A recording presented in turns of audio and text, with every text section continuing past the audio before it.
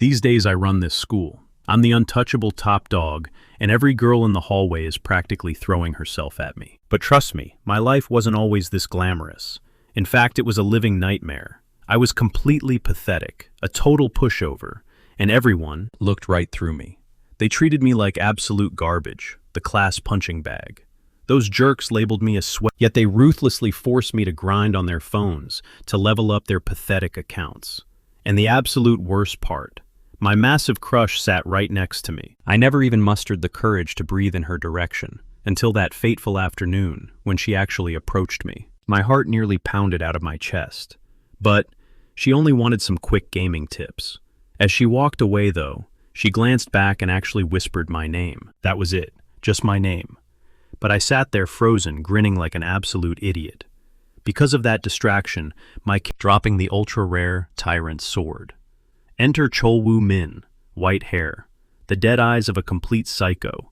He ruthlessly smashed my skull into the wooden desk, snarling that I had exactly 7 days to farm an even rarer blade. If I failed, he promised to publicly destroy me in front of the entire class, in front of her. So I grind. 0 sleep, 0 real food, just a toxic cocktail of cheap energy drinks keeping my eyes open. 144 grueling hours glued to that miserable chair. But on the final day, the sword finally dropped. I triumphantly stood up to finally crash in my bed, but instantly collapsed, slamming into my bedroom floor. My heart completely gave out. I literally died. With one final, agonizing thought, I was the universe's biggest loser. A pathetic gaming slave worked to death by a high school bully, leaving absolutely no— Suddenly my eyes snapped open. I was sitting right back in my classroom, the exact same day, that identical smartphone resting, but floating right in front of my face was a glowing system window stating my insane gaming history was converting into real-world power. Before I could process it, Cholwoo stormed over. That psycho grabbed me by my uniform tie and viciously backhanded me. Like a sick routine I knew he would, until every ounce of his twisted anger vanished.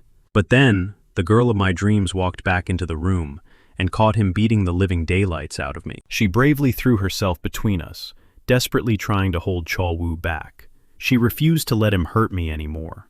But that absolute monster, he violently grabbed my crush by her hair, snarling that he couldn't care less about hitting a girl. The second I witnessed that, something inside me completely snapped. I refused to be a trembling coward for one more second. The old, pathetic me was dead.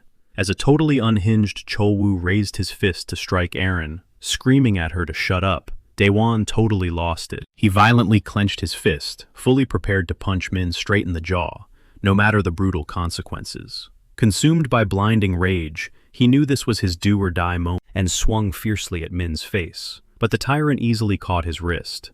Min's face twisted into pure demonic fury, winding up to obliterate him. Daewon braced for the impact, accepting his grim fate.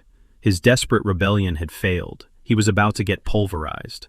But right before the crushing holographic evaluation sequence triggered, rapidly calculating his lifetime gaming experience like a leveled-up avatar, Daewon hit the absolute max level cap. System alerts spammed his vision as he skyrocketed through the job classes, evolving from a promising gamer's servant straight into an honored gamer's servant, and instantly bursting into a mythical, legendary tier. He immediately unlocked an overpowered skill from his brand new legendary status. Aaron trembling with her hands covering. Her mouth watched in absolute awe at Daewon's erupting power.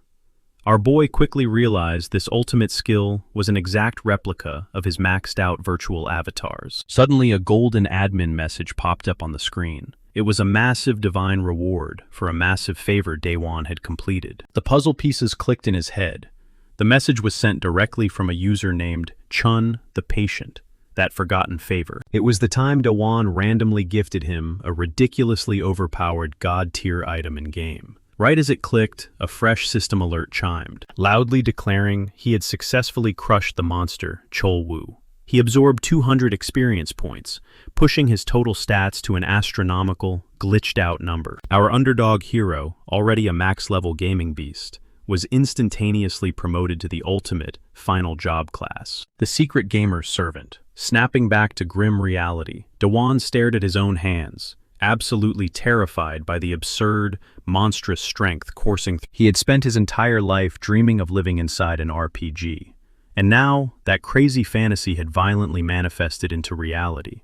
With his stats blowing past the limit, he frantically questioned what the hell. He slowly realized that ever since he woke up from death, he was literally casting skills, just like his virtual reality characters. Aaron, still shaking from Chol Woo-min's ruthless assault, gasped and asked Daewon where on earth he learned to fight like a god, before gently pointing out the nasty gashes on his head. As she frantically sprinted off to grab the school nurse, Daewon touched his bleeding scalp, genuinely wondering if this was. But the vivid, suffocating memories of dying and rewinding time slammed into his mind, followed by a fresh cascade of glowing system windows. There was no denying it, his newfound skills activated exactly like a combat mechanic. It was beyond weird. Thinking back on his unhealthy, hardcore gaming addiction, his gut instinct screamed that this exact scenario mirrored the cliché plot of a fantasy book he used to obsess over as a kid. It was the classic underdog-turned-overpowered fantasy trope, but this reality felt dangerously more complex. Usually in those basic storylines, the chosen hero always slaughters the low-level monsters and bags sweet loot drops, zero exceptions. But Daewon was completely mind-blown, staring at his absolutely flawless, infinitely maxed-out stat spread. Suddenly, a new prompt pinged, teasing even more ridiculous bonus buffs for the gamer servant class. Much to his heavy, exasperated sigh, every single one of his attributes and stats locked down and wiped back to zero. He cannot wrap his head around it. After hitting the ultimate class, he's been nerfed back to a weak. Then a memory hits him. He actually cleared that event quest. Crushing that boss meant a drop was waiting for him. It was the exact event quest he had triggered right at the moment of his death, that very day. Out of nowhere, the quest drop, a glowing golden key materializes right in front of him. The system chimes in, confirming the epic loot. Cut to the classroom. The other students are already gossiping, whispering about Daewon's bruised and battered face. Rumor has it Cholwoo did the damage. They saw him storming back yesterday, fuming mad.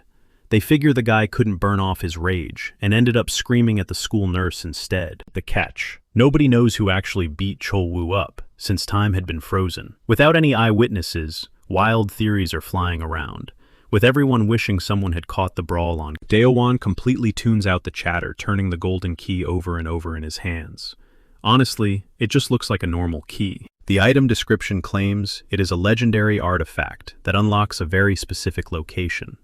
Our boy is having a hard time believing this thing functions like something you'd buy at a hardware. He shoves the loot into his pocket, saving it for later. Right now, his mind is hooked on a bigger mystery, tracking down the true identity of the administrator. Listening to that admin speak instantly gave him flashbacks to that one mysterious player from the game. The admin had introduced himself with some heavy titles: the Bringer of the End and Your Highness. Daewon is racking his brain.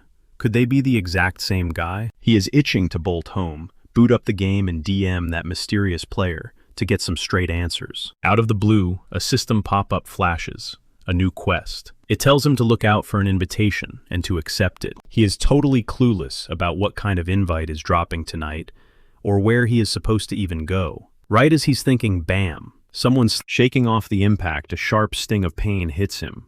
He blinks, totally disoriented, trying to process what just happened. The kid who crashed into him immediately starts apologizing, stammering that he wasn't watching his step. Daewon brushes it off. Blood suddenly starts dripping from the kid's nose. Daewon quickly offers a tissue, but the boy nervously shakes his head. He tries to wave it off again, but Daewon isn't taking no for an answer, digging around for something to wipe the blood. The kid finally caves, and Daewon warns him to watch where he's going in the hall. Daewon can't fathom how such a tiny bump caused the nosebleed. It hits him this kid is somehow even squishier and weaker than he is. Stepping into the bathroom, a voice calls out. It's Shin Jimin chilling with a vape in hand, saying he needs a quick word. Daewon nods back and casually asks if Jimin plays the game, but Jimin shoots that down. He clarifies that he watched the entire beatdown with a memory clicks in his past life. Jimin was part of the crew that used to terrorize him. Alarm bells ring in Daewon's head. Why the sudden chat? Is this payback? Smirking, Jimin sarcastically labels him a lowly servant hiding secret powers, probing to see if Daewon's weak persona is just an act. The memories of getting mercilessly bullied make Daewon's blood boil. There is no way in hell he is letting history repeat itself. Jamin suddenly snatches him by the tie, but saying yes means playing the clown while hanging out with Cholwoo's toxic crew. Doan stares him down, asking if this is some kind of sick joke. Jamin harshly confirms the invite is real. Doan's mind is racing. This random invitation. Then again, system quests always drop sweet loot. Wanting to level up fast, his first instinct is to bite the bullet and go just for the EXP. He hits the brakes immediately. Walking straight, he scrambles for a lie, claiming he has a family memorial service for his grandpa tonight. He swallows his pride and accepts being a loser for now. Dodging the drama is just a million times easier. Plus, a glaring red danger warning is flashing on the quest log. That seals the deal. His gut is screaming that this is a terrible idea. Jimin buys the excuse, tossing out that he'll save Doan a seat at the bar next time. Doan forces a fake, enthusiastic nod. The second the bathroom door swings shut, Doan lets out a massive breath. He knows deep down getting tangled up with those psychos never ends well. Ding, a grim system alert pops up on the screen. Refusing the quest has triggered an automatic penalty. Panic spikes in his chest as the countdown to pain begins. Suddenly his body seizes up. A terrifying hallucination flashes before his eyes. A massive, enraged, charging furiously through a lush valley, trampling him into the dirt. Back in reality, a couple of students push open the bathroom door. They freeze in absolute shock. Doan is crumpled on the floor, thrashing in pure agony. They instantly assume Cholwoo cornered him again. Curled up on the freezing tiles, Doan is experiencing a world-ending, brain-shattering torment. Through blurry eyes, he reads the cruelest notification yet. Drowning in sheer agony, tears are practically exploding from his eyes. Then the system taunts him with one final prompt. Are you absolutely sure you want to reject this quest? Doan lets out a raw, agonizing scream as the punishment rips through him. Cut to later that night. Jimin is strolling downtown and spots Doan waiting at the meetup spot. Grinning from ear to ear, Jimin teases the kid for showing up early. Yeah, Doan caved. There was zero chance he was surviving a full hour of that systemic torture, so he hit accept. When called out about the fake memorial, he stammers out a lie, claiming his ghost of a grandpa suddenly got busy. Deep down, anxiety is eating him alive. Shin Jimin hypes up the night, promising a wild time. But Doan catches a weird vibe from the guy's face, like he's hiding some dark secret. Regret instantly washes over Doan. He should have bolted when he had the chance. Desperate, he pulls out his phone. He fakes a call from his grandpa, hoping to use it as his perfect getaway ticket. But his escape plan crashes and burns the second a group of chatting girls, the ones Shin Jimin bragged about, they're all gossiping about other guys, except for one stunningly gorgeous girl who instantly hooks Doan's gaze. Completely mesmerized, he throws his escape plan out the window and decides to stick around the bar. He totally lies to himself, claiming he's only staying out of politeness, not because of her. Watching his classmates down their drinks, Doan is left completely baffled by their insane tolerance. Shin Jimin flexes that his buddy works the counter, scoring their whole crew free booze all night long. Seizing the moment, Shin Jimin challenges Doan, asking about his alcohol tolerance. Playing it cool, Doan claims he simply doesn't get drunk. Hearing that, Shin Jimin laughs, dubbing him a borderline alcoholic. Even though Doan has literally never touched a drop of liquor, the bully pats his back, telling him not to sweat the bill. He insists he's covering everything. Caught off guard by this sudden generosity, Doan starts wondering if maybe, just maybe, Shin Jimin isn't such a bad guy after all. While they wait for the tab, one of the girls grabs the karaoke mic and starts belting out a song. Doan is still processing the wild shift in the mood, but Shin Jimin's face lights up the second Yoo Ji-han walks in. Turns out Yoo Ji-han is just his loaded punching bag, summoned solely to swipe his card. The poor guy nervously mutters that he already settled a different tab, just 2 hours ago. Suddenly it clicks for Doan. He remembers bumping into Ji-han earlier. This is the infamous bullied servant. A wicked sneer creeps onto Shin Jimin's face. He casually asks if Ji-han seriously thinks they're only staying for 2 more hours. Without warning, his eyes go dead. Shin Jimin erupts into a psychotic screaming fit, completely terrifying, and cornering the trembling. Doan is absolutely paralyzed by this split-second Jekyll and Hyde routine. Turning back, Shin Jimin casually asks if Doan and Ji-han know each other since they go to the same school. Doan quickly denies it, his eyes glued to the petrified servant. Shrugging it off, Shin Jimin tells Ji-han to grab a drink. But as he pours, he deliberately splashes the liquor all over Ji-han's pants, acting like it's a total accident. With a fake smile, the bully apologized. Then, he cruelly jokes that Jihan should have worn darker clothes. Beaten down by the relentless bullying, the victim just weakly nods, agreeing that it's his own fault. A sickening memory flashes through Doan's mind. He remembers seeing dried blood on Jihan's nose earlier. He pieces it together. The restroom Jihan had stumbled out of was the exact same one Shin Jimin was just in. Absolute dread settles in his stomach. Shin Jimin had been beating Jihan out of sight, and Doan fiercely regrets tangling with this psycho. Spotting his pale, terrified face, the cute girl from the rest of the girls excitedly beg Shin Jimin to take the mic, but he waves them off, preferring to just get wasted. He cracks a joke about singing romantic serenades, but they tease him back, saying it would totally kill the party vibe. Flashing a twisted grin, Shin Jimin suggests it would be hilarious to watch Jihan sing and dance for them instead. Pure disgust boils inside Doan, watching this ruthless humiliation. Even one of the girls nervously tries to stop Shin Jimin from degrading his punching bag, but he brushes her off completely. Looming over Yu Jihan, he dangerously demands to know if he likes dancing. Trembling Jihan can barely squeeze out a word, staring up with broken, pleading eyes. Shin Jimin just scoffs, hissing that he's embarrassing him in front. Panicked Jihan shoots up from his seat, stammering that he'll dance. The whole room instantly cheers, oblivious to his torment. Pity gnaws at Doan's chest.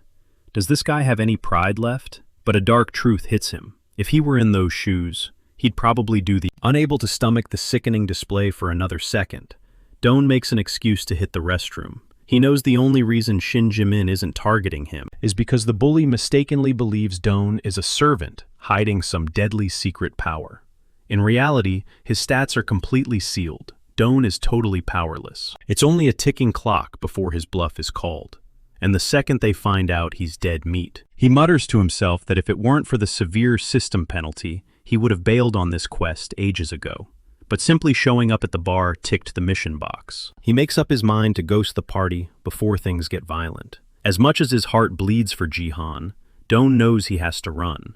He lacks the strength to save anyone. He can barely save himself.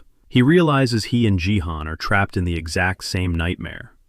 Meanwhile, back at the table, Shin Jimin finally notices the empty seat and demands to know where the hell he went. Stepping back into the room, Doan takes a deep breath, confronts the bully, and bluntly asks what happened to Jihan's pants. Smirking, Shin Jimin claims he tied them up and tossed them in the wash.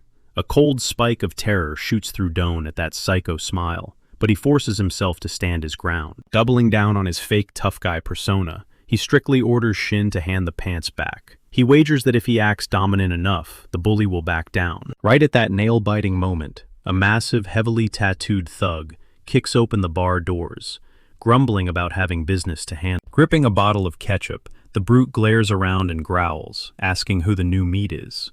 Shin Jimin smirks, telling Doan to bow respectfully. This beast is his buddy's older brother. Doan is completely floored by the sheer size of this high schooler, who looks like a literal cartel enforcer. And those terrifying red streaks across his face make Doan's dripping with fake innocence. Shin Jimin turns back and asks what our protagonist was just trying to say. Completely backed into a corner, Doan is suffocating in pure anxiety. Desperate to defuse this powder keg of a situation, he violently pivots and asks the bully to pass him the karaoke mic. Breathing a heavy sigh of relief, he finally feels a fleeting sense of safety. After nearly getting wiped out, he decides hiding his true power is no longer an option. Just then, a glowing system alert chimes in. The deadly invitation quest has concluded, and a brutal chain quest is kicking off. A holographic window flashes before his eyes, ordering him to smash a microphone straight into Shin's face within 30 minutes. Pull it off before the clock runs out, and a copper key is his. But our hero flatly rejects the suicidal idea. Suddenly, a paralyzing dread washes over him.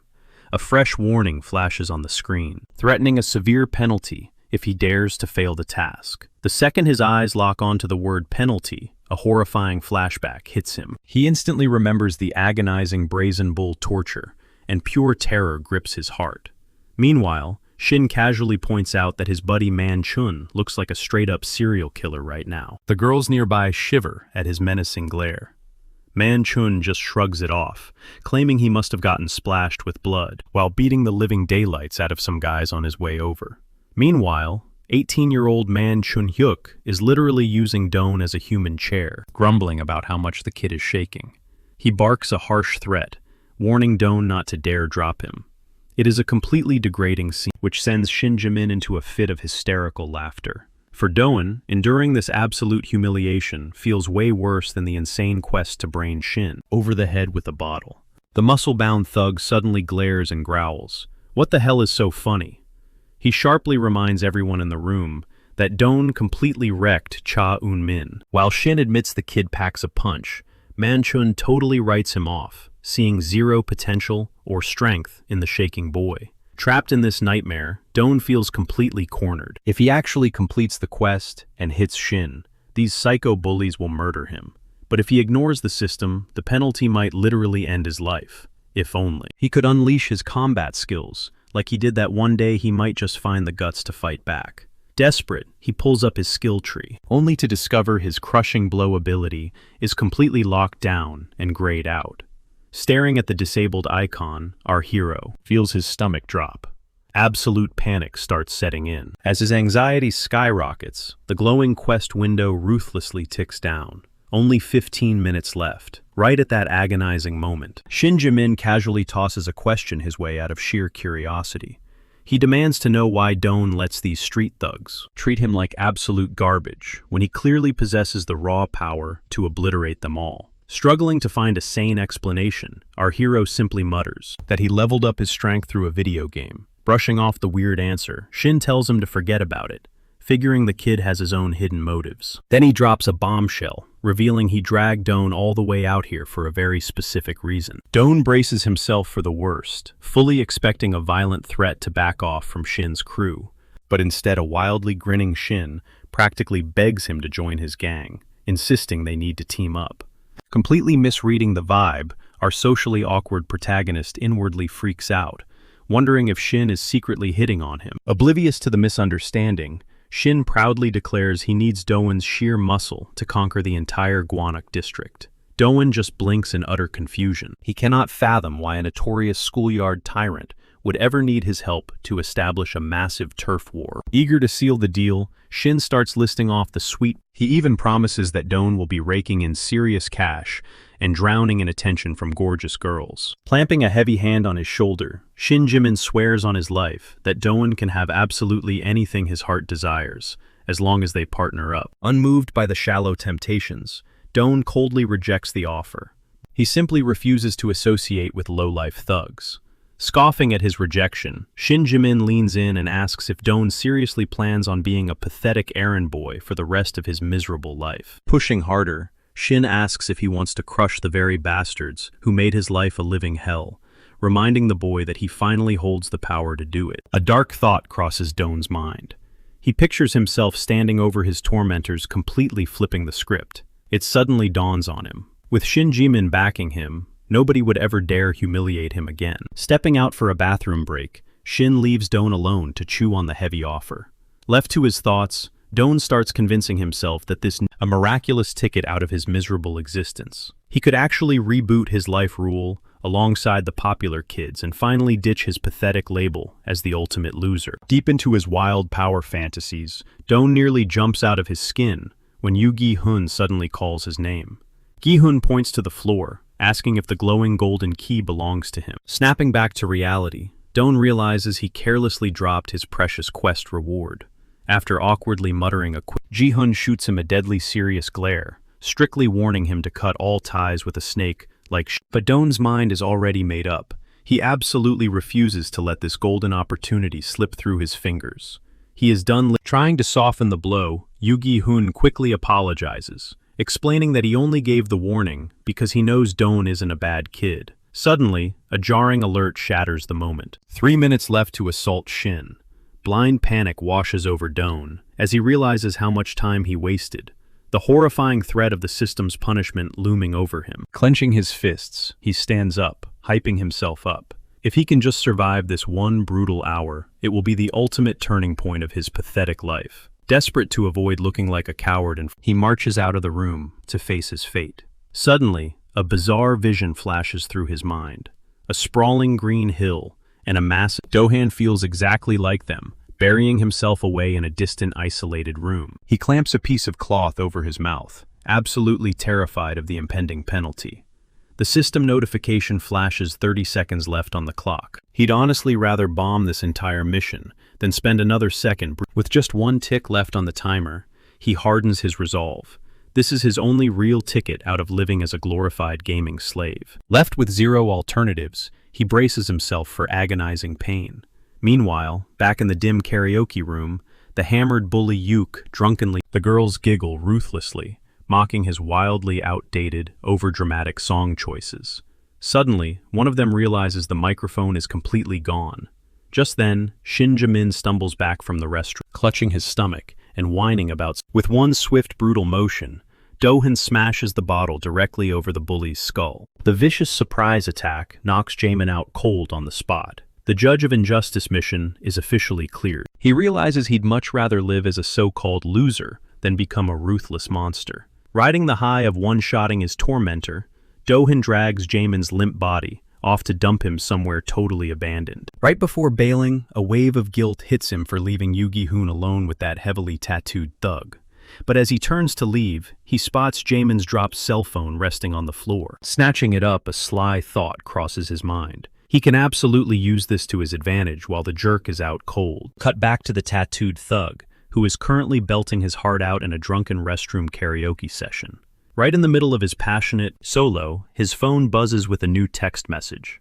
It's from Jamin's number, brutally calling him a fat pig and trashing his absolutely garbage singing voice. Do-hun had boldly typed out a challenge, daring the massive guy to stick around and throw down. But just as Do-hun is plotting his grand escape, a terrifying massive shadow looms right behind him. Slowly looking up, he freezes. It's the tattooed gangster Yuck, glaring down at him with pure murder in his eyes. Do-hun's heart drops, desperately trying to figure out how this meathead tracked him down so fast. Suddenly, a glowing system prompt pops up, warning him that a completely enraged Yuke has officially initiated combat. The second that squarely into Do-hun's back, sending him flying across the room like a rag doll. The sheer force of the blow flings our hero, slamming his skull violently against the hard floor. Yuke then slowly crouches down over Do-hun's battered body, growling that those text messages were obviously fake.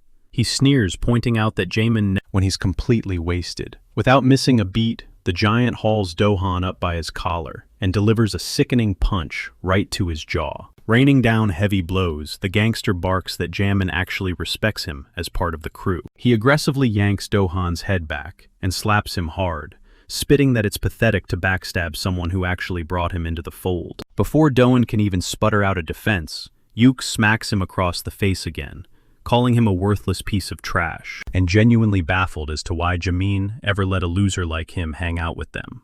The thug then roars, demanding to know why Jamin is currently knocked out cold on the pavement.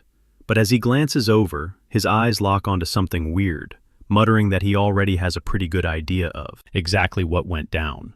Shoving his massive hand into Do-hun's pocket, Yuke pulls out the stolen dented microphone, labeling him an absolute coward. Spitting blood, Do-hun fires right back. The real cowards are guys like Yuke, pathetic bullies, who only prey on and rob the weak. But before he can even finish his badass speech, the Titan literally hurls him across the storeroom. Do-hun brutally slams into a towering stack of flour sacks. Yuke casually shrugs, claiming it's not his problem if Gi-hoon is a weakling, and declares that Do-hun is officially their newest punching bag. Lying totally paralyzed in the cloud of flour, our hero is in sheer agony. But through his blurry vision, he spots that mysterious golden key resting right beside his hand. Gripping it tightly, his mind races frantically, wondering where the hell he's supposed to insert this. A helpful admin tip flashes on screen, stating the key literally needs a lock, but Do-hun is completely lost, because there isn't exactly a door lock lying around this dusty room. Out of nowhere, his personal skill menu violently pops open, showcasing a brand new locked-away hidden technique. A glowing digital keyhole materializes right on the interface, and without a second thought, he jams the golden key straight into the hologram. As he twists the metal to unlock this mysterious power, a blinding flash of light erupts before his eyes. Meanwhile, the towering thug wanders over to check on his knocked-out buddy, nudging Jamin to see if he's actually still breathing. Groaning in pain, Shin mumbles that he's severely injured, causing Yuk to burst into cruel laughter, mocking him for getting absolutely folded by such a pathetic nerd. Just then, Dohan slowly pushes himself back onto his feet, staring the giant down. He boldly declares right now he'll never be able to call himself a real man again. Manchun smirks, deeply amused that this little punk actually has some pride left. Our bruised hero, however, is desperately hiding one tiny detail. The brutal game system literally threatened him with a severe penalty if he backed down.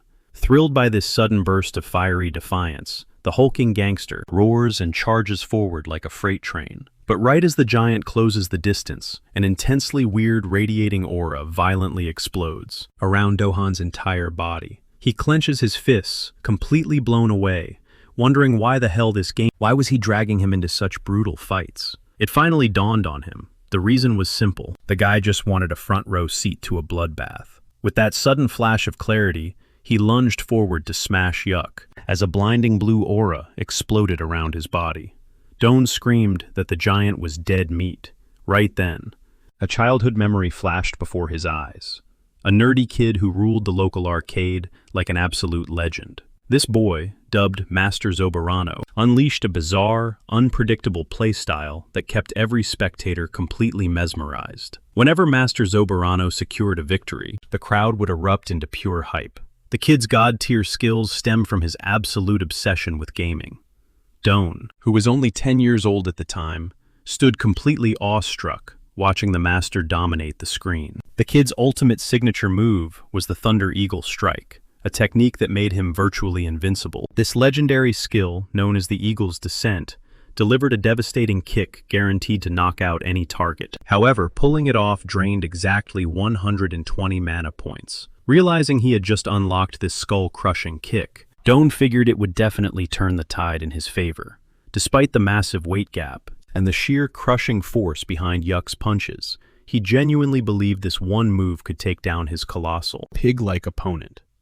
But right at that crucial second, a notification window flashed in his vision, warning him his mana pool was totally dry. Doan froze in pure shock at the pop-up, watching Yuk's massive fist barrel straight toward his face.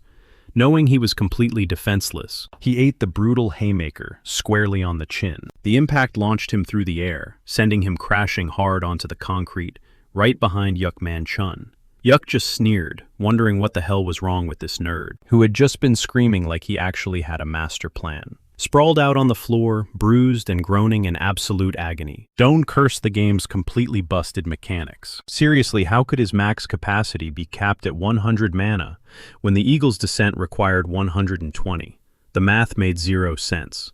He started wondering if that golden key was basically a pity prize for getting brutally stomped by Chomin. But thinking about that golden key suddenly sparked a realization. He remembered that the loot for smashing Shin Gemin in the face with that microphone had been a bronze key. Frantically scanning the room, he scrambled to locate it, but the item was nowhere in sight. Then it hit him, the drop from the Gemon quest had landed right under the window. Since he cleared that specific objective inside the restroom, he figured the item had to still be sitting in there. With his back against the wall, he decided to roll the dice and make a mad dash for it. But before he could even reach the doorway, Yuk snatched him up. The monster slammed a vicious knee straight into our hero's ribs, snarling and demanding to know where he thought he was going. Staring down at Doan, Yuk suddenly sensed that the kid might actually have some fight left in him. Doan crumpled to the floor, while Yuk spat out insults, calling him a filthy rat.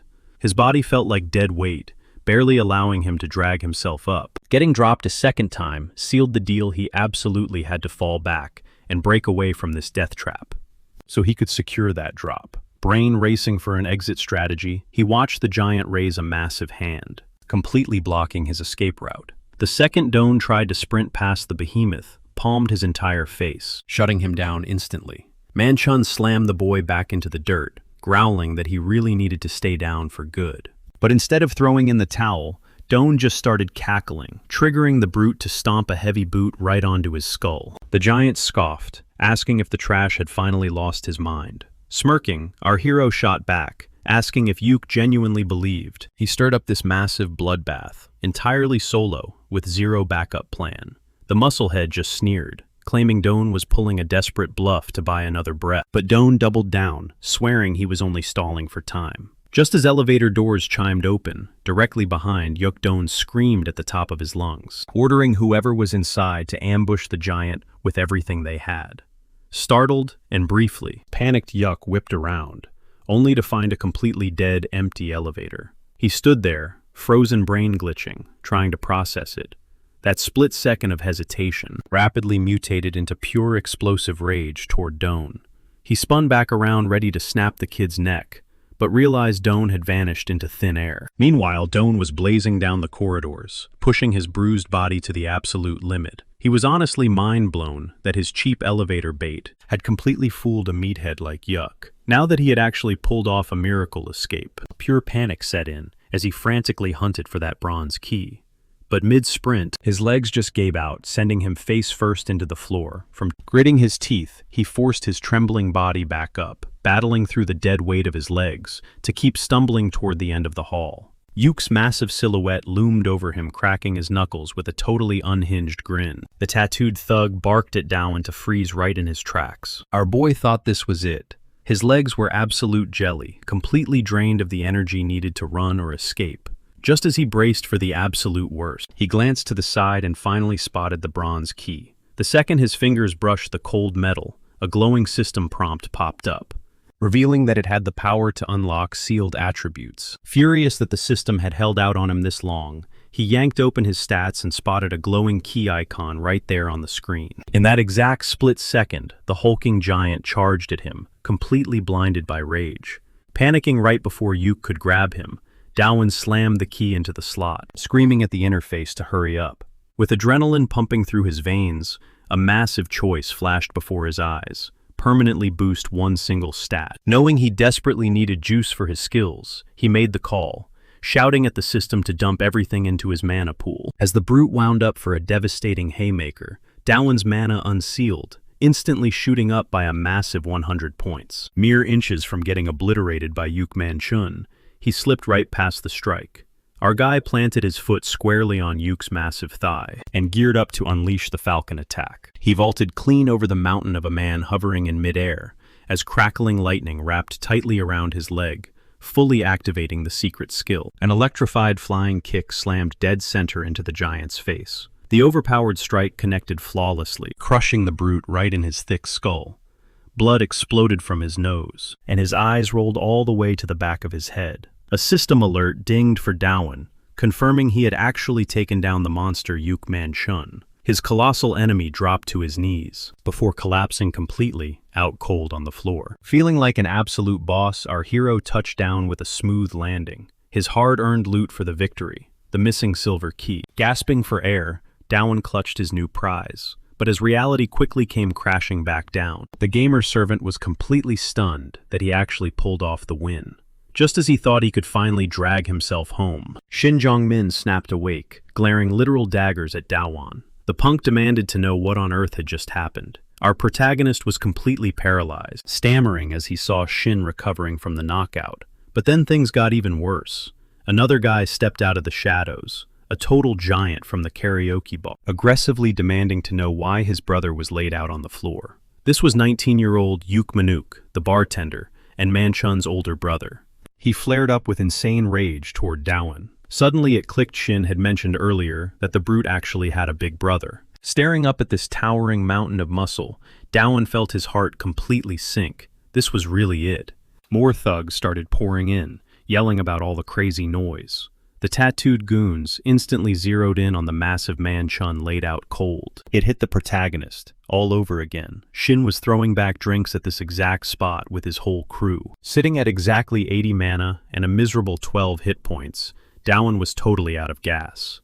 His legs wouldn't move. Battered and bruised, he muttered that he was finished, backed into a corner by dozens of Shin Jong-min's gangbanger buddies. Meanwhile, Yu Jihan was wandering the streets alone, questioning if strolling around like this was a smart move. He knew for a fact that Shin Jong-min's message to Yuk Manchun was a total trap. The bullies had actually chased Yu Jihan away, claiming they had other business to handle. But he also knew the only person crazy enough to dig his own grave, in a spot crawling with mobsters.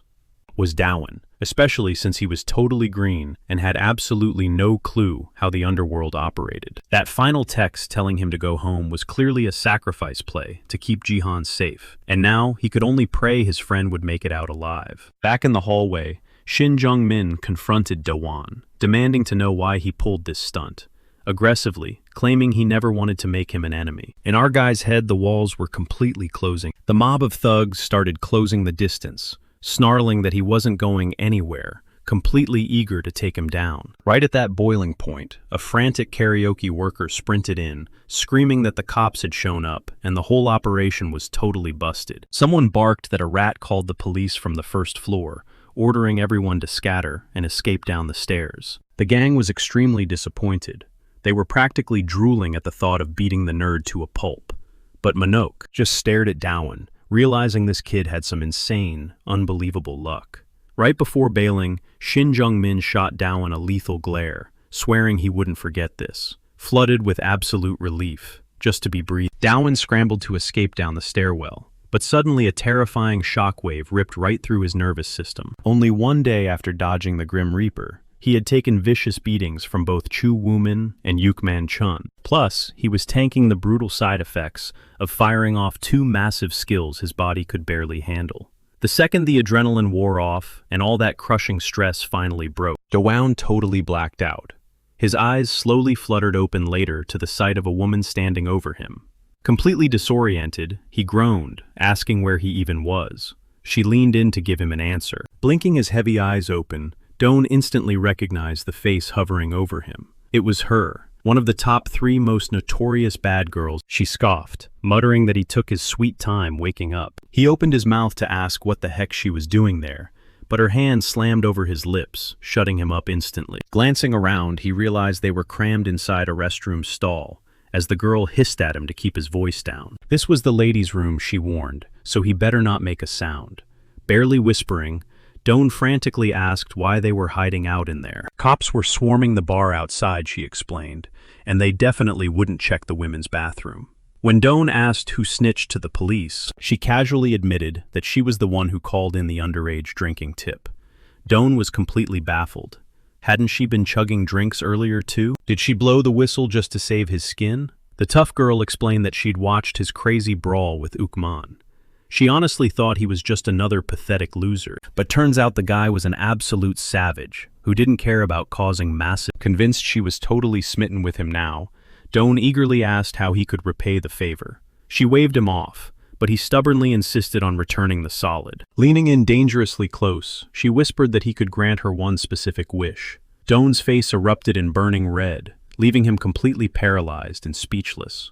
Fast forward to the crack of dawn the next day. Doan was startled awake by his buzzing phone. It was his mom. The second he answered, she unleashed an absolute screaming match. Groggy and confused, he asked why she was losing her mind, explaining that he just needed a single day of rest because he was utterly exhausted. His mom aggressively corrected him. It had not been one day. It had been 3 whole days since they last spoke. Finally breathing a sigh of relief, knowing he was alive, she hung up to get back to work. Doan sat up, totally shell-shocked. He had been dead to the world for 72 straight hours. That insane karaoke battle. He had crashed into bed and never moved an inch. Honestly, it made perfect sense. It was his first real street fight after all. His absolute drain was totally justified after throwing down with 3 hardened all in a single afternoon, even if Shin sat that round out. But looking back on it now, Doan realized that clutching the victory actually felt like a piece of cake. It was practically effortless. Right now he felt incredibly powerful and incredibly starved. With his mind and body completely recharged, he immediately tried to boot up the game and shoot a message to the mysterious ad. But when he searched for the cryptic player known as the Bringer of the End, the system threw back an absolute blank. 0 results. Doan knew this whole process wasn't going to be a walk in the park, but he was still pretty stunned to discover that the admin's account had been totally wiped out. He figured the shadowy guy just hated small talk, especially since he never bothered replying to direct messages anyway. The admin only ever interacted through automated system prompts. Since that was the case, Doan decided he'd just crack the code himself. He had already figured out 3 crucial mechanics about this crazy setup. Rule number 1. This whole reality operated exactly like an RPG. It had stats leveling and classes, which meant he was literally living as a video game protagonist. Rule number 2. The system registered those street thugs as actual dungeon monsters, dropping sweet loot every time he beat them. It was literally real-life monster farming. And rule number 3, utilizing those special keys permanently boosted his physical power. Digging into his inventory, he inspected the loot he scored from that silver key. The item description flashed, revealing that it unlocked a permanent passive skill. He quickly deduced that the 3 distinct key tiers unlocked entirely different perks. And once a skill was fully unlocked, the system could never seal it away again. Take his devastating smash ability, for instance. The system locked it down after a single use, because it was tied to a temporary class perk. But once he jammed the right key into the slot, that brutal move became his forever. He already knew how the harsh penalty system worked, but that was the least of his worries right now. His most massive, terrifying problem was that Shin Jimin's brutal street gang had just painted a giant target on his back. With the danger levels spiking, he decided to just sit back and brainstorm a survival strategy for the rest of his school break. But his intense strategizing was suddenly shattered by the ringing doorbell. Getting up to grab his food delivery, a bright blue system prompt violently flashed before his eyes. A mysterious girl wanted a date with him, and his mission was to accept her offer and make sure she was fully satisfied. The hardcore nerd completely froze in shock. Shaking it off, and he cracked the front door open, only to find the exact same bad girl from the bar standing on his porch. Panic creeping in, Doan stammered, asking what on earth she was doing at his house. Smirking, she reminded him about that little wish he promised to grant. Without missing a beat, she slid off her and boldly ordered Doan to start taking things off too. Our socially awkward hero nearly had a heart attack on the spot, especially when become a real man. Sweating bullets, his mind raced with wild, spicy thoughts. Was this actually happening? Impatient, the tough girl snapped at him to hurry up and strip out of his clothes, leaving the poor nerd absolutely flustered and losing his mind, since he'd literally never done anything like this in his entire life. Right on cue, the system flashed again, aggressively demanding the offer or not. Blushing out of his mind, he shakily asked the delinquent girl to repeat herself, and she totally did. He was losing it. He couldn't believe people just jumped into action like this, without even going on a proper date first. Trembling as he reached for his shirt, Doan was hyped that his first time was magically happening, until the girl suddenly asked him if all his other dirty laundry was piled up in his bedroom. His romantic fantasies shattered instantly, dying of pure embarrassment as he realized she didn't. She casually bossed him around, telling him to kill the heat. Dowan blinked, totally confused, demanding to know why she didn't just do it herself, let alone how she even found his place. She brushed it off, explaining that she didn't exactly have his digits. Turns out when she dragged his beaten-up body home 3 days ago, she spotted his apartment keycard tucked right inside his phone case. Giving his dorky outfit a critical up-and-down stare, she asked if that was seriously his only wardrobe. Dowan, getting defensive, mumbled that had picked them out for him. His heart started pounding wildly, hoping that his lucky day had finally arrived. But the second she announced that they were hitting the mall for a major wardrobe overhaul, the system's mission title updated, and reality crashed down on him. Still, a rush of excitement at actually hanging out with a pretty girl, a total first for him. Fast forward to an edgy streetwear shop, and Dowan was completely out of his element. He stared at the wild outfits and fake tattoo sleeves, totally baffled as to why anyone would voluntarily wear this stuff. The girl shot him down, making it crystal clear that he couldn't walk around looking like a pushover, especially since they were hanging out all day and heading somewhere special later. Even though the hardcore style made his skin crawl, she wouldn't take no for an answer, so he obediently surrendered. While he was awkwardly changing in the fitting room, she ruthlessly hunted down even more outfits. Dowan finally stepped out, looking like a completely different person, rocking some sleek cargo, a sharp jacket, and heavy black combat boots. He felt incredibly weird, yet somehow powerful. This was the very first time he'd ever worn something so insanely cool. Caught up in the hype, he completely forgot about the system, until a new pop-up ordered him to ask her out for food. The interface made his entire life feel like an RPG. Dowan started thinking that talking to girls wasn't actually that terrifying. Riding a wave of confidence, he casually mentioned he was starving and asked her to grab a bite, and to his shock, she agreed. But the moment they sat down, intense regret hit him, making him want to punch himself in the face. For 30 agonizing minutes he nervously wondered if she even liked the food. Suddenly realizing he didn't even know his supposed date's name, he awkwardly blurted out the question. She coolly replied that her name was Sion, and just like that, the conversation brutally flatlined once again. He desperately wished he was just eating with his mom, where talking didn't feel like pulling teeth. Breaking the tension, Sion asked if there was anything else he was dying to know. Since she was a total mystery, Dawan panicked, having zero clue what question to even fire off. She just flashed a small smirk, telling him he'd figure her out naturally over time, since they'd be spending a whole lot more time together from now on. But then her tone shifted, ordering him to scarf down his food because they still had a ton of ground to cover. A fresh system alert popped up to truly become a man. His next task was taking her to the movies. Dawan was floating on cloud 9, absolutely loving every second of this. Next up, he boldly treated her to a coffee date. He even gathered the guts to sing for Sion, though the weirdly peaceful vibe made him seriously question the system's true, since he honestly believed the app only existed to force him into bloody brawls with bullies for sweet rewards. But as Phase 6 kicked off, he eagerly dragged the gorgeous girl straight into a neon-lit arcade. Looking back at their crazy day, it finally clicked this was a legit date. Fired up, he went all out, desperately trying to show off his gamer skills. Panting and dripping with sweat, he could feel his newfound bad boy charm finally working its magic on her. While Sion was totally a wall of cute plushies, some geeks wandered over and invited Dawan to join a local club.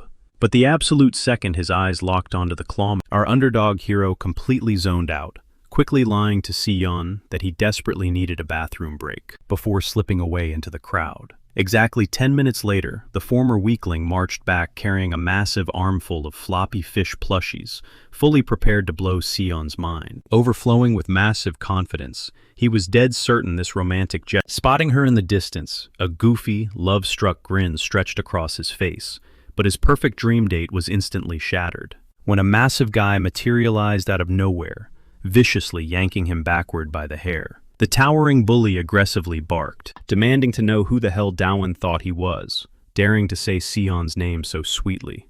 The thug yanked his roots so savagely, it ripped a loud, agonizing scream right out of Dawan's throat. Writhing in pain, Dawan scrambled to figure out who this psycho was, and what his connection to Sion. Yet beneath the panic, the attacker's face sparked a weird sense of déjà vu, like a ghost from his past. Suddenly, Sion's furious voice sliced through the arcade, calling him Sehun Kang, and fiercely demanding that he get his filthy hands off Dawan. The day had been absolutely flawless until this very second, and now all Dawan could do was brace himself, waiting for the system's red alarm, ordering him to crush this brand new boss. But in a jaw-dropping twist that froze the entire room, Sion fiercely declared that the shy gamer was actually her boyfriend. The bombshell confession left both Dawan and Sehun completely paralyzed with shock. Dawan's face turned beet red as she venomously ordered the punk to get lost. Sion gently pulled the bewildered boy to his feet, telling him to completely ignore the raging bully as she grabbed his hand. Before running off, Dawan desperately scrambled to scoop up his hard-earned fish plushies scattered across the floor. Left totally, Sehun just stood there, glitching out his brain, violently refusing to process that a loser like Dawan was actually her man. As golden hour cast long shadows across the bustling city, Dawan's mind was racing a mile a minute, obsessively replaying Sion's shocking arcade confession. He aimlessly wandered the neon-lit, completely spaced out, deeply lost in a happy daze, over the insane fact that she had claimed him as her boyfriend. Dawan's nerves shatter the moment Sion announces their arrival, strictly ordering him to stick by her side no matter what goes down. She brings up their promise to spend the entire day together. Right on cue, the system chimes in, prompting him to step inside the adjacent building. Once they step through the doors, Sion immediately jams the elevator button for the 7th floor. Dawan is absolutely convinced she's dragging him somewhere private to get intimate. Catching sight of their destination, he stammers nervously, asking if they could maybe pump the brakes a little so he can mentally prepare himself. Sion just brushes off his panic, smoothly telling him that his only job is to stand completely still, promising that she's going to handle absolutely everything else. Panicking that this sudden hookup might completely tank his current mission, Dawan frantically scrambles for an excuse to change her mind. The moment the elevator dings on the 7th floor, Do-won notices every single room is locked tight. Confused, he whispers, "Why are we even here?" But as he creeps further down the dimly lit hallway, a chilling wave of pure horror washes over him. He just walked straight into a massive underground summit for violent thugs. Peeking into a packed room, he spots a microphone set up right in the center, leaving his mind completely spinning in circles. A guy dressed up like an actual judge slams a gavel down, demanding absolute silence before announcing that the official for the Gwanak district delinquents is officially in session. He immediately declares that the very first item on their bloody agenda is to discuss the recent karaoke brawl, more specifically, how to brutally deal with Do-won. The vicious punks pack the room, whispering amongst themselves. They can't believe such an ordinary-looking kid managed to completely wreck 3 hardened gangsters. Do-won just stands there absolutely paralyzed with fear, listening to these lunatics openly plot his murder. The judge calls for a vote to see who wants a piece of Do-won, and instantly every single hand in the room shoots into the air. His jaw hits the floor. Every last one of them just unanimously agreed to wipe him off the map. And just like that, the terrifying verdict is sealed. Do-won is now the #1 target for all 487 bloodthirsty members of the Gwanak gang. Suddenly, his current quest wraps up, and a glowing system window pops into view, claiming that a true man thrives on the pure adrenaline of risking his own life. The bizarre notification goes on to explain that thug is just a slang term to describe organized high school syndicates heavily involved in actual criminal enterprises. These violent outcasts blindly follow their raw instincts, love to flex their power, and live entirely without consequences. The only reason they can actually get away with this reckless lifestyle is because they relentlessly hunt in massive packs. There are countless brutal ways to control these savage gangs, and right here in the Gwanak district, they enforce a strict, highly organized corporate structure to keep their foot soldiers in line. Sweating bullets, Do-won frantically wonders, what the hell is wrong with these crazed delinquents? Do they literally have zero brain? Still reeling from the shock, he furiously reads through the glowing blue text, desperately trying to figure out this insane process of becoming a so-called true man. The notification also flashes a glowing red warning regarding chain quests. The ultimate payout is locked away until he survives the absolute final trial in this deadly series. Catching on to Si-yeon's sketchy behavior, Do-won shoots her a glaring look. "Did you seriously just set me up?" he hisses. But before she can even open her mouth, the sharply dressed guy with the gavel officially closes the brutal bounty vote. While Do-won scrambles to figure out who this boss is, Si-yeon grabs his arm, whispering for him to hold on, because the meeting is moving straight to the next major agenda. The surrounding thugs start hurling disgusting comments her way, loudly, demanding to know who the weak-looking loser standing next to her is. Facing the wall, Do-won is sweating bullets, absolutely terrified that these predators are going to jump him the second he turns around. Suddenly, the syndicate leader booms through the mic, shifting the focus to their second crucial topic, an empty seat on the High Council. Hearing this suited-up gangster talk about holding a democratic election, Do-won almost laughs, thinking these kids are role-playing as actual, corrupt politicians.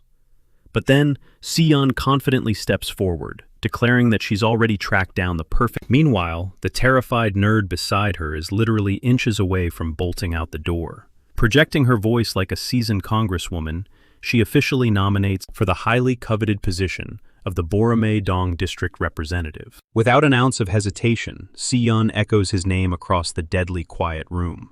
Our hero's stomach drops, completely blindsided by her insane gamble to toss him straight to the wolves. The entire room erupts into chaos. The gangsters think she's completely lost her mind for nominating the exact same kid they just swore to brutally destroy. The presiding judge raises an eyebrow, skeptically asking if it isn't an incredibly stupid move to crown a guy who just hospitalized one of their own. But Si-yeon doesn't back down, firmly arguing that since Do-won wiped the floor with 3 of their thugs in a single afternoon, he's definitely earned his spot in the gang. One of the punks snickers at Yoon-song, mocking him for actually counting beating up their own crew as a solid resume. But Yoon-song, the 18-year-old boss running Silimdong, just shrugs and backs Si-yeon up. Sweating bullets, Do-won frantically argues that he wants absolutely zero part in their underground crime ring. Sion shoots him a sharp glare, telling him to wake up and realize just how incredibly lethal his situation really is. He's just an 18-year-old kid, she brutally reminds that every single cutthroat in this room just raised their hands, voting to execute him right then and there. She points out that grabbing a seat on the council is his only shield if he joins these goons can't lay a finger on him. Dawan stammers out a shaky, "Thank you," for her concern. But Sion instantly bursts his bubble. She isn't doing this to save his neck. She spits out that some absolute scumbag is gunning for the position, and she'd way rather hand the crown to Dawan over that trash bag. Right on cue, the heavy elevator doors slide open, revealing the exact same guy who had jumped Dawan earlier during his meetup with Sion. Dawan's blood runs cold. He instantly recognizes the psycho from the arcade. Kang Sehun storms out, barking at Sion, demanding to know why she kept him in the dark about this massive turf meeting. The Borame Dong affiliate quickly pieces it together. She definitely faked that whole fake boyfriend stunt, just to shake this lunatic off her trail. Sehun growls at Sion, warning her that even if she hates the idea of him running the district, freezing him out was taking it way too far. Without warning, he violently snatches Dawan by the throat. He squeezes hard, choking the life out of him, while roaring, "What the hell are you doing here?" Dawan gasps for air.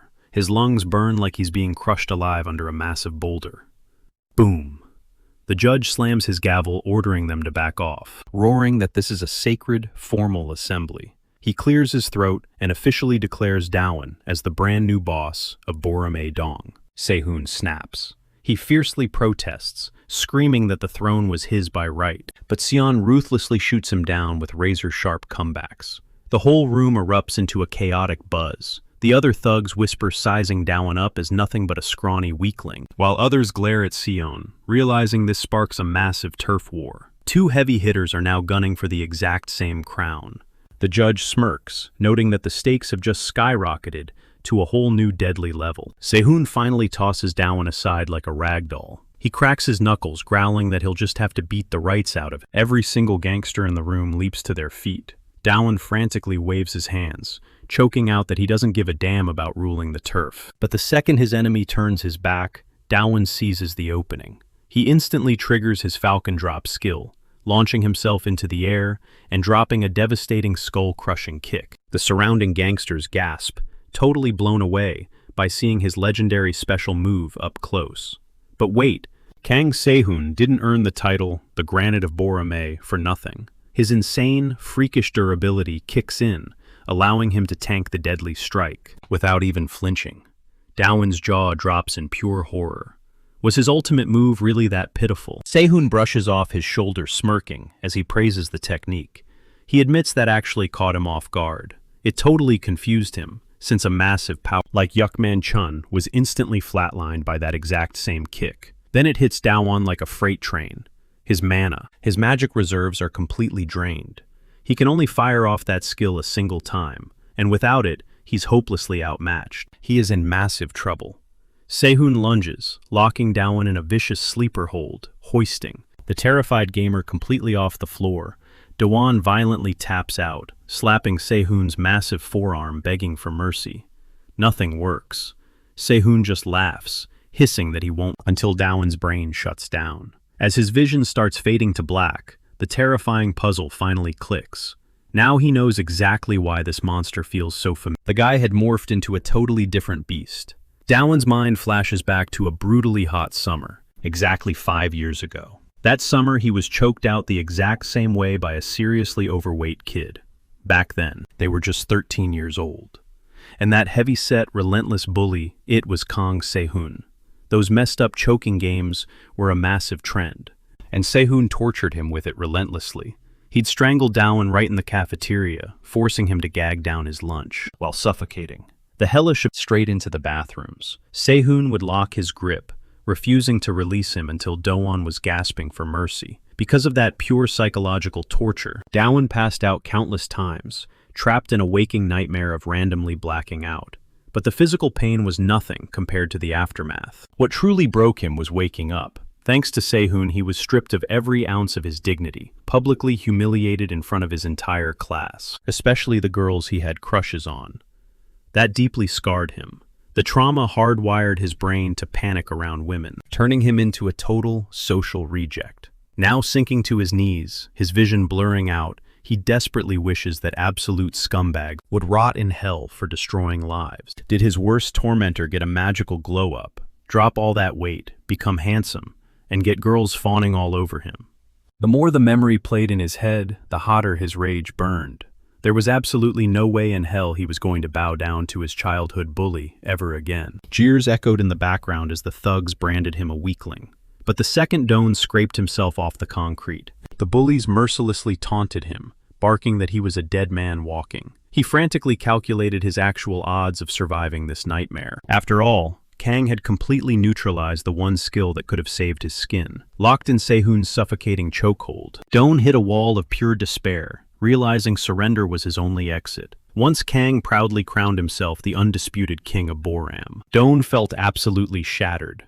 But right on the verge of throwing in the towel, he forced himself back up and glared daggers at his opponent. Kang Sehun sneered, warning him that keeping this up would only guarantee a brutal trip to the ER. Ignoring the threat, Doan ripped off his jacket and swore he was going to beat the living hell out of the gangster. The moment that jacket hit the dirt, unveiling his desperate strategy, the entire alleyway went dead silent. Jaws dropped all around. Nobody could process what they were seeing as the scrawny nerd suddenly unleashed a hurricane of rapid-fire punches. But the strikes were pathetic. Kang Sehun brushed off every single one like swatting flies. Still, Doan knew he just had to keep pushing, just a fraction longer to make this insane plan work. His mind flashed back to 7 hours ago, digging desperately through his pockets for a specific item. It was a pristine silver key, the epic loot he scored right after crushing Ryuk Moonchun in battle. He remembered exactly what it did. This key unlocked passive abilities. Because he triggered it earlier, the unique passive skills, tied strictly to his class, were finally online. One of those was Critical Strike, a terrifying skill packing exactly a 1% chance to absolutely shatter an enemy's defense. This passive trait drained 0 mana. It totally bypassed all armor and shields to deliver one ridiculously catastrophic blow. Doan wasn't stupid. He knew the odds were garbage. A 1% drop rate basically meant it was mathematically impossible. Statistically speaking, only 1 out of 100 punches would trigger the critical multiplier. But backed into a corner, he had literally no other option but to pray for that god-tier strike. Stripped of choices, he committed to swinging his fists like a madman until it popped. As he threw punch after punch, the surrounding thugs practically died laughing at the pathetic display. Even An Sunbae couldn't help but cringe from secondhand embarrassment. But Doan locked in. He knew the math.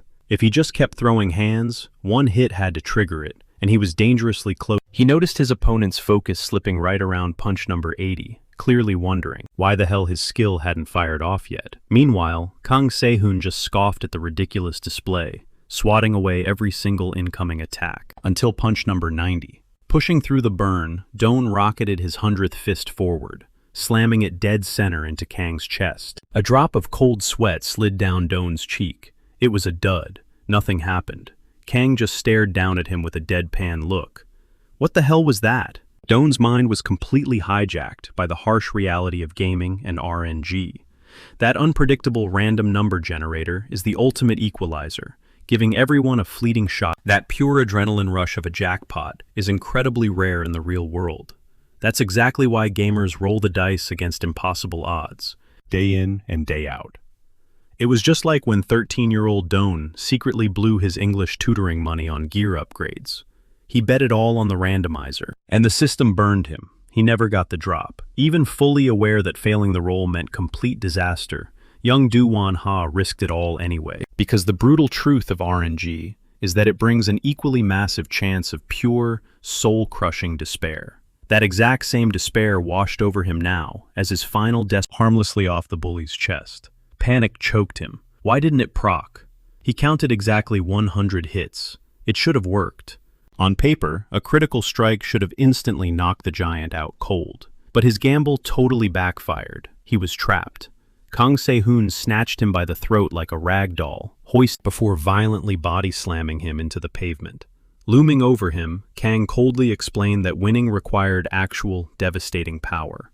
Then he decided to give Do-won a very... Do-won's skull bounced sickeningly against the concrete bricks, nearly blacking him out. Kang just let out a dark chuckle, mocking the kid's 100-hit combo as nothing but he rubbed it in. Even if the nerd had a legit strategy, it wouldn't have even scratched him. Kang had shredded over 280 pounds and completely weaponized his body. While the giant was busy bragging about his invincibility, Do-won coughed up blood, desperately trying to force words out. Broken and bleeding, Do-won managed to spit out a hidden truth. Kang's brow furrowed.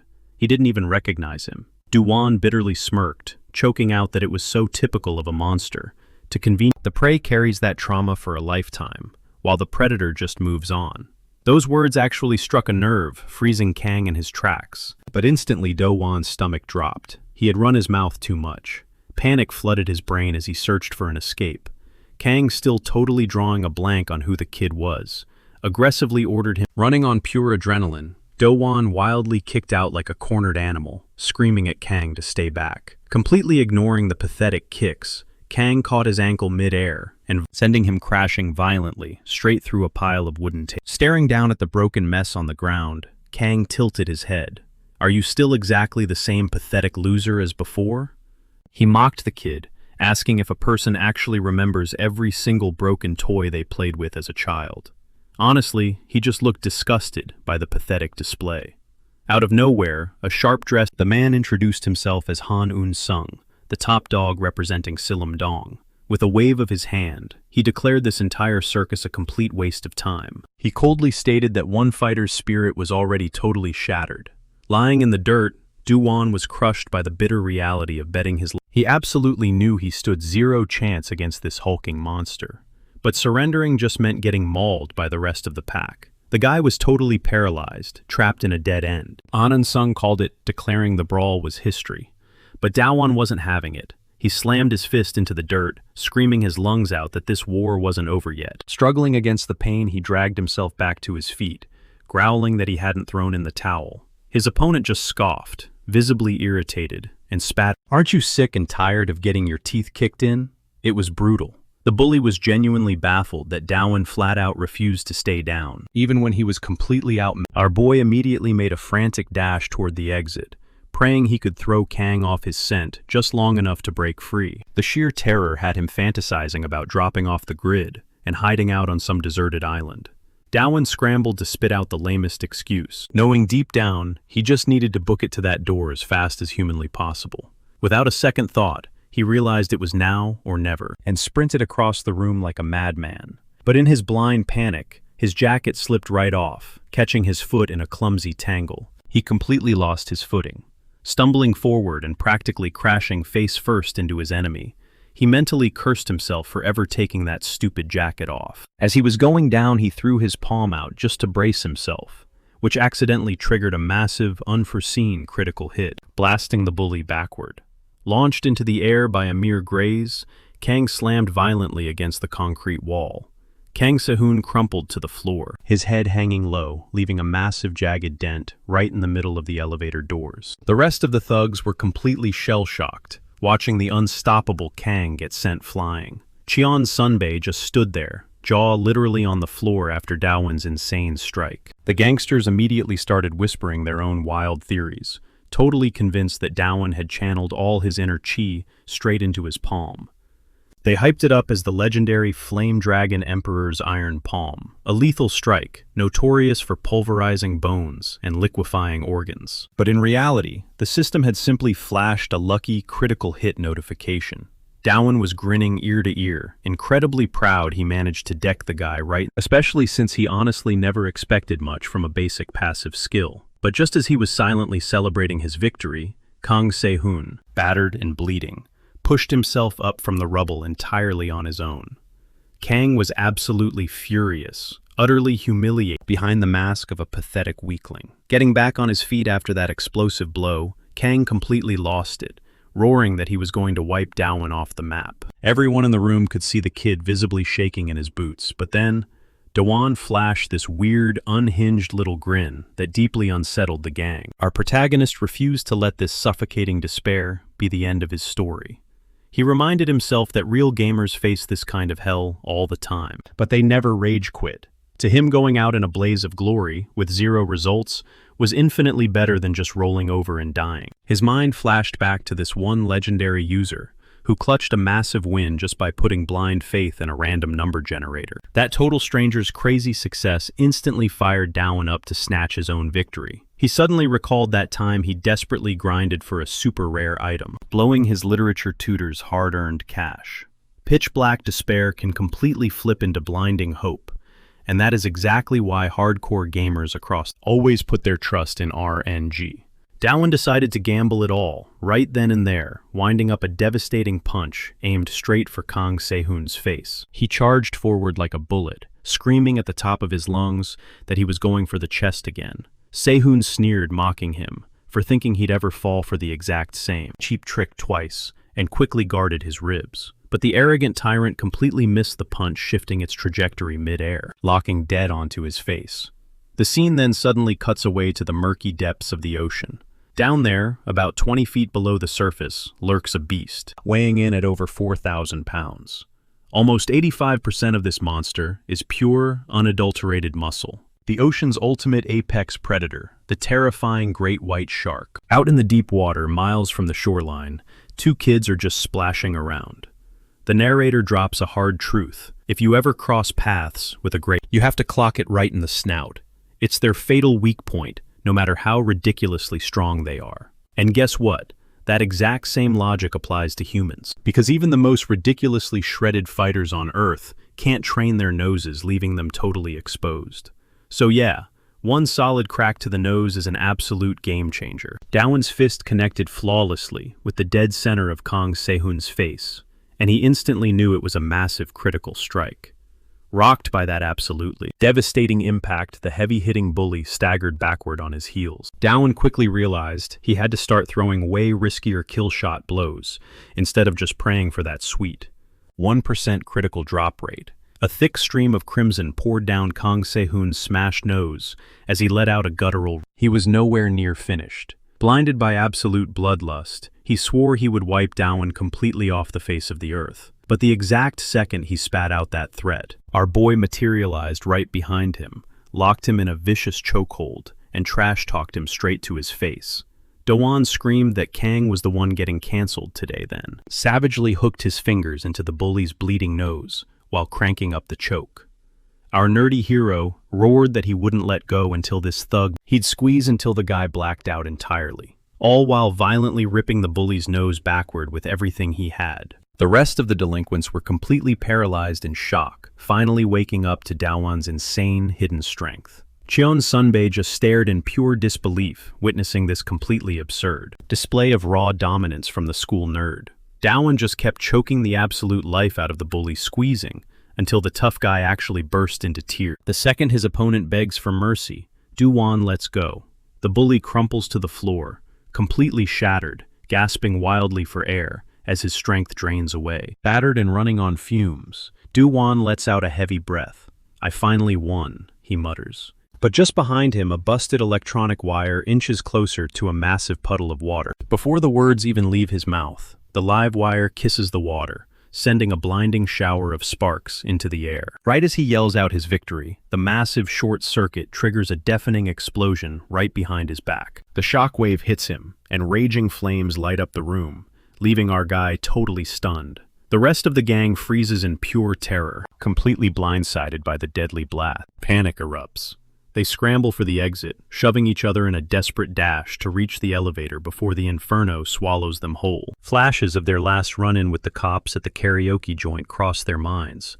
But right now, surviving this blazing fire is the only thing that matters. Bursting outside, coughing and gasping, everyone who was trapped inside manages to outrun the deadly flames. Dowan slumps over a massive wave of relief, washing over him. He actually survived.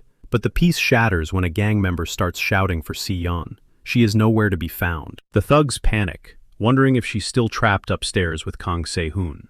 Meanwhile, the district boss Han Eun-sung stands completely frozen, his eyes glued to a fire hydrant. Frustration boils over. Do-won sprints back toward the staircase, cursing under his breath. Why didn't she just run the second the blaze started? His mind races. Sure, she's practically a stranger, and she doesn't mean much to him, but they had gone through hell together today. Then it hits him like a truck, his promise. He swore he would stick by her side all day long. Reaching the upper floor, Duan kicks the door open and screams her name, yelling that he came back to save her life. But instead of a raging inferno, he catches sight of a guy casually putting out the last flames with a fire extinguisher. The blaze is completely dead. Awkward silence fills the room.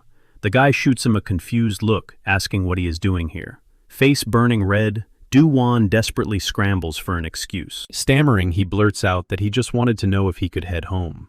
The suited man chuckles, explaining that the big meeting is officially postponed because of the whole fire situation. Then he drops a massive bombshell. The new Boromei representative is none other than Du-Wan himself.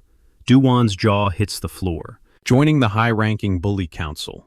It feels like a crazy fever dream. The man calmly explains that while it might feel overwhelming, there is a much bigger plan at play here. He completely wiped the floor with those thugs, so stepping into this power role is his only option. The terrifying truth clicks in Du-Wan's mind. If he turned down the position, the ruthless council would have hunted him down like a dog. Later that night, standing under the streetlights by Si-Yun's place, it's time to part ways.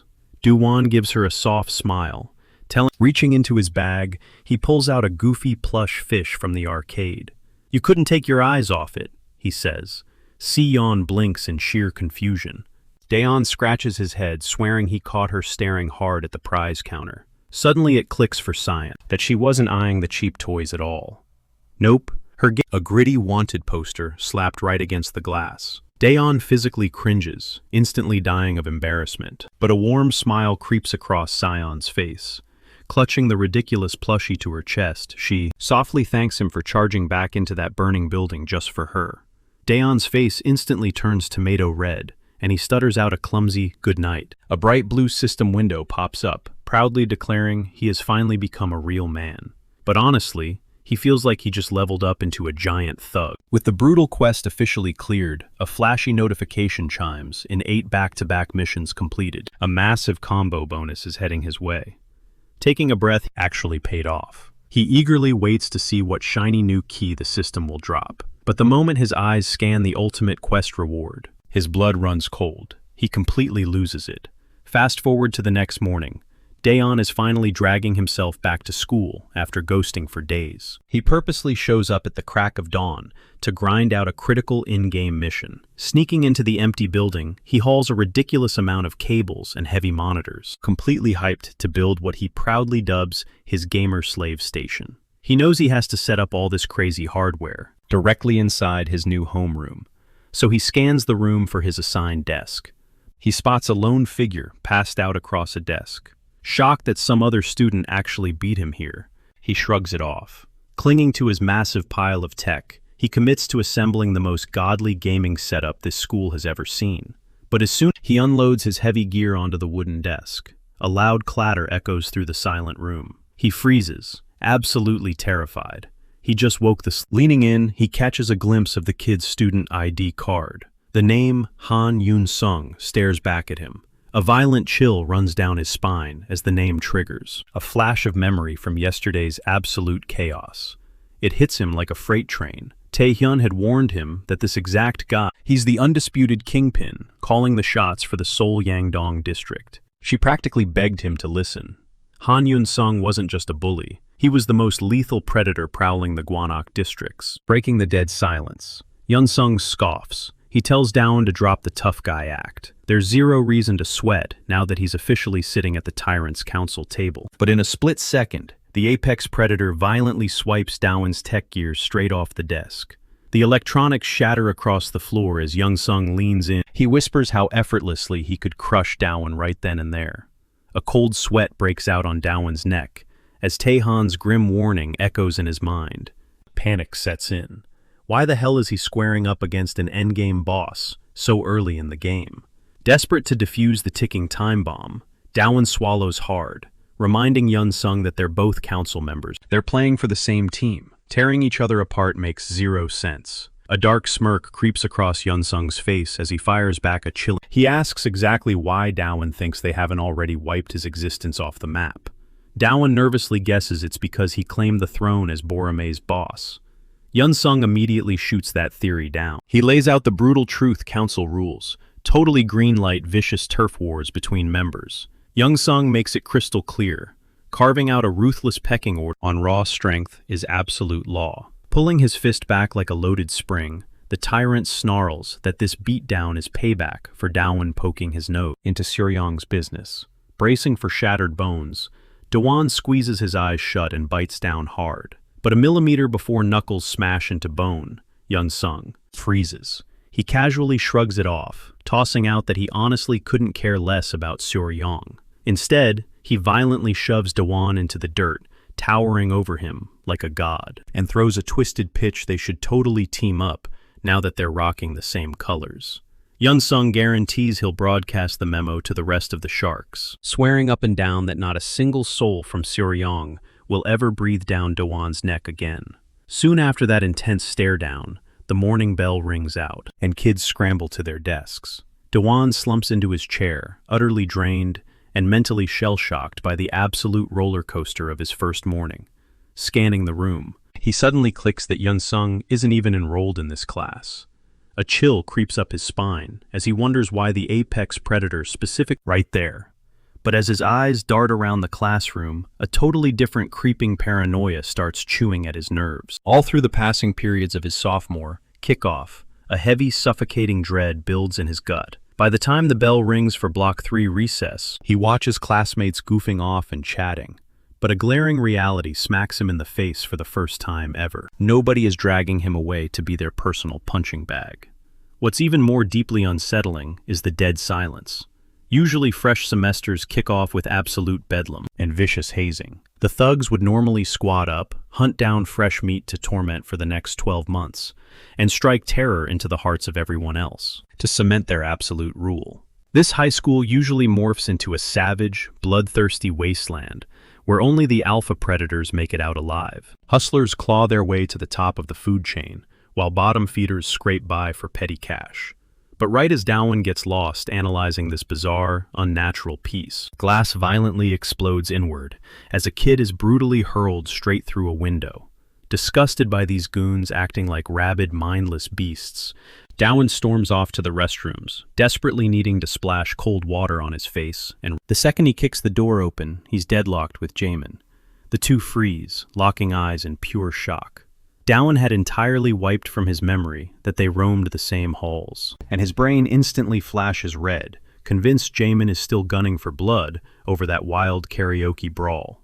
Terrified of catching hands, Daewon instantly throws up his guard, bracing for a beatdown. But completely flipping the script, Jaemin doesn't swing. Instead, he enthusiastically hypes Daewon up, showering him with praises for snatching the Borome crown. The former bully is acting totally buzzing with an eerie, desperate excitement, especially over the fact that Daewon is tight with a monster. Daewon squints immediately, picking up on Jaemin's frantic, groveling vibe. When he tries pressing him for answers, Jaemin stammers out a pathetic excuse, and peeling out of the bathroom, the coward begs Daewon to put in a good word for him with Yun Sung. Slugging his way back to his desk, it finally clicks for Daewon. The eerie peace, the lack of bullies. Yun Sung wasn't bluffing. That absolute psychopath actually laid down the law and ordered the hyenas to back off. His lifelong fantasy of surviving a totally normal, boring high school experience is that he should be celebrating, but instead, a gnawing knot of anxiety tightens in his chest. He was convinced this crazy system mission was designed to drag him through, forcing him to violently dismantle boss after boss, but getting magically fast-tracked into the ruling council. That makes him question what sick game the system is really playing. He can't shake the feeling he's just a pawn on a bloody chessboard. Daewon is spiraling in his own thoughts when a girl suddenly walks up gently asking if seeing her holding something out, his traumatized brain instantly assumes it's just a pity handout for the miserable loser of the. But Ju flashes a warm smile, explaining it's a heartfelt thank you for saving her neck earlier. Completely stunned, Daewon, half expecting to wake up from this bizarre fever dream. Popping the lid open, he blinks in pure confusion. There's a tiny squirming octopus inside.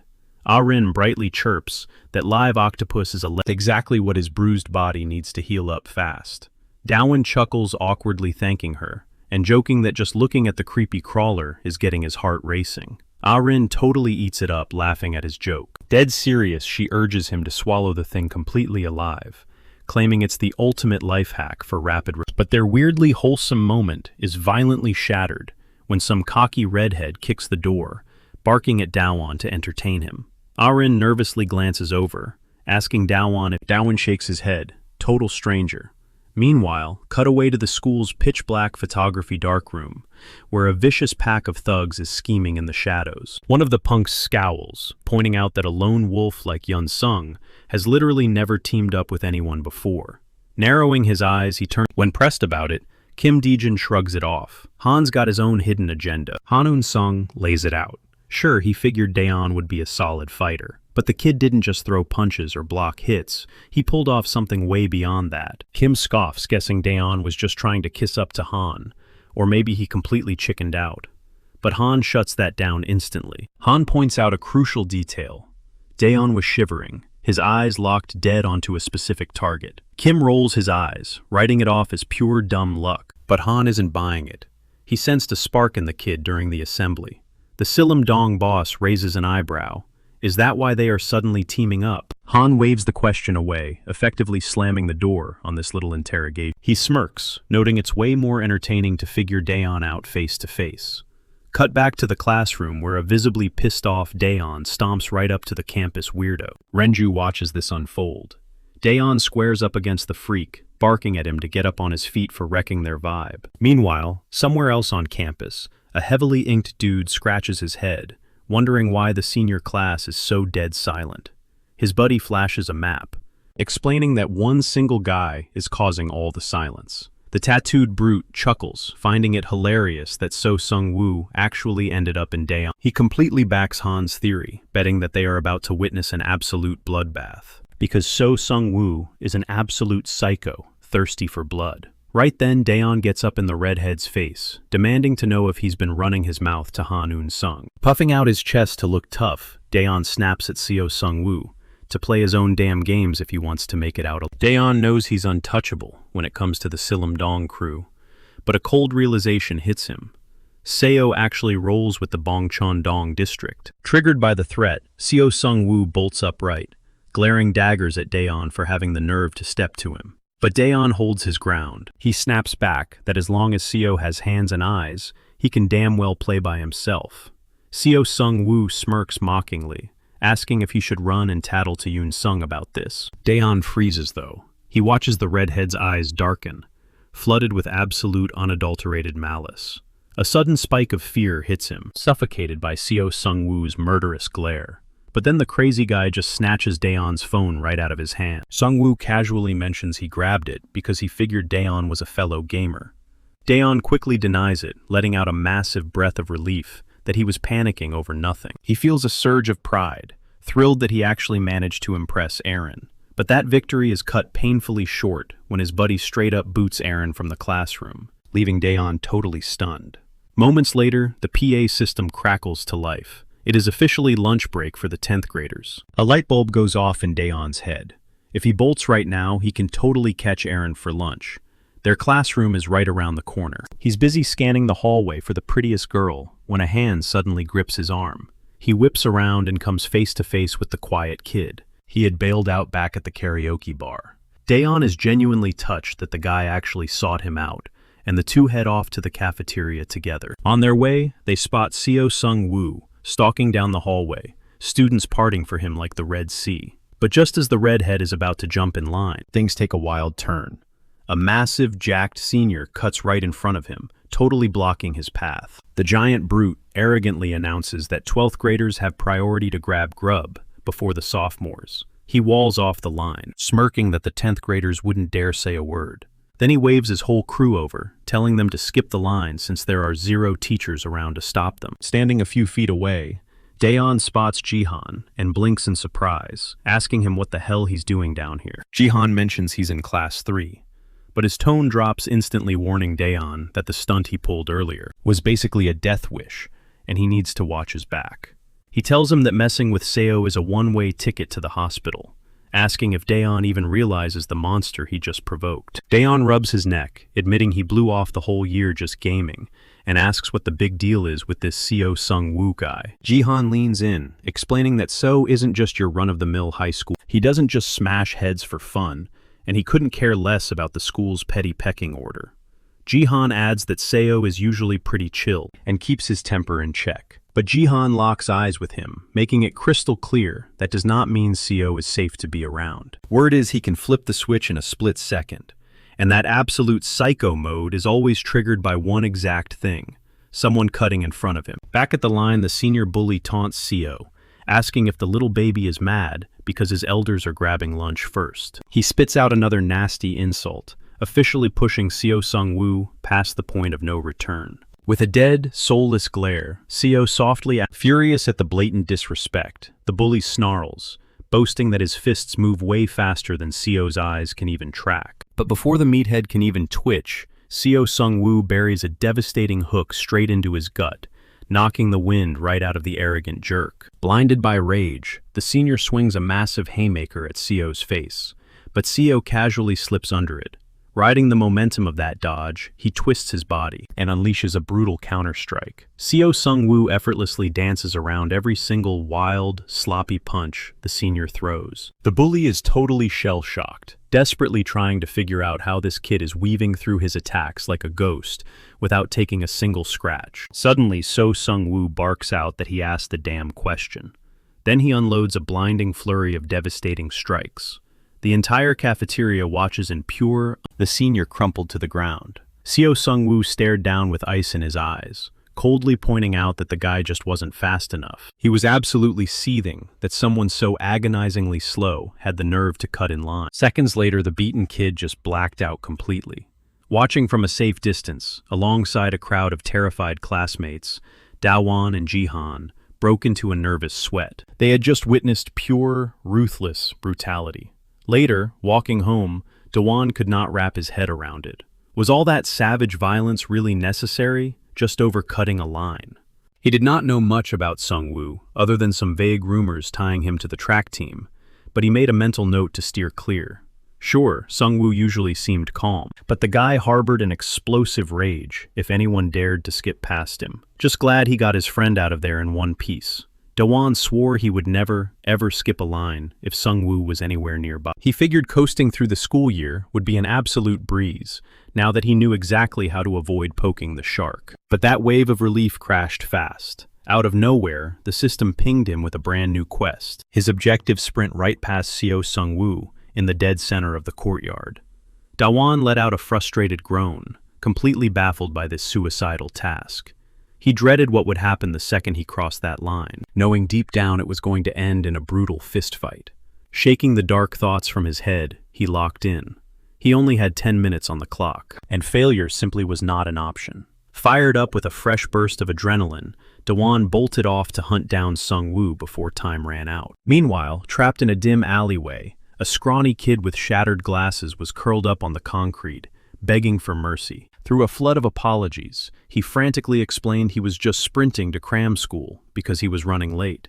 Pleading for his life, the terrified boy swore he never meant to bump into the towering. Sung-woo just glared down at him, his face a terrifying shadowy mask, and dropped one single blood-chilling question. Was this kid actually faster than him? For 10 agonizing seconds, dead silence hung in the air. Finally, Sung-woo snatched up his bag, spun around, and walked away, leaving the shivering kid. The boy totally broke down, weeping out of pure relief, as a fresh stream of blood dripped from his bruised nose. But right at that moment, Dawon stepped out of the shadows, offering a tissue, and calmly telling the kid to dry his eyes, because that bully was not worth his tears. Trembling with gratitude, the boy snatched the tissue. Dawon looked him dead in the eye and asked if he wanted payback against Sung-woo. The kid eagerly nodded, but miserably admitted he was way too weak to do anything about it. Glancing at his interface and seeing only 2 minutes left on the clock, Dawon gave a knowing nod. He confessed that not too long ago, he used to be just as powerless, as he comforted the battered student. A fierce surge of resolve flared up inside Dawon's chest. He told the kid to stop living in fear, swearing on his life that, starting today, Sung-woo's reign of terror was officially over. With that, his fingers clamped around the mysterious keychain. Fighting down a sudden, sickening wave of nausea, he made the ultimate choice to take Sung-woo head-on. But right before making his move, His mind flashed back to exactly 6 days ago. He vividly remembered wishing Siyun a sweet goodnight, and reflected on the crazy quest line that dragged him into this mess. Most importantly, he thought about the hidden reward for clearing 8 continuous missions back. That was when this bizarre keychain had magically materialized right in thin air. He thought it was incredibly sketchy, totally confused as to why it held so many. Inspecting his hard-earned loot, he realized he had bagged 4 bronze keys, alongside 1 shining golden key as his ultimate prize. He instantly wanted to pop the golden key, but a glaring system warning stopped him cold. All the keys had to be triggered simultaneously. If he just used one, the rest would completely vanish into thin air.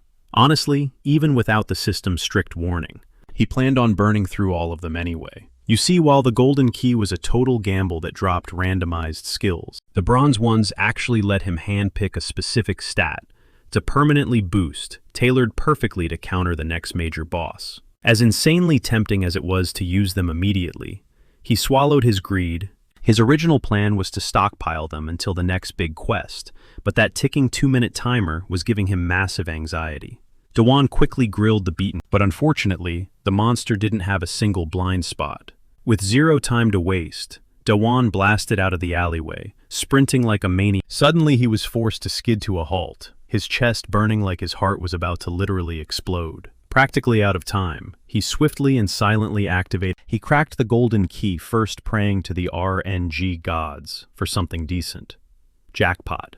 He scored a ridiculously low mana skill, specifically designed to target. He was absolutely thrilled that it was highly spammable, but there was one glaring issue. His overall mana pool was still pathetically small. To fix that bottleneck, he immediately burned a bronze key to forcefully unlock and expand his energy reserves. Instantly, his mana capacity surged by 100 solid points. Staring at his remaining inventory, his brain shifted into overdrive. He realized that Sungwoo was a former elite track star, whose entire fighting style relied purely on overwhelming speed. Smiling to himself, Dawan dumped. Out of nowhere, a massive city bus rumbled by. A frantic high school girl sprinted wildly to catch it. Accidentally, she yelled out a rushed apology and didn't even look back, desperately chasing down her ride. But out of all the people on the sidewalk, she just had to ram into Sungwoo. The second she stepped onto the bus, she let out a sigh of relief, thinking she was totally safe. But right before the heavy automatic doors could slam, the towering bully materialized right behind her, like a literal nightmare, a demonic scowl on his face.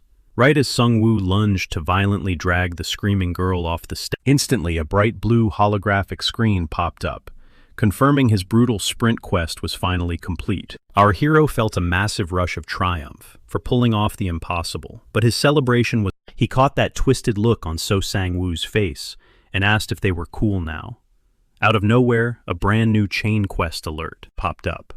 Step 1. Take down the bully. A wave of dread hit Dawan. Throwing hands was completely unavoidable now. He instantly triggered a skill, crackling blue lightning, surging all around him. Launching a blind spot punch, he landed a flawless hit right on So Sang-woo. Our guy figured striking first was the ultimate defense. The red-haired punk grunted in agony from the sudden impact. His face contorted, eyes blazing with pure rage, and he spat a vicious curse at our boy. Absolutely terrified, Dawan bolted like his life depended on it. The game plan: sprint away, then loop back to catch Sang-woo off guard with more sneak attacks. But the bully caught up, grabbing onto our hero's backpack. Ripping the strap right off, Sang-woo slammed Dawan into the dirt. Dawan was genuinely shocked by how crazy fast this dude could sprint. Taking a direct hit, he started suspecting that his blind spot strike burned less mana simply because it dealt weaker damage. Before Sang-woo could even ask if Dawan had gotten faster, our hero bombarded him with a flurry of surprise attacks. He taunted the punk, flexing his newfound speed. Hearing Sang-woo cough, Dawan wondered if the guy was actually losing his edge. But then, shrugging off his backpack, Sang-woo growled that the nerd had officially pissed him off. Dawan noticed the bag was so incredibly heavy it literally left a crater in the ground. He figured the thing had to be stuffed with literal bricks. Still reeling from the shock, Dawan watched helplessly as Sang-woo lunged straight at him. He readied another blind spot skill, only to freeze when the bully effortlessly dodged it. Sang-woo dared Dawan to repeat, his little trash talk ruthlessly bashing him in the face over and over. This brutal ambush left our protagonist completely stunned, crimson dripping from his nose. He fired off his skill again, but the monster sidestepped it easily, making Dawen realize the guy was infinitely faster now. It clicked that massive backpack had been a handicap holding back his true speed and agility.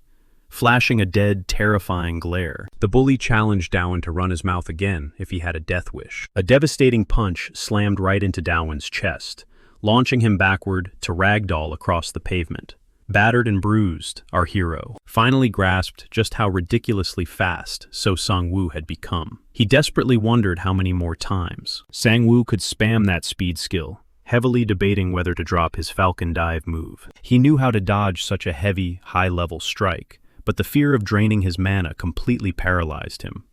Dawen racked his brain, trying to figure out how to beat a speed demon without any real combat experience. The punk cut his thoughts short, asking if our nerd wanted to end up in a coma or in a wheelchair. Hearing that twisted threat, Dawen gritted his teeth, realizing the enemy was just way too dangerous now. Praying for a miracle, he threw caution to the wind and rejected both options. He unleashed a 3-hit blind spot combo, but Sang-woo casually weaved through every single strike like a ghost.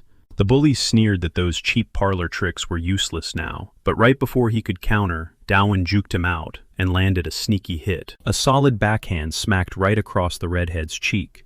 Seizing the moment to completely humiliate him, Dawen mocked him for eating a punch literally seconds after bragging about his invincibility. He even pointed out it wasn't a fast swing, yet it still connected flush against his face. You see, in fighting games, there's a golden, absolute rule. Mix a slow attack into your fast combo.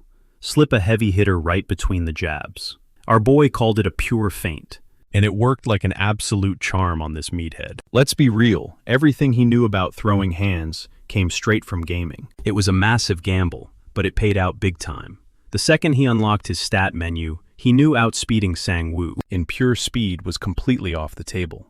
Instead, he dumped every single point straight into attack power, turning his fists into heavy, lethal sledgehammers, packing 31 raw damage. Treating this literal street fight like an intense boss raid, Dawen could practically taste the victory. Sure, he might be a total loser in real life, but he never dropped a match online.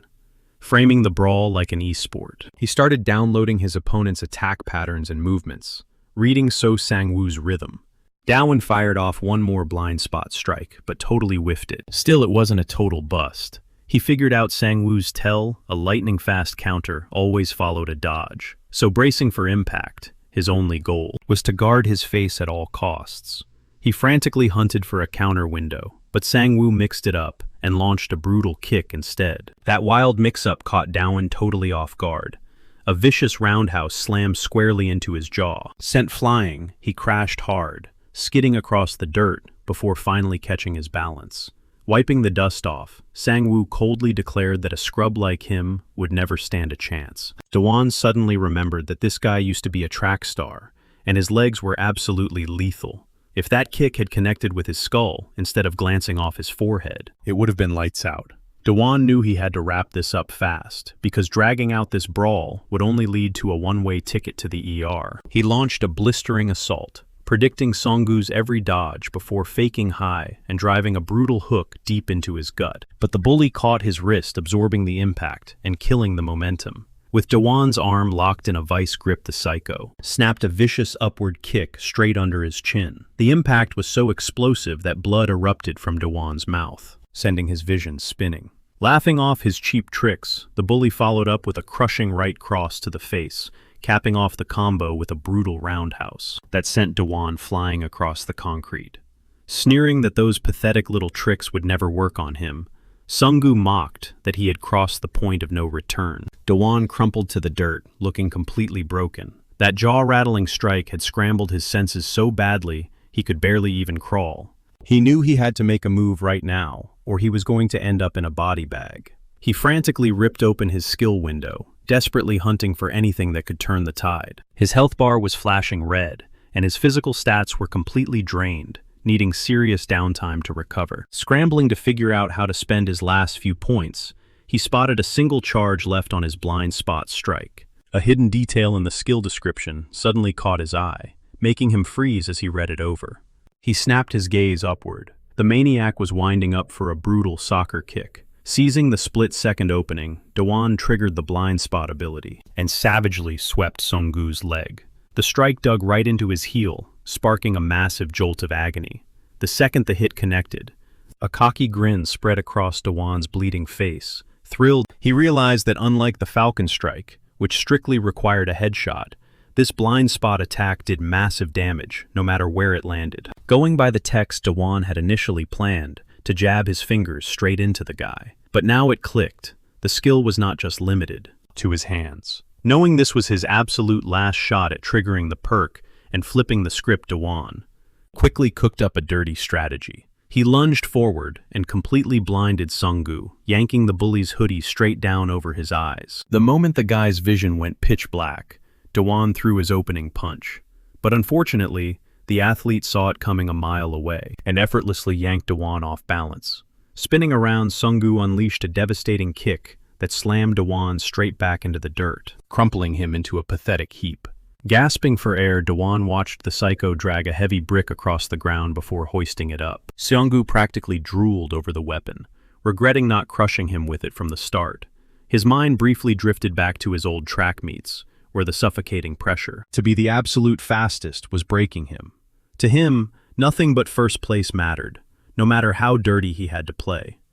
He could still taste that bitter, soul-crushing feeling of crossing the finish line in second. Every single time he failed to bring home the gold, he would be dragged home to face his father's brutal fists. The man was a massive narcissist who never took a loss during his own school days, and he flat out refused to look at a son he considered a failure. But after a horrific accident completely paralyzed his legs, trapping him in a wheelchair for life, he ruthlessly forced his broken dreams onto Sunggu, demanding his son finish the racing legacy. Desperate for a single ounce of his dad's approval, Sunggu tortured his body every single day. He sprinted until he puked his guts out, stuffing his backpack with heavy sand, just to make the hellish training even worse. But no matter how much blood and sweat he poured out, the grim reality never. He was forever stuck in second place. That golden podium always stayed just out of his grasp. Whenever he hit his breaking point and thought about throwing in the towel, his father's disgusted, venomous words would echo in his head. Then during one agonizingly dark night of complete despair, a twisted new solution popped into his brain. He lured the team's star runner out for a late-night chat. The absolute second the poor guy showed up, Sunggu brutally smashed his face in with a metal trophy. At that exact moment, he made a sick vow. Anyone who dared to be better or faster than him would get absolutely demolished. By violently eliminating the competition, he would automatically become the fastest guy left breathing. Snapping back to reality, the maniac gripped the concrete block and coldly warned Dawon that he had already put one kid on life support. Kicked off the track team and completely disowned by his crippled dad, he spat that every miserable thing in his ruined life was entirely his father's fault. He had walked away completely scot-free thanks to the juvenile protection laws. Now he raised the jagged brick high, ready to smash Dawon into the pavement. But right at that terrifying second, the sound of a flask popping open broke. Deadpan Dawon confidently declared that the real secret to surviving a street fight was knowing how to use your items. With a flick of his wrist, Dawon lobbed a live octopus straight onto Sunggu's head. The bully completely froze in shock. Dawon had smuggled the slippery thing inside his hoodie on the bus ride over, assuming he had dropped it during the chaos. But miraculously, he managed to pull the squirming creature out right on time. Completely caught off guard by this unhinged move, Sunggu scrambled to rip the slimy thing away. But it was too late. A thick blast of jet black ink instantly exploded all over the bully's face. Blinded and panicking, Sunggu dropped the heavy brick with a thud. While he frantically clawed at his stinging eyes, Dawon smirked, explaining that a squeezed octopus sprays ink to blind its predators, giving him exactly enough mana to unleash one final, devastating blind spot strike. Dawon knew he had to dish out some serious damage. Thinking on his feet, our guy cooked up a desperate plan and rushed the blinded Sungwoo. Ready to strike, the furious bully roared out that he could not see a thing.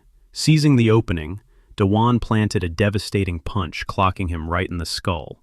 He silently thanked Aaron for the absolute lifesaver of a gift. Then he unleashed a signature headbutt, dedicating this massive win to her. The impact sent the punk flying through the air before slamming violently into the dirt. With ink blinding his eyes and blood dripping down his chin, the tyrant was done for. Smirking, Daewon realized he was way tougher than he looked. A sudden system alert popped up, confirming the mission was a wrap, and Sung-woo was officially crushed. For his efforts, our guy scored another sweet set of keys, blown away by the extra loot. He admitted this had been his most grueling brawl yet. But the second the thought crossed his mind, a bizarre chill ripped through his veins. Instantly his legs gave out.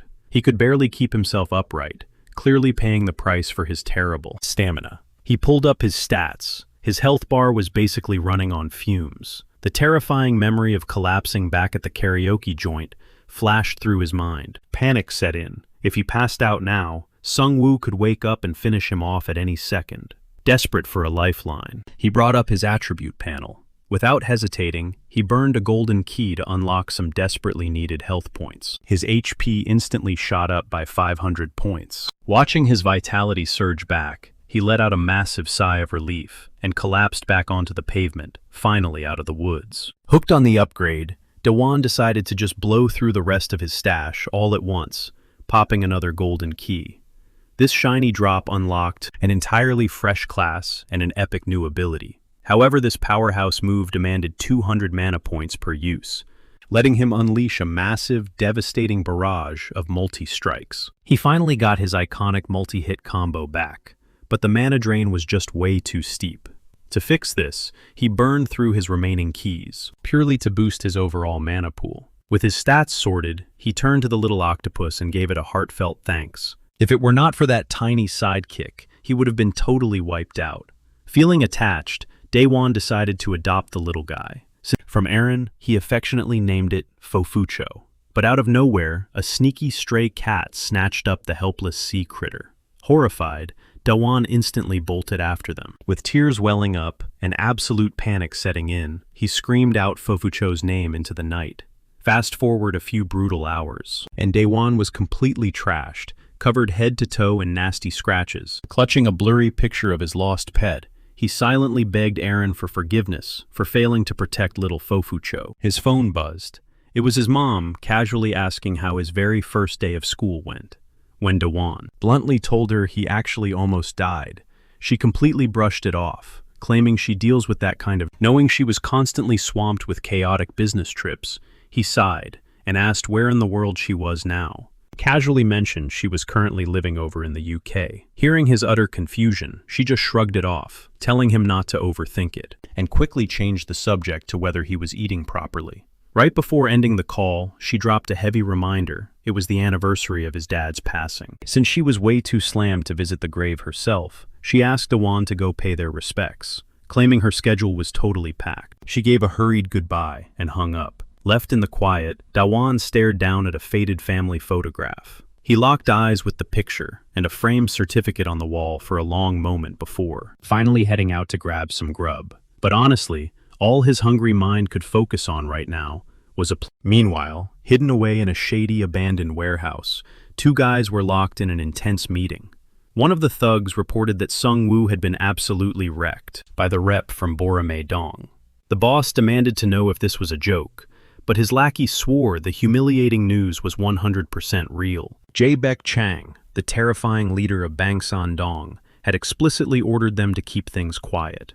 Now a battered Sung-woo sat tied to a chair, forced to endure his boss's wrath. If word ever got out that Bangsan got stomped by Borame, all hell would break loose. Losing his cool, Baek Chang brutally kicked Sung-woo's chair, sending him skidding across the concrete.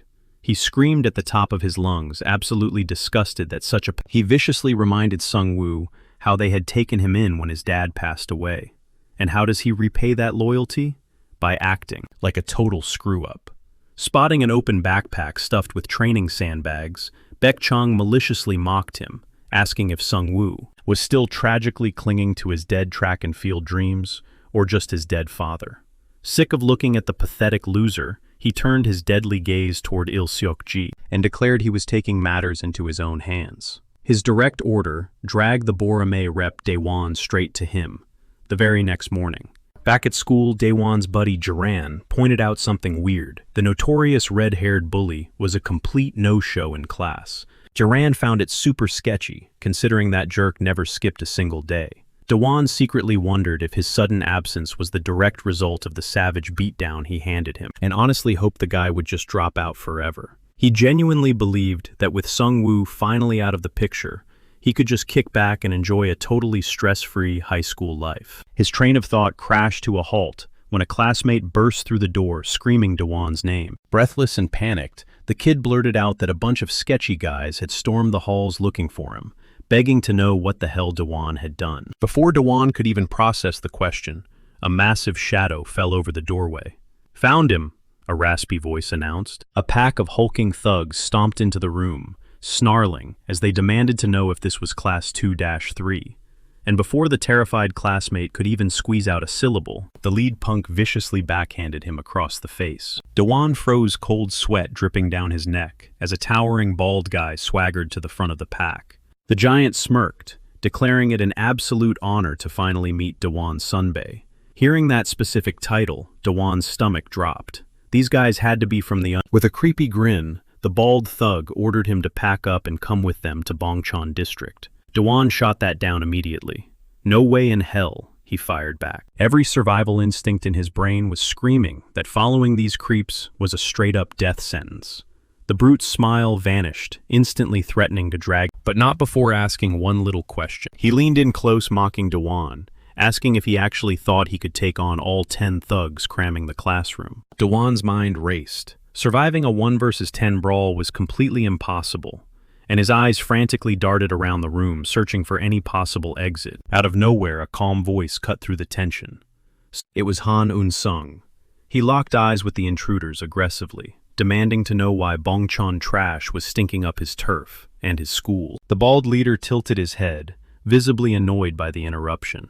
One of the student council lackeys stomped forward, getting right in Un-sung's face to talk trash. The punk bragged about how his crew had teamed up just to crush this pathetic nerd, but before he could even finish his cocky sentence, Un-sung unleashed a brutal kick that smashed directly into his jaw. The thug collapsed, shrieking in pure agony with a shattered leg, while Dewan just stood there, completely paralyzed. Stepping over the squirming body, Un-sung coldly stated that nobody was taking the nerd anywhere today, and if they really wanted to try, they needed to answer his question. He cracked his knuckles, asking if these 10 goons honestly believed they had what it takes to put him down. Dewan's jaw hit the floor. He could not wrap his head around how a single devastating strike could obliterate a man like that. Blinded by rage, another council member charged like a wild bull at the white-haired fighter. But before the guy could even swing, Un-sung practically teleported. The lackey dropped like a sack of bricks, his face completely mangled, while Han Un-sung did not even break a sweat,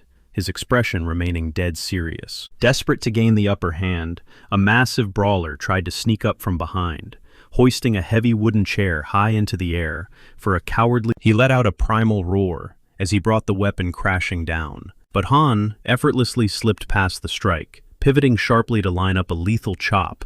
The absolute second the strike connected, the shockwave launched the heavy-set fighter entirely across the classroom like a rag doll. He slammed into the concrete wall with so much kinetic force that the plaster actually caved in. Witnessing this superhuman display, another gang member shaking but trying to act tough, another gangster pulled a weapon, threatening that if Han took one more step, he was a dead man. Thinking they finally had him cornered, 2 goons rushed Un-sung simultaneously from both sides. One of the idiots even started cackling, thoroughly convinced they had just secured the victory. Big mistake. Han flawlessly flipped backwards, launching himself onto a nearby desk. Balancing purely on his hands, he coiled his legs tight, springing a deadly counterattack. With a single explosive double kick, Han caught both attackers flush in the skull, knocking their lights out instantly. Glancing down at the unconscious bodies twitching at his feet, he just sighed casually, muttering that this was getting a bit annoying. Over by the door, the bald leader's confident smirk had completely vanished. His blood boiled as he watched his entire squad get dismantled one by one. Fed up with the warm-up, the white-haired beast taunted the remaining thugs to just rush him all at once. Snapping, the gang swarmed him like angry hornets, throwing high-speed combinations from but it was absolutely useless. Un-sung tore through the horde with terrifying grace, launching bodies across the room, and hiding in the corner, Dawan and Jihan were completely shell-shocked by the sheer, overwhelming devastation Han Eun-sung had just unleashed. The brutal reality finally clicked. He was undeniably the deadliest predator in the entire council. He had just wiped out 9 trained street fighters in the blink of an eye. Now only one man was left standing. The final enforcer of the Seoul Yongdong Council, Ji Baek, gritted his teeth and shifted into a defensive fighting stance. Smirking at his final target, Yoon-sung exploded forward like a bullet, cocking his fist back for a knockout uppercut, aimed straight at Ji Baek's jaw. But a fraction of an inch before impact, the deadly strike completely froze in midair. Lowering his hand, he sharply ordered the trembling Seoul Yongdong lackeys to scrape their guys off the floor and clean up the total disaster they had made, showing total disrespect. Eun-sung turned his back on his enemy and calmly strolled away, tossing a warning over his shoulder that Ji Baek better make sure this chaotic mess was. Spitting blood, the bald leader growled, asking if Yoon-sung honestly thought he could just walk away unscathed. He furiously promised that the Bongcheon district would make him pay for this humiliation. Completely unfazed, Yoon-sung brushed off the empty threat. Before walking out the door, he called over to Dawan, casually inviting the terrified kid to come hang. Still processing the total slaughter he had just survived, Dawan hurried after him down the hall, stammering. Dawan breathed a massive sigh of relief, thanking his lucky stars they were on the same side. But that comfort, it didn't last long. Yoon-sung totally caught him off guard, leaning in close to whisper his real endgame. Being a top dog in the bully council, he was practically dying to know exactly why Do-han had locked horns with Bongcheon's very own So Sung-woo, his mind racing. Do-han realized he needed a rock-solid excuse to shut Eun-sung up, so he slapped on a fake, gritty persona, acting like some badass vigilante, and boldly branded himself a bully hunter. A split second later, the horrifying reality set in. Yoon-sung was a bully too. Panic spiked in his chest as he prayed he hadn't just insulted the guy. Staring at the white-haired guy's deadpan expression, Do-han seriously considered dropping to his knees to beg. But instead, Yoon-sung just busted out laughing, finding the whole hunter comment absolutely hilarious. As he strolled away, the elite council member casually tossed a good luck over his shoulder. Our boy lived in pure terror of running into Bongcheon's thugs. But thank God, with zero homework piling up, he blew all his free time grinding away at the local PC cafe. While clicking away, he overheard some gamers flexing about taking games super seriously and dropping heavy cash on their accounts, which totally struck a nerve. He too was dumping his allowance to buff up his in-game stats. Feeling a bit nostalgic, he watched the guys pack up and leave. But then out of nowhere, a gorgeous girl walked up carrying a tray with the instant noodles he had ordered. His jaw practically hit the floor. The waitress was Ah-rin. Stuttering a bit, Do-han asked if she actually worked there. Smiling gently, she explained she was just helping out her dad. The girl of his dreams was the owner's daughter. That tiny detail sent our protagonist's heart into total overdrive. Seeing him geek out like that, Ah-rin just awkwardly assumed he wanted free snacks. Meanwhile, a massive crowd started swarming around some pro gamers. A bunch of the older nerds were bragging about totally wrecking some little kid in a game. Do-han raised an eyebrow, thinking that sound. A few minutes later, some little kids rushed in, begging to borrow the older guy's high-level avatars. Of course, the older bullies just laughed in their faces. Up at the front, Ah-rin was politely thanking customers and telling them to have a great day. But as she walked back with her tray, she spotted a miserable-looking little boy. Sniffling, the kid explained that someone had hacked his account and wiped out every single one of his items. Frowning, Ah-rin gently asked what went wrong. His friends chimed in saying his gear was hijacked while he was in the bathroom. Seeing the genuine concern, our protagonist smoothly stepped up to the plate. He mentioned he had caught those older jerks pulling off the scam. Eyes widening, Ah-rin asked if he had witnessed the whole thing. He sheepishly admitted he had, though he didn't really get what was happening at the time. Overhearing this, the devastated little gamer latched onto our hero, pleading for a miracle. Tears streaming down his face, the kid desperately begged Do-han to help him get his hard-earned loot back. And the second those sobbing words hit the air, a glowing blue system prompt flashed right in front of him, just like he knew it would. The main objective: take down the scum who robbed the kid blind. The prize: a mysterious key. But his confidence instantly evaporated when he read the fine print. He had to beat up 4 thieves. Not just one guy, 4 of them. Cold sweat dripping down his face. Reality hit him hard. There was absolutely no way he could take on a 4 versus 1 street fight. But right as he was about to hit decline, the system threw a curveball.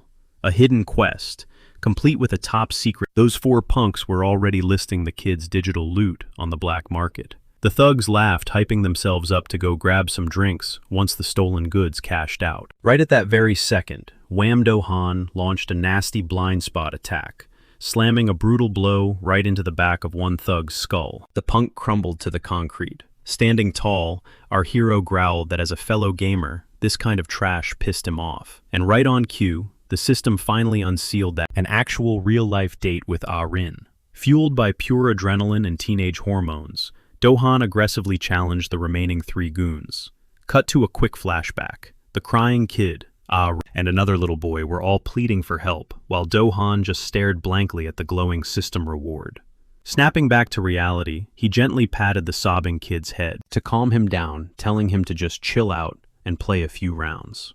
Striking his most heroic pose yet, our guy boldly promised he would be back before the kid's ramen even got cold. Now riding the high of that successful sneak attack, he pointed menacingly at the rest of the gang. He spat out a threat. If they didn't step up, he'd personally tear them apart. But on the inside, Do-han was screaming, totally clueless on how to actually fight, now that he had blown his element of surprise.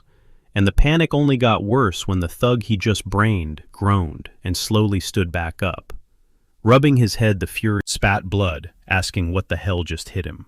Do-han swallowed hard, terrified that his best sucker punch hadn't even phased. The gang quickly realized he was just some scrawny high schooler. They scoffed, amazed that some random kid actually had the guts to pick a fight with them. So with his sneak attack ruined and his tough guy act completely falling flat, Do-han did the only logical thing. He turned and sprinted right after him, screaming that they were going to break his legs for pulling a stunt like that. They watched the panicked student dive straight into a dead-end alleyway. Barking out cruel laughs, they thought they had him cornered like a rat. But when the first goon turned the corner, our hero had practically vanished into thin air. The rest of the gang skidded to a halt, completely baffled by the empty alley. There was zero doubt this was a brick wall dead end. Yet Do-han was nowhere in sight. But it didn't take long for the thugs to spot a massive dumpster, and nasty grins spread across their faces. Thinking he was cowering inside, they started mocking him, playing a cruel game of hide-and-seek. Cracking his knuckles, laughing that they were having roast chicken for dinner tonight, and the kid was the main course. They yanked the lid open, but the dumpster was completely empty. Crouched on a ledge high above the thugs, he waits for the perfect second to spring his ambush. The very moment one of the punks glances up, Do-hyun drops from the sky, planting a brutal falcon kick right into the guy's face. The targeted criminal violently crashes into the dirt, absolutely obliterating a nearby trash can. A system alert suddenly chimes and target number 1 is officially down. A wave of relief washes over Do-hyun, thrilled to finally wipe one of these scumbags off the street. The rest of the gang freezes in pure terror. Staring at this supposed high schooler, they start panicking, demanding to know who the hell they are dealing with. But Do-hyun just strikes an arrogant pose, relishing the fear his strike just caused. Leaning into the intimidation, he smirks and warns them that if they actually knew his identity, time to play his ultimate trump card. He loudly proclaims himself as the official representative of the Boromandong bullies. Except the bluff completely falls flat, because these street rats don't buy the idea of some secret thug council for us. Before one of the goons can even throw a punch, Do-hyun triggers his blind spot strike, chopping the guy right across the neck. The impact completely knocks the wind out of him, leaving him violently gasping for air. Do-hyun scoffs inwardly. Compared to So Sung-woo, this punk moves like an absolute turtle. Catching that unmistakable flicker of dread in their eyes, he realizes he needs to stalk forward, slowly, keeping the psychological pressure dialed up. The surviving thugs desperately try to hype each other up, barking that there is zero reason to be terrified of a lone nerd. 2 of them sprint out to flank and trap him. Highly amused, Do-hyun remembers that in video games, being outnumbered means literally nothing, and immediately launches a counter-offensive. Overflowing with confidence, our hero realizes that beating these guys down was almost embarrassingly easy. He quickly figures out that all 4 of these delinquents are absolute garbage at fighting, which makes his job a whole lot simpler. Yet despite rolling over them, Do-hyun knows he would be dead weight without his system skills. He forces himself to stay sharp. He absolutely cannot afford to mess this up, meaning he has to keep playing the terrifying monster a little longer. Suddenly, one of the remaining thieves gets a bright idea. If all three of them charge in at the exact same time, they can easily corner their target. But the second their countdown hits 0, Do-hyun rudely interrupts, asking if they have any clue how to handle low-level mobs. The criminals just stare blankly. So our hero gladly spells it out for them. It is super simple. You herd them all into one neat little spot and nuke everyone with an area of effect attack. Having baited them perfectly into a tight circle, Do-hyun unleashes his multi-strike destruction, throwing an absolute hurricane of devastating blows. He systematically crushes every single target while his enemies crumble to the concrete. He remains standing tall, barely even breaking a sweat. It is the exact same rush he felt while facing Seo Sung-woo. Flattening someone into the pavement gives Do-hyun the identical addictive adrenaline spike of a dangerously dark thrill runs down his spine, sparking a sudden terrifying thought. Is this intoxicating power going to strip away his humanity? And snapping him out of it, one of the battered, toothless goons on the ground starts begging for mercy. He frantically promises to return the stolen goods and swears off crime forever. Watching this guy grovel pathetically actually makes Do-hyun feel like the bad guy here. Shaking it off, he orders the thief to hand over Our hero firmly decides to hold on to his humanity, reminding himself that he isn't some merciless schoolyard bully. Scooping up his jacket, he casually mentions that he can't let the last thief off the hook just yet. His quest isn't technically complete. Spotting the final straggler trying to slink away, Do-hyun sprints forward and launches a flying jump kick, desperate to clear the mission and secure. The brutal double kick connects perfectly, sending a fountain of red ketchup exploding from the thief's nose. With the final enemy hitting the deck, the system cheerfully chimes in, confirming that the entire gang has been wiped out. The quest to eliminate all 4 targets officially concludes as a slick black key materializes out of thin air. Our hero is absolutely buzzing with hype, but his excitement skyrockets to a whole new level when his secret bonus reward drops. Dragged back to the internet cafe, the 4 bruised thugs drop to their knees, practically crying as they promise the robbed kid they will never steal again. The gracious victim accepts their apology, and they swear to turn their lives around. Do-hyun fiercely warns them that if he ever catches them pulling this garbage again, he will completely destroy them, which they desperately agree to. Meanwhile, Min Do-kyung tries ringing up one of the thieves, but gets absolutely. Aaron warmly thanks Do-hyun, opening up about the nightmare those thieves had been putting them through. Without hesitation, he promises to always. She asks him to hang tight while she runs to grab some more snacks, promising she will be right back. A domestic little moment that left alone with his thoughts of Aaron, his mind hilariously wanders to her tight-fitting outfit, making him suddenly completely flustered. The scene seamlessly transitions into a nostalgic flashback. We see a tiny girl taking a painful spill in a classroom. 2 older brats immediately start bullying her, calling her a massive loser, and cruelly. Right at that critical moment, a brave little boy stepped up to shield the crying girl. That tiny hero was Do-hyun, in his very first year of kindergarten, marking the exact day he crossed paths with Aaron. Shockingly enough, Aaron holds the terrifying title of being the very first girl to ever punch Do-hyun square in the gut. Back then, she was the absolute alpha of the kindergarten girls, stepping up and coldly asking Do-hyun if he wanted to be their next punching bag. Absolutely terrified by this popular, vicious little tyrant, our young protagonist instantly broke eye contact, staring at the floor in fear. After enduring that dark, traumatic era of childhood bullying, the two were thankfully separated. Fast forward 3 long years, and our hero never expected to cross paths with his childhood bully again. But everything changed one fateful day, when something Dallin had dropped. The Haran he bumped into at high school felt like a total stranger, and she didn't seem to have a single clue who he was. She sweetly scooped up his scattered gadgets and handed them back, right before Haranju slammed another brutal punch, straight into his gut. Only this time the vibe totally shifted. Instead of an insult, he actually earned some serious praise. Now Haran casually announced she needed a quick wardrobe change before they could chat. As he watched her walk away, Dalin's heart raced at the thought of that mysterious, secret reward. Collapsing into a chair to process his sudden jackpot, he stared at the gleaming silver key, resting in his palm, and figured he better cash it in before she got back, desperately praying he wouldn't get stuck with another completely useless, trash-tier skill like last time. Gripping the key, he triggered it and instantly unlocked the Weapon Master ability, massively boosting his proficiency with literally every weapon in existence. This terrifying new power actually freaked Dalin out, dreading the thought of wielding deadly weapons and accidentally taking someone's life. But taking a deep breath and scanning the skill's fine print a bit closer, he realized a huge catch: he could only activate it if his opponent was already bleeding. Right as his eyes skimmed the floating system prompt, Harinju strolled back in, playfully asking what he was up to.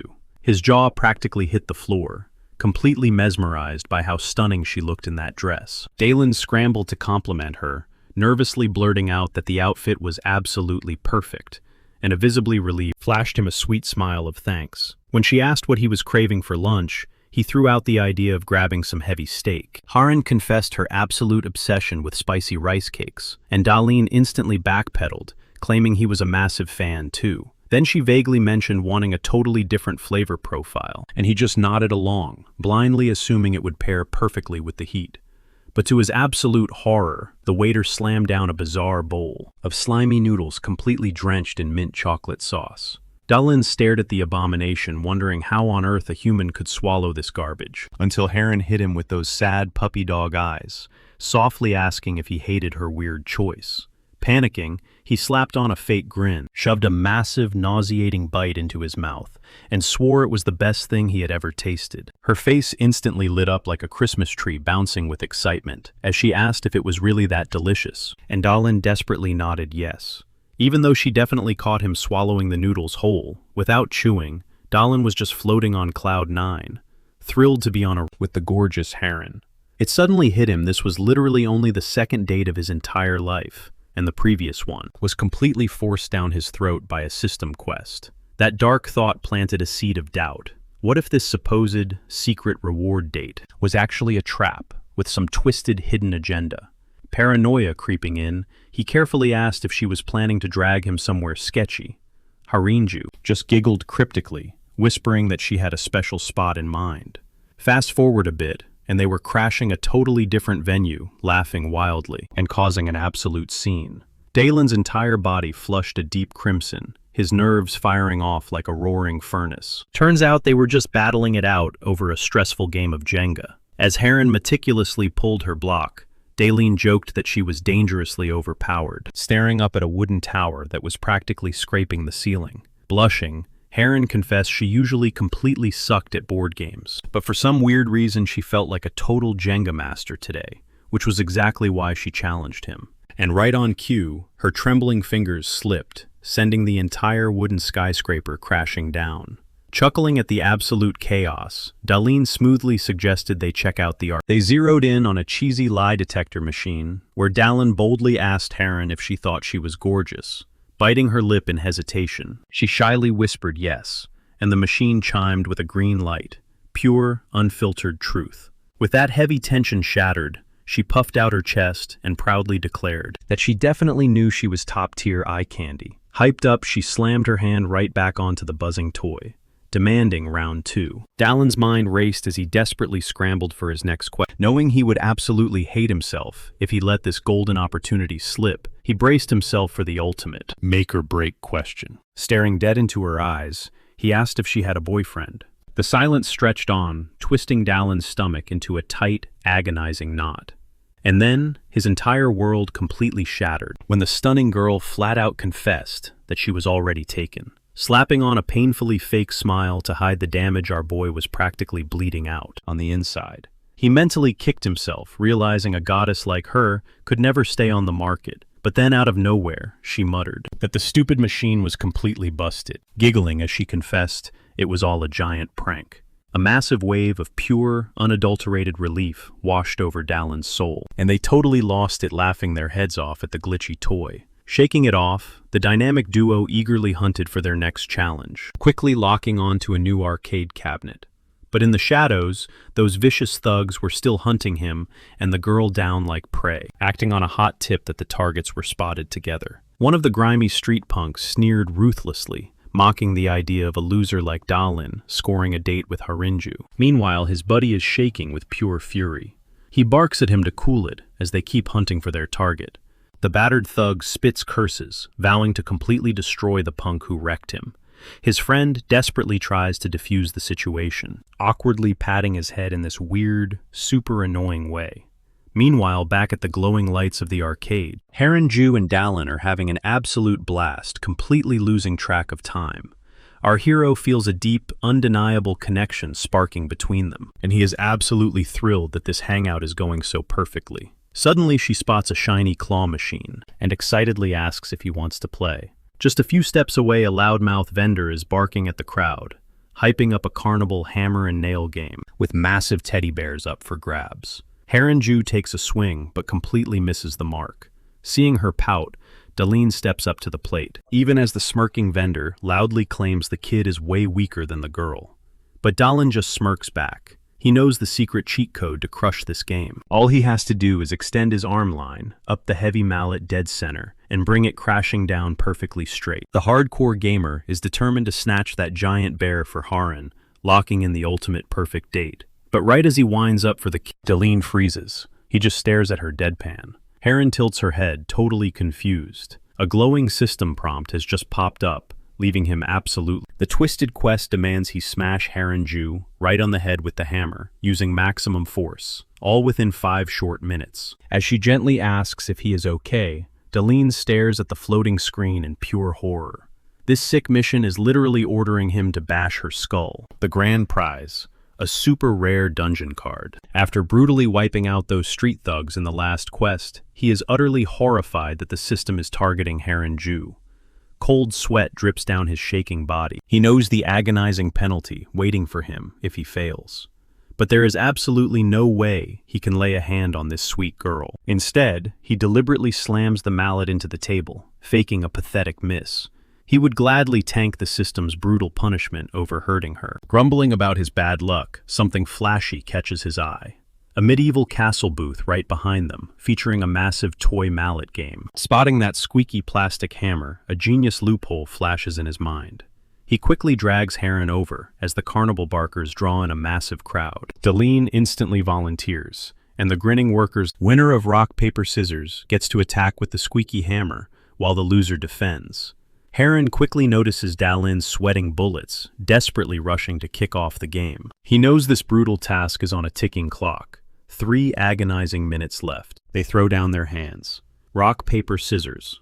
By sheer luck, Dalin snatches the win. Grabbing that giant squeaky hammer, he whispers a desperate, silent apology to Harin before swinging right for her head.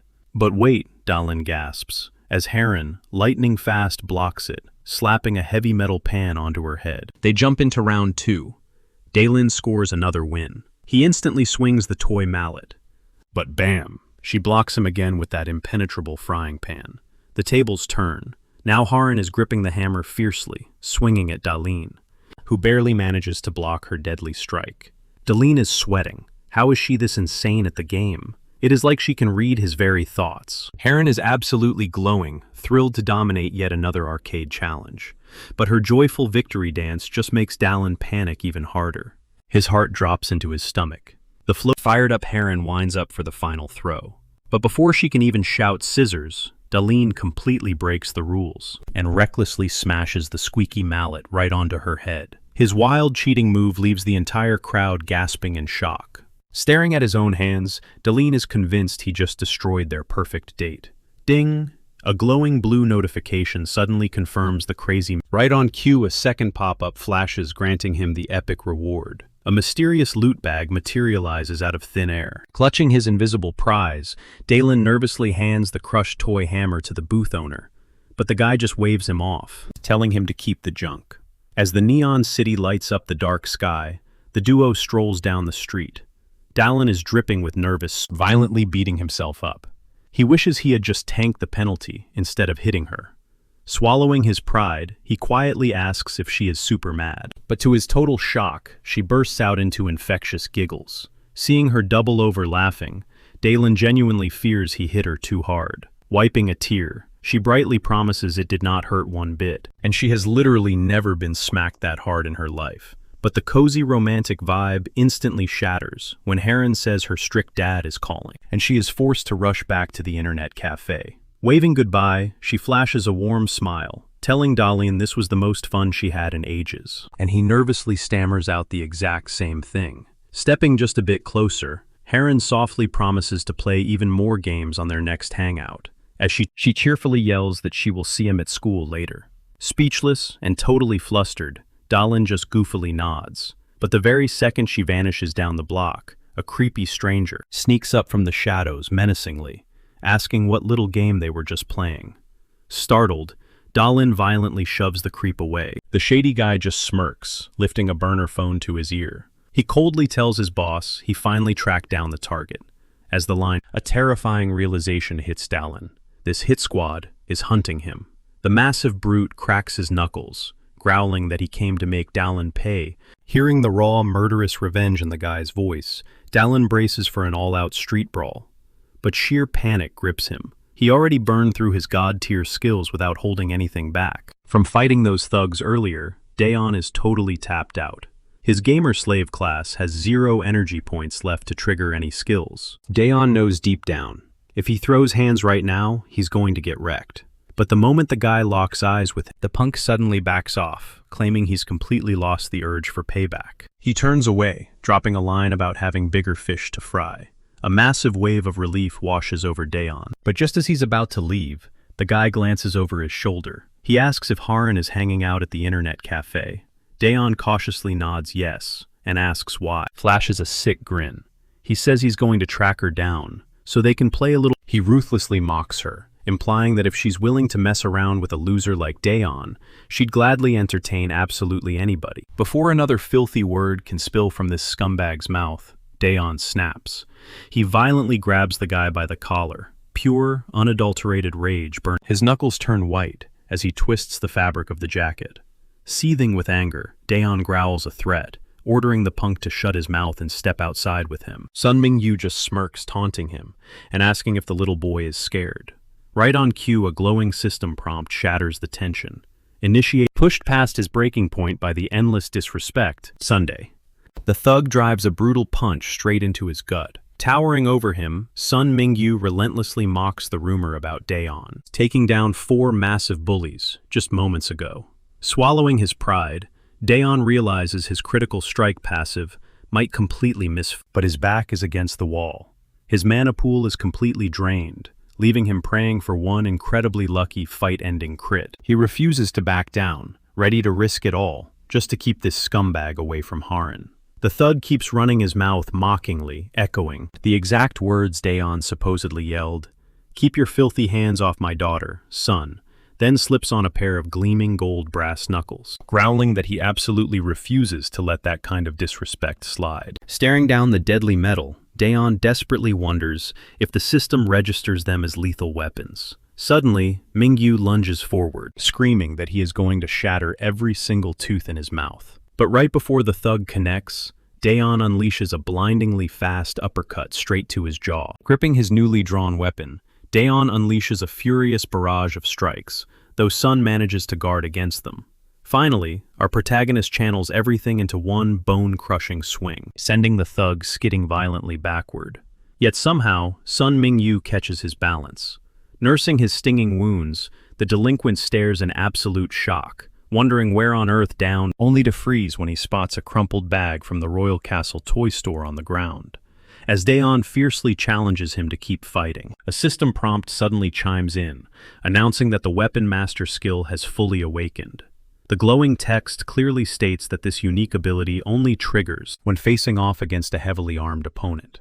Our hero now grips a plastic squeaky hammer that is practically radiating raw, intimidating energy, pointing it dead at Sun. The bruised thug frantically rubs his eyes, utterly refusing to believe that a cheap children's toy just hit him with the force of a freight train. Furious Sun Mingyu screams at Dayon, demanding to know what kind of sick magic trick he is pulling. In response, Dayon just casually taps the colorful mallet against his, deadpanning that it is literally just a piece of molded plastic. Boiling with rage and feeling totally humiliated, the thug recklessly charges straight at him. But before he can even swing Dayon, viciously slams the toy into him. The devastating impact perfectly intercepts Sun Mingyu's hand, crushing his fingers, right as he throws his brass-knuckled punch. Winding up for another brutal swing, Daeon coldly tells him to keep believing it is just a cheap magic trick. He triggers his weapon master skill one more time, but this time the desperate enemy barely manages to duck under the glowing mallet. Using the momentum from his dodge, Sun Mingyu tackles Daeon, tightly grappling his torso. The arrogant punk boasts that by closing the distance, he has completely neutralized the long-range weapon. But Daeon instantly humbles him, viciously jabbing the hard plastic handle of the toy straight into his toy. That blindside hit forced Sun Mingyu to break his grip, handing Daeon the perfect opening to strike back. Finally free, Daeon threw his arms up straight up, declaring he was about to punish Sun Mingyu, spitting pure venom at the guy for the absolute trash he talked about Harin down, unleashed a vicious full-power swing. But the attack completely whiffed. The cheap plastic hammerhead just snapped right off the handle. Daeon stood there blinking, wondering if the weapon busted that fast just because it was an absolute piece of junk. Frantically trying to keep his cool, he weighed whether he could still use the busted stick. Right at that very second, a glowing system notification flashed in his vision, warning him that damaged weapons straight up cancel out skill effects. That brutal alert hit Daeon like a ton of bricks. Empty-handed, his chances of winning just flatlined. Pure desperation kicking in, his eyes darted around the room for any kind of replacement weapon even, just a trash can. Spotting Daeon completely defenseless, Sun Mingyu closed the distance for the kill. His heavy fist, packed with brass knuckles, smashed right into Daeon's face, sending a brutal spray of blood into the air. The bully sneered mockingly, asking if he was entirely useless, without his pathetic little toy hammer. Crumpling to the pavement in absolute agony, Daeon's brain scrambled to process the sheer stopping power of that hit. Those solid gold brass knuckles made the searing pain completely different from your average street fight punch. Right after that devastating first strike, Daeon got absolutely hammered by a relentless barrage of savage punches. Landing a gut-wrenching blow to Dan's stomach, Sun Mingyu's face twisted into a sick grin. The psycho promised to beat him to a bloody pulp, then drag him straight to a Rinju. He swore to do the most unthinkable twisted things to the girl, making Dan watch every agonizing second. The lunatic bragged about avenging his bruised ego while living out his sickest fantasies. Bleeding but defiant, Dan shot back a sarcastic smirk, asking the thug if he'd ripped those cliché villain lines straight out of a cheap video game. Dan pressed the issue, wondering aloud why Sun was so desperate to play the bad guy. The thug just let out a cold, raspy laugh, claiming the answer was dead simple, winding up for a crushing punch. Sun claimed living on the edge just felt infinitely better, but right before his fist could connect, a sharp sting whipped across his skin. Stunned, the punk stumbled back, scrambling to figure out what had just sliced him. The moment he realized, it was just a leather belt. Sun's eyes nearly bulged out of his skull. Dan had actually triggered his weapon master skill in the most unconventional way possible, turning his own wardrobe into a deadly tool. Boiling with rage at the bizarre choice of weaponry, Sun cocked his fist back and charged like a wild bull. Crack Dan snapped the heavy leather across the thug's flesh, landing brutal stinging lashes. With every crack, Dan demanded. What sick thought process led Sun to say something so completely vile? Instead of answering, the villain tossed aside his brass knuckles and snatched the leather strap mid-air, completely deadlocking Dan's makeshift whip. Gripping the tough material, Sun growled that living without the thrill of chaos was an absolute waste of breath. Calling everyone else a bunch of hypocrites, he geared up for a knockout punch. But Dan wasn't done. Gritting his teeth, he swiftly coiled the leather tight around Sun's forearm, trapping the thug in a vice grip. With the punk's arm completely locked up, Dan shifted his center of gravity, perfectly executing a flawless judo throw. He hoisted Sun's entire body over his shoulder and slammed him into the concrete with bone-crushing force. The bully coughed up a mouthful of blood before his eyes rolled back out cold. In a flash, the system interface chimed, confirming the sudden quest was officially cleared. Sun was down for the count. Battered, bruised, and completely exhausted, our hero let out a heavy sigh of sheer relief. Cutting to a completely different scene, Heron's dad was practically begging for forgiveness for making her when she should have been hitting the books, but the laid-back girl was only focused on getting some grub. Chuckling, her dad asked what she was craving. Without missing a beat, Heron requested a bizarre plate of mint chocolate fried chicken. Watching from afar, Dan felt a massive weight lift off his chest, thrilled to see her completely unharmed and totally safe from that psycho's twisted plans. Dragging his aching body back to his own apartment, our guy felt incredibly lucky to have made it out in one piece. Collapsing onto his worn-out couch, wincing at his fresh injuries, he couldn't shake the terrifying reality that he almost lost his life today. Flashing back, he realized his mind was still completely blank. Staring at the ceiling, he wondered how his own dad, a man who actually dealt with that kind of underworld trash, would have handled it. Shaking the dark thoughts from his head, Dan decides to focus on the loot and cracks open the sudden quest reward box. A glowing interface pops up, revealing a shiny stack of 5 bronze keys. Panting heavily after the brutal street fight, a harsh reality sinks in. He's totally defenseless, when the next violent brawl is going to explode right now. Playing it smart, he decides to dump his new points into different stats, since he'd already maxed out his attack power during the last upgrade. Cashing in the bronze keys, he boosts his agility by 3 solid points, and buffs his defense up by 2. With his physical traits looking way more balanced, he totally skips over the spirit stat. Honestly, he still hasn't got a single clue what that mysterious attribute even does. Spotting his bag dumped on the coffee table, he suddenly remembers to check the loot from the Carnival Hammer game.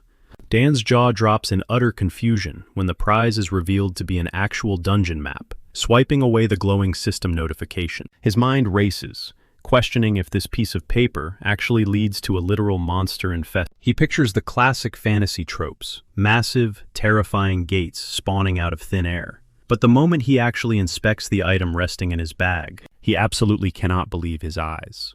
Cold sweat drips down his neck as his pupils dilate. It's real. This insanely dangerous thing is an actual dungeon ticket. The interface explicitly labels it a dungeon map, yet the physical object in his hand is just a cheap, glossy real estate flyer. Scratching his head, he tries to wrap his brain around how this Royal Castle promotion, an ordinary apartment complex, could secretly be a monster's lair. Squinting at the fine print, he spots a scheduled construction date, quickly deducing that this must be the harsh time limit for his quest. The bizarre setup leaves our hero incredibly skeptical. Could a dusty construction site really be a hidden dungeon? Suddenly, a glowing alert pops up, flashing a bold warning: the quest unlocks in exactly 5 days, and it's heavily restricted to party play.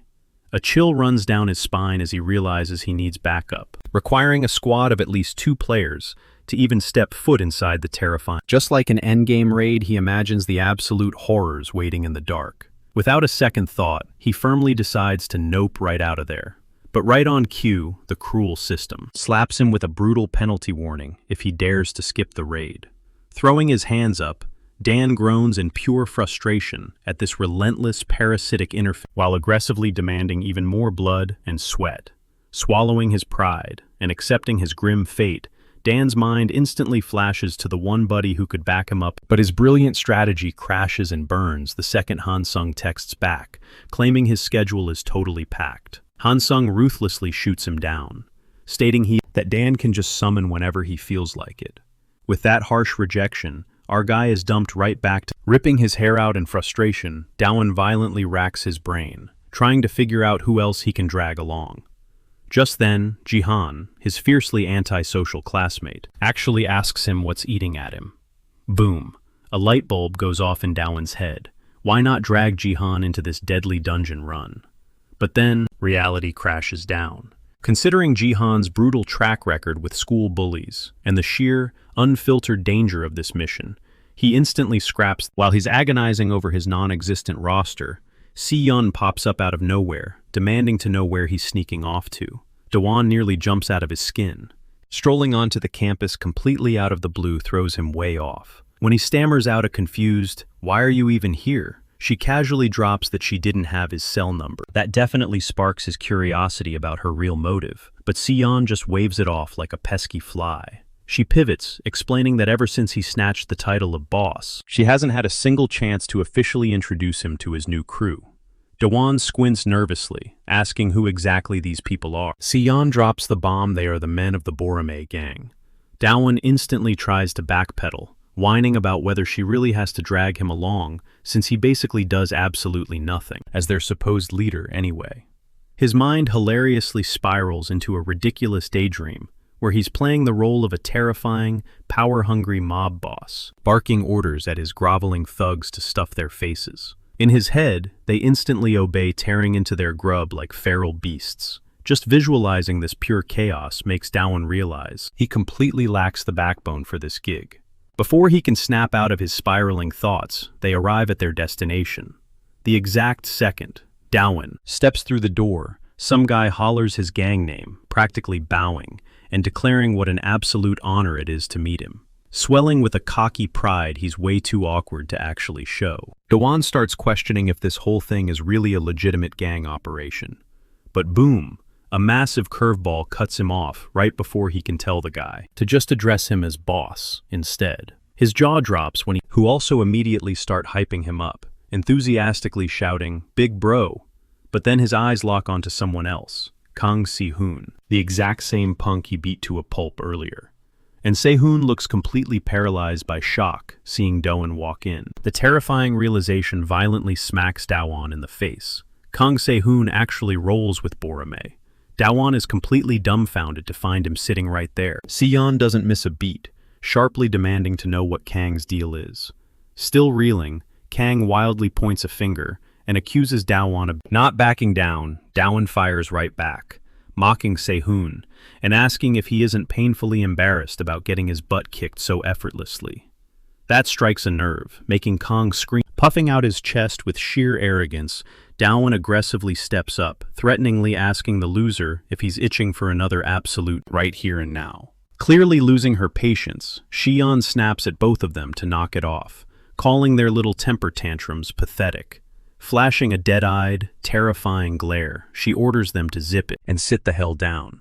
One of the weirdos at the table nervously gulps, whispering that her monstrous temper is exactly as terrifying as the dark rumors claimed. The older guy chimes in eagerly, stating he's been dying to meet Big Bro Dawan, practically bowing as he thanks him for finally bringing the crew together. But when Dawan glances around and asks if the rest of the mob is showing up anytime soon, the older dude just stares at him.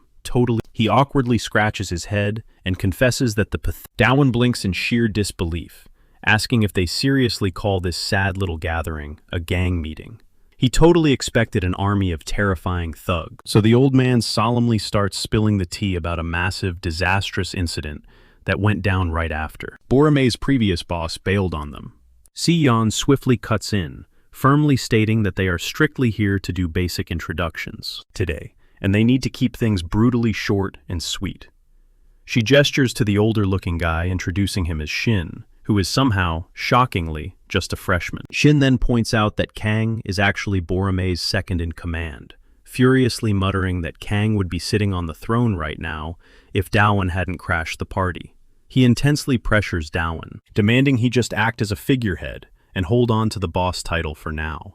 Catching on to the tension, Si-yeon turns a sharp eye on Dawan. Feeling the heat, Dawan starts sweating and defensively asks what the heck. She doesn't hold back, bringing up his secret little chats with Han Yoon-sung and how he's been violently meddling with the neighborhood's nastiest bullies. She coldly warns him that his reckless, chaotic stunts lately have put them on the verge of sparking a massive, uncontrollable gang war. Dawan's stomach drops as every single insane thing he pulled off. No catastrophic blowback has hit, which obviously means Si-yeon already knew exactly what he was doing before she even interrogated him. The moment she zeroes in on his fresh battle scars, he violently swerves the conversation. Sitting across the table, Kang Se-hoon squints, noticing Dawan looking visibly rattled and physically shaking. Trying to diffuse the exploding tension, Si-yeon bluntly reminds the room that Borame is currently pathetic, bottom-tier trash. So absolutely zero rival. Kang's fragile ego shatters, and he violently slams the table, roaring that he is more than capable of utterly destroying those rival factions. Dawan actually has to bite his lip to hold back a burst of hysterical laughter at Kang's ridiculously unearned confidence. That barely hidden smirk pushes Kang into the split second he notices it, who randomly whines that he really wants to eat some fried shrimp. Fast forward exactly 4 days later, and a tense, high-stakes discussion over cash is going down in a totally different, shady building. Two sketchy guys are busy bragging about how much grueling time and brutal effort they've saved their underlings. An older man gruffly complains that their building construction is totally stalled out because of serious hiring issues. He then turns to a hardened thug to stop exploiting the construction workers and just walk away. The gangster, a heavily tattooed thug in a flashy green suit, fires back, claiming every single thing he did was strictly for his client's benefit. Knowing the elderly man is totally loaded, he demands a hefty payout for their so-called services. The old guy scoffs, completely disgusted by their blatant disrespect, which instantly ticks the crime boss off. He barks at Il-seok, ordering his top dog to beat the old man to a pulp until he coughs up the cash. Moments later, the henchman wipes his hand, which is completely slick with red strawberry jam. The gang leader just chuckles, absolutely certain the old man will pay up now. He turns to his lackey, asking if everything is set. Il-seok confirms they are holding the first floor. Then the boss finally reveals his real motive for targeting Borum. Daewon had completely trashed his men. With a dead cold glare, he declares their revenge starts by crushing the absolute weakest link in Borum Dong. Answering the call, his goons swarm the area, hyped up to raid Borum Dong. Meanwhile, two unexpected figures suddenly stroll onto the construction site. One guy aggressively demands the leadership spot from the other, threatening to make him pay if he breaks their little deal. The thugs stare completely confused about who these randoms are and how they even found this hidden turf. Daewon, on the other hand, wonders why the hell they are at Bongshin Dong. Daewon mutters that, unlike the school ambush, this hit's totally different.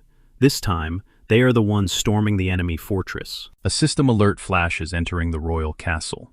Flashback to Kang pressing Daewon on why he actually agreed to bring him along. Over the phone, Kang had practically shouted, asking if he was messing around. Sweating bullets, he demanded the address, promising to rush over instantly. Snapping back to reality, Kang relentlessly pesters Daewon to hand over the boss title. After Daewon tells him to shut his mouth and just help Sehun, snaps back warning him not to drag him down. Out of nowhere, a rival punk swings a heavy bat right at Kang's blind spot. But the exact second the weapon smashes into his back, it instantly snaps completely. Kang just smirks, mocking the punk for thinking a toy like that could actually scratch him. Moving at blinding speed, he seizes the guy's throat in a crushing vice grip. Lifting him entirely off his feet, Kang laughs, asking if he seriously thought he could take down the grenade of Borum Dong with an attack. That pathetic. Another screaming at him to drop his buddy. But before the guy can even get close, Kang effortlessly hurls the first thug right at him, sending them both crashing hard into the dirt. Kang Sehun then roars at the Bongshin Dong crew, daring every single one of them to step up and fight. Daewon hadn't expected much from a guy he had already trashed, but he couldn't ignore this raw, terrifying power. He realized Kang had casually blocked his falcon drop back then. Without landing that lucky critical hit, Daewon would have totally lost their last brawl. He silently thanked the guy for dragging him to this dungeon, realizing even absolute trash can be useful as bait. Suddenly the system pings with a special quest: defeat 5 normal humans. As the furious Bongshin gang violently charges in, our protagonist practically teleports behind them, gripping his blade. He really wasn't looking for a messy brawl, but there was no way he'd waste a golden key. Triggering his weapon master skill, he strikes. In a flash, one enemy hits the floor, knocking out his first target. Furious at seeing his buddy drop, another thug rushes Daewon, swinging a heavy steel pipe. Slipping right past the strike, the protagonist pins the pipe down with his shoe. He mocks the guy, joking that steel pipe thugs are always the absolute weakest mob characters, before slashing him hard with his sword. Taking a brutal hit right to the face from the Borum fighter, a thick stream of strawberry jam bursts out of his nose. To finish the job, the protagonist drives the hilt of his sword deep into the thug's gut, dropping him completely cold. The system chimes. Second normal monster defeated. 3 left to go. Our hero is feeling totally pumped, fueled by his weapon master skill supercharging every single swing. Watching this, Kang Sehun is actually blown away by Daewon's slick moves, finally realizing the kid genuinely knows how to scrap. Just then, 2 more goons try to surround Kang. He easily weaves past the first strike, dipping his upper body while keeping his feet planted. In a split second, he launches a devastating uppercut right into the enemy's jaw. Taking advantage of the opening, the second thug sneaks up swinging a steel pipe at his back. Kang casually tanks the heavy blow with his rock-solid body, instantly firing back with a crushing punch to the face. The thug crumples to the dirt, completely wrecked, sticky red jam dripping from his bruised face. Spotting yet another target, Kang shoots him a menacing question. He demands to know if the big boss is hiding out here too. Speaking of the Bongshin deputy, Ji-Baek Chun is currently kicking back, smoothly sipping some high-end whiskey. The arrogant Bongshin deputy casually asks if his loyal lackeys have already moved out. His right-hand man, Il-seok, tries radioing the guys, but gets absolute dead silence in return. Too lazy to check it out himself, Ji sends Il-seok down to see what the holdup is. Meanwhile, our protagonist effortlessly wipes out 2 more grunts to speedrun his quest. Dripping with sweat, but absolutely hyped, he celebrates being just 1 step away from clearing his mission, surrounded by the rival gang members. Rival gang members litter the concrete. He glances over, spotting Kang grappling with the very last thug. Kang smirks, bragging about bagging 1 more body than Domon, completely blind to the glint of steel. The punk in his grip draws a blade. Kang Soo-hoon freezes eyes, blowing wide. "I got this one," Domon roars, hurling his wooden sword straight at the target like a javelin. Bullseye. The strike connects flawlessly, forcing the thug to drop the knife and release Kang before collapsing cold. A system window flashes before our hero. Mission cleared. Reward incoming. For taking down 5 enemies, Domon scores the golden. Kang glares at the weapon on the floor, grumbling, "I didn't ask for a bailout." Ego bruised. Soo-hoon spins on his heel and storms up the staircase. Looking back at a trailing Domon, he smirks.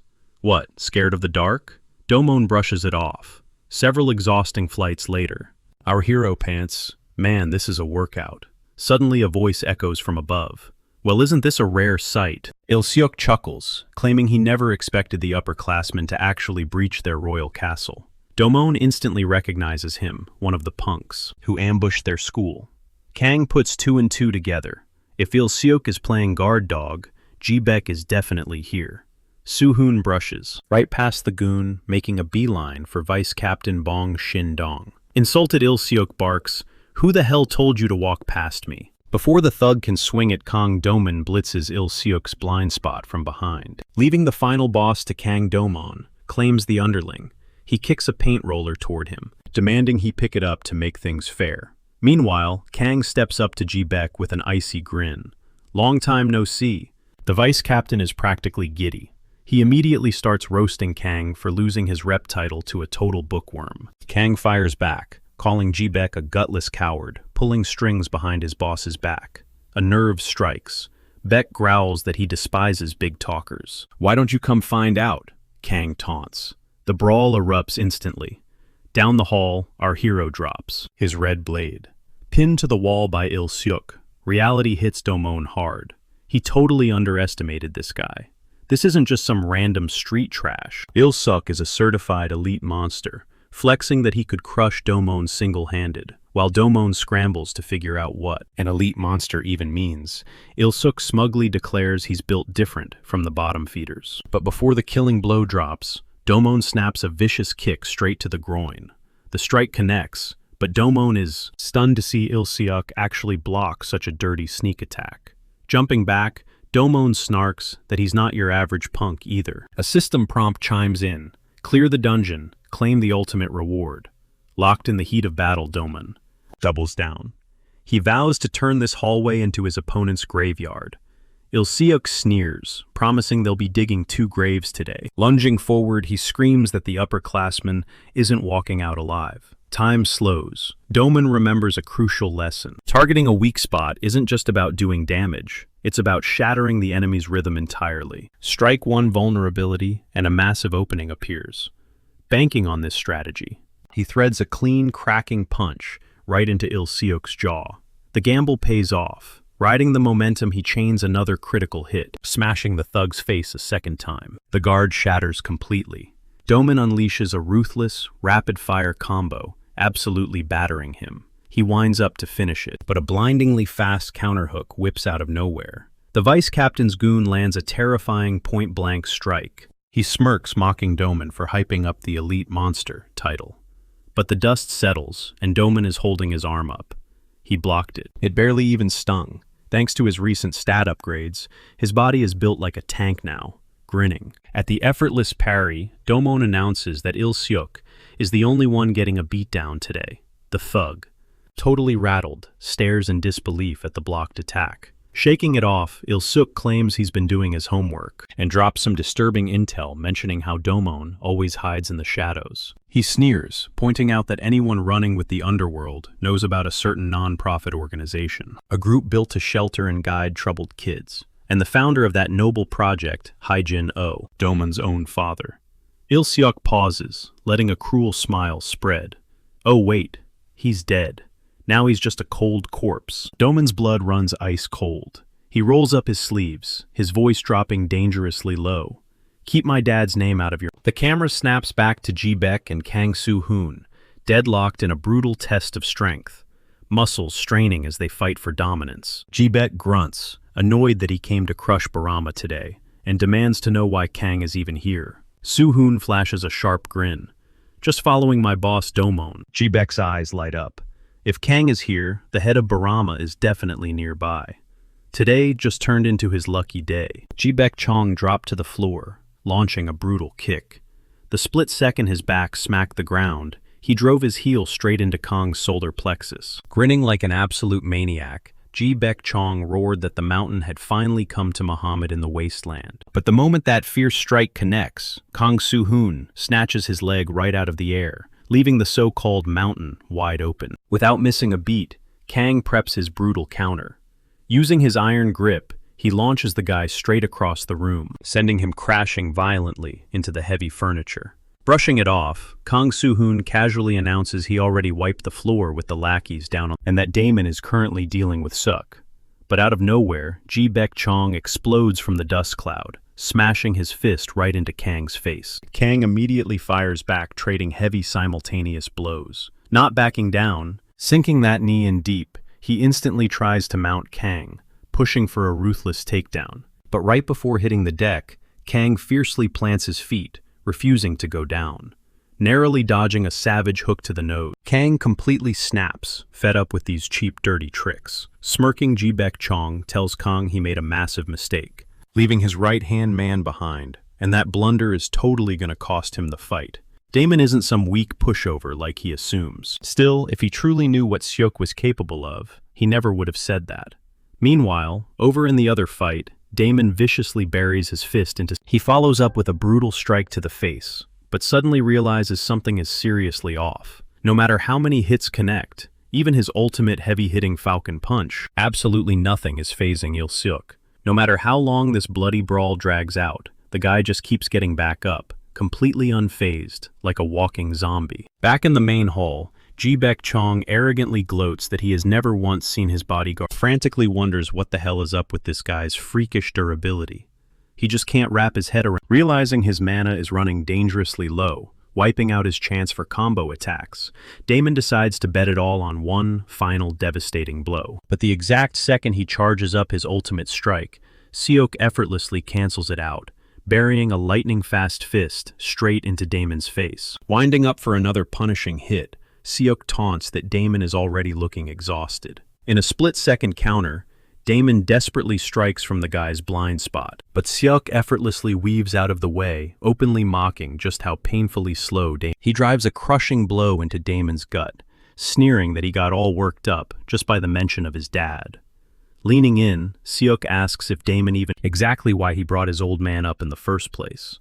Before dropping the punchline, Seok buries another merciless hook into his stomach, spitting out that it's because he actually felt utterly sorry for Jinho Damon's father. Seok coldly states that the man died, firmly believing his grand mission was complete, honestly thinking he had changed people's lives. Yet his own flesh and blood totally betrayed that entire legacy. By teaming up with the Bully Council, Damon spat on everything his father fought for. Seok proudly points out that he operates on a totally different level, completely unlike those low-level street thugs, and refuses to be lumped in with them. He scoffs, saying Jinho, watching his precious son spiral down this pathetic path. Staring him down, Il-seok mutters that if Damon just took a... Winding up for the finisher, Seok throws a bone-crushing punch right at Damon's face. Or so he completely thought. To his absolute shock, Damon completely eats the hit, not flinching a single inch. With Sook's fist literally still pressed against his cheek, Damon stands perfectly still, his mind flashing back to that goal. He had unlocked a remarkably rare, unique skill from that last crazy mission reward. Tightening his iron grip on the thug's collar, our battered hero growls that he's only going to say this one final time. Boiling over with pure unadulterated viciously warns Il-seok to keep his father's name out of his filthy mouth. In that tense moment, a warm childhood memory suddenly flooded his mind. It was a much simpler time spending hours playing retro video games right beside his dad. He clearly remembered an epic special move from that old arcade game, the Stun Strike. Little Damon used to have the absolute time of his life mashing buttons with his old man. The game's storyline followed a brave knight, fighting to rescue a beautiful princess kidnapped by the terrifying Demon King's army. That heroic knight would effortlessly knock out every single monster in his path, desperately pushing to reach the top of the dark castle and save her.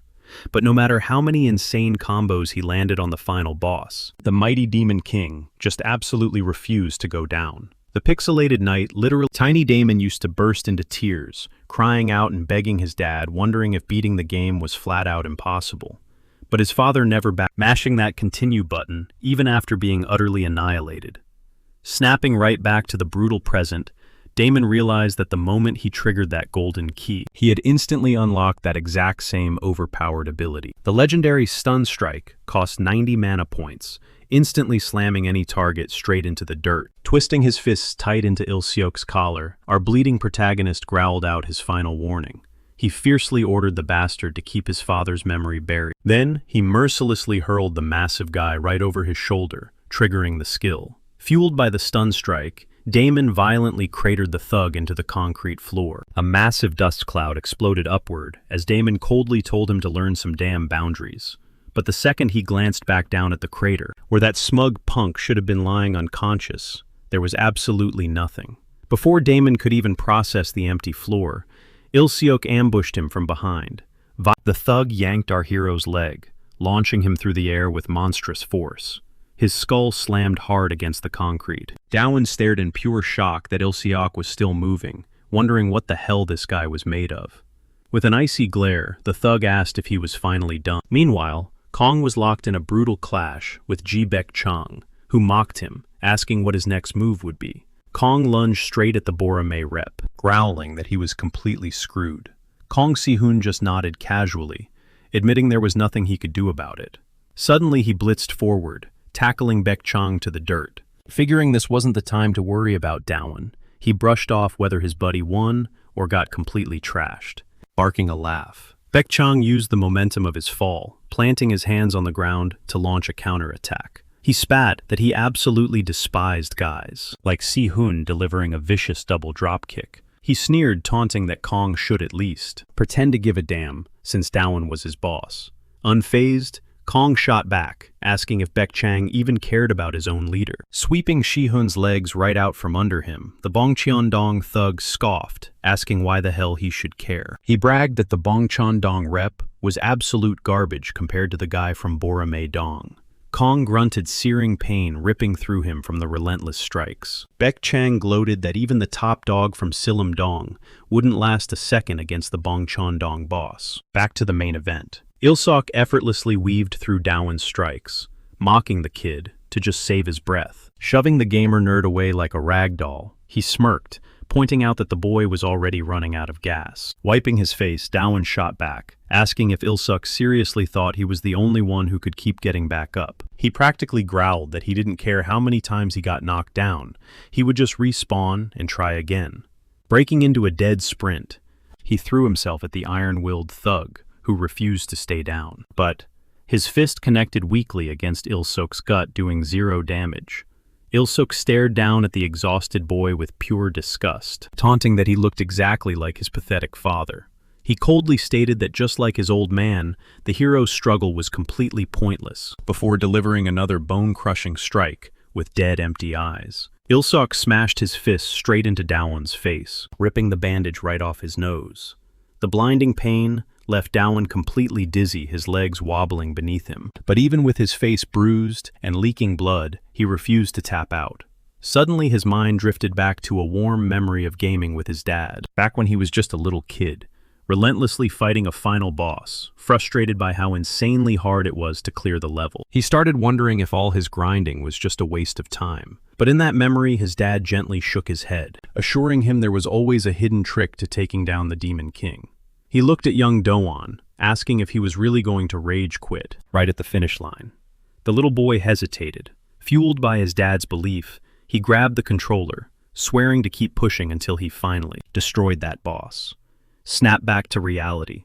Il-suk sneered that Do-hwan's struggle meant nothing, but the gamer absolutely refused to fold. Just as the thug opened his mouth to mock those weak punches, bam! He got rocked by a devastating critical strike, sending him flying backwards. A system notification chimed, confirming Do-hwan had just landed a perfect critical hit.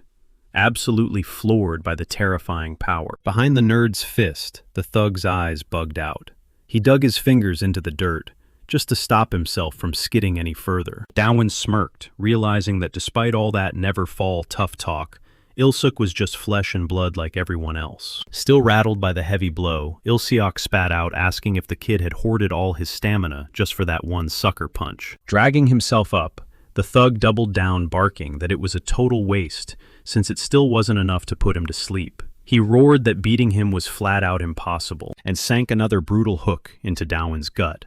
But in response, crackling blue energy violently erupted around our hero, as he stared the bastard down, rejecting every word. He coolly mentioned he learned a little trick from a game, leaving the thug blinking in pure confusion. Before he could react, Do-hwan clamped his hand right over Il-seok's face, shoved him violently backward, and screamed at the top of his lungs that no boss is ever truly invincible. The gamer knew exactly what the hidden mechanic to this skill was. His mind flashed back to another childhood moment, sparked by the blaring sound of the retro TV. Tiny Do-hwan was panting, absolutely drained, but grinning ear to ear with pure euphoria after finally crushing that final boss and rescuing the princess. His dad had just walked back from the bathroom, staring in shock as he realized his son had actually cleared the game after pulling an all-nighter. Standing over the defeated Demon King, the 10-year-old proudly bragged that it was way easier than he thought. Right as that memory clicked, he channeled that exact same finishing move into reality, bringing the hammer down on the street thug. Back then, he wrecked the final boss, using a brutal stun tackle, spiking the monster headfirst into the dirt. Now triggering his signature stun charge skill, he mercilessly slammed Il-suk's skull straight into the concrete. This wasn't just a regular hit, it was a heavy-duty, upgraded stun combo that only triggered when the enemy was already knocked down. Do-hwan's brilliant gamble pays off beautifully. The thug's heavy crash to the ground instantly triggers his hidden skill. The devastating strike lands with pinpoint precision. For the first time, pure, unadulterated agony twists across Jo Il-seok's smug face. A sudden flashback pulls him away. His father, Oh-jin, beams with pride, praising his son's incredible achievement. He gently grips his young boy's shoulders. It was the glorious day he finally slaughtered the game's demonic boss, completely crushing a challenge that felt entirely impossible. His old man fiercely promised him that no matter what storms the future brought, his relentless grind would always pay off, because true effort is never wasted. Snapping back to reality, Do-hwan lets out a shaky breath, desperately hoping this bloody nightmare is finally over. A glowing system prompt shatters the silence, officially confirming his hard-fought victory. The elite monster Jo Il-seok has been utterly destroyed. Completely drained from the most brutal bloodbath of his life, Do-hwan's muscles lock up. He realizes he can't even twitch a single finger. Meanwhile, miles away, a mysterious masked operative, Jung Suk-young, the infamous boss of Bongchon, struts onto the scene and aggressively questions if Do-hwan really stormed their stronghold solo. Rolling up without a single lackey, he arrogantly flexes his own overwhelming power, completely belittling Do-hwan's desperate struggle. He boldly claims that even the legendary Han Un-sung couldn't hold a candle to him. Cut to Ji-baek, who brutally pins Kang Se-hoon to the floor, raining down a savage, non-stop barrage of fists. But out of nowhere, eating every single punch, Kang Se-hoon's bloody hand shoots up and latches onto Ji-baek's throat. He growls that the punk babbles way too much, squeezing his windpipe with terrifying. Kang roars a fierce challenge, daring every single district rep to step up and catch these hands.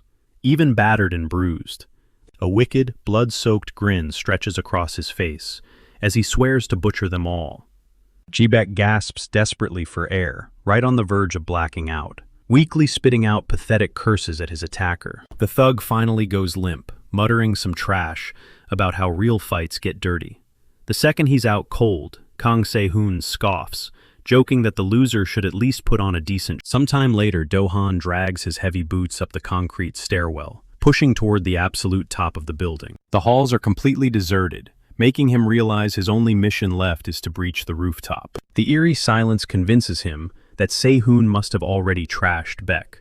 But the moment he arrives, his stomach drops. His fierce comrade is slumped completely unconscious against a concrete. Standing right over him is Ji-baek. The maniac's knuckles are dripping with what literally looks like thick tomato sauce, fresh from a cowardly beatdown. Wild-eyed and furious Ji-baek screeches about how much he loves it when arrogant fools drop their guard. He bursts into manic laughter, mocking Se-hoon for actually thinking a pathetic little chokehold. Lifting his heavy boot to crush the fallen fighter's face, the psychotic thug sneers that Se-hoon really should have gone for the kill. Right before that lethal stomp connects, Do-han explodes onto the roof and violently shoves the psycho back. He screams at his bleeding brother in arms, calling him a tough bastard. Barely clinging to consciousness, Se-hoon croaks out a warning, telling him to run for his life while he buys some time. Ji-baek just rolls his eyes, scoffing at their pathetic display of brotherhood. Taunting our exhausted hero, the lunatic smirks and asks if beating up Il-seok made him feel like a big shot. Then he drops the ultimate bombshell. He himself is the real. Do-han's mind races in sheer panic. Ji-baek is the true final boss of the dungeon, standing there with completely maxed out health. Meanwhile, Do-han is running on agonizingly empty fumes. The psycho cracks his knuckles, eagerly waving our hero forward to catch. Do-han instantly realizes that with Kang Se-hoon out cold, just surviving won't cut it. There's zero chance of escaping this bloodbath. He grits his teeth, bracing himself as the maniac bulldozes forward with a devastating haymaker. Just as the thug roars that he's going to completely crush the Borome crew, his ultimate superior steps out of the shadows, coldly, demanding to know what the hell he thinks he's doing. Jung Suk-young flatly states he never greenlit this rogue operation. All the blood drains from Baek's face. Trembling violently, the thug stammers, begging to know why his boss just showed up. Do-han's eyes dart between them, utterly baffled. Who on earth? He can't get a good read on the guy, except for the glaring fact that he is incredibly short. Panic-stricken Ji-baek desperately spits out excuses, claiming those Borome punks ambushed their turf first. But Seok-young just locks his dead, icy eyes onto his lying subordinate. He states the cold, hard fact: they struck first. Shivering in pure terror, Ji-baek frantically nods in agreement. The pint-sized king sweating bullets, the thug squeaks out a yes. In the blink of an eye, the tiny powerhouse vanishes into thin air, chillingly whispering that his lackey just made a fatal mistake. Materializing right out of the sky, he buries a devastating, lightning-fast kick deep into Ji-baek's jaw, launching the massive brute clean. The giant thug smashes brutally into solid concrete. Do-han's jaw literally hits the floor. Did this tiny dude seriously just one-shot the untouchable final boss? His racing thoughts screech to a halt as the terrifying mob boss locks eyes with him.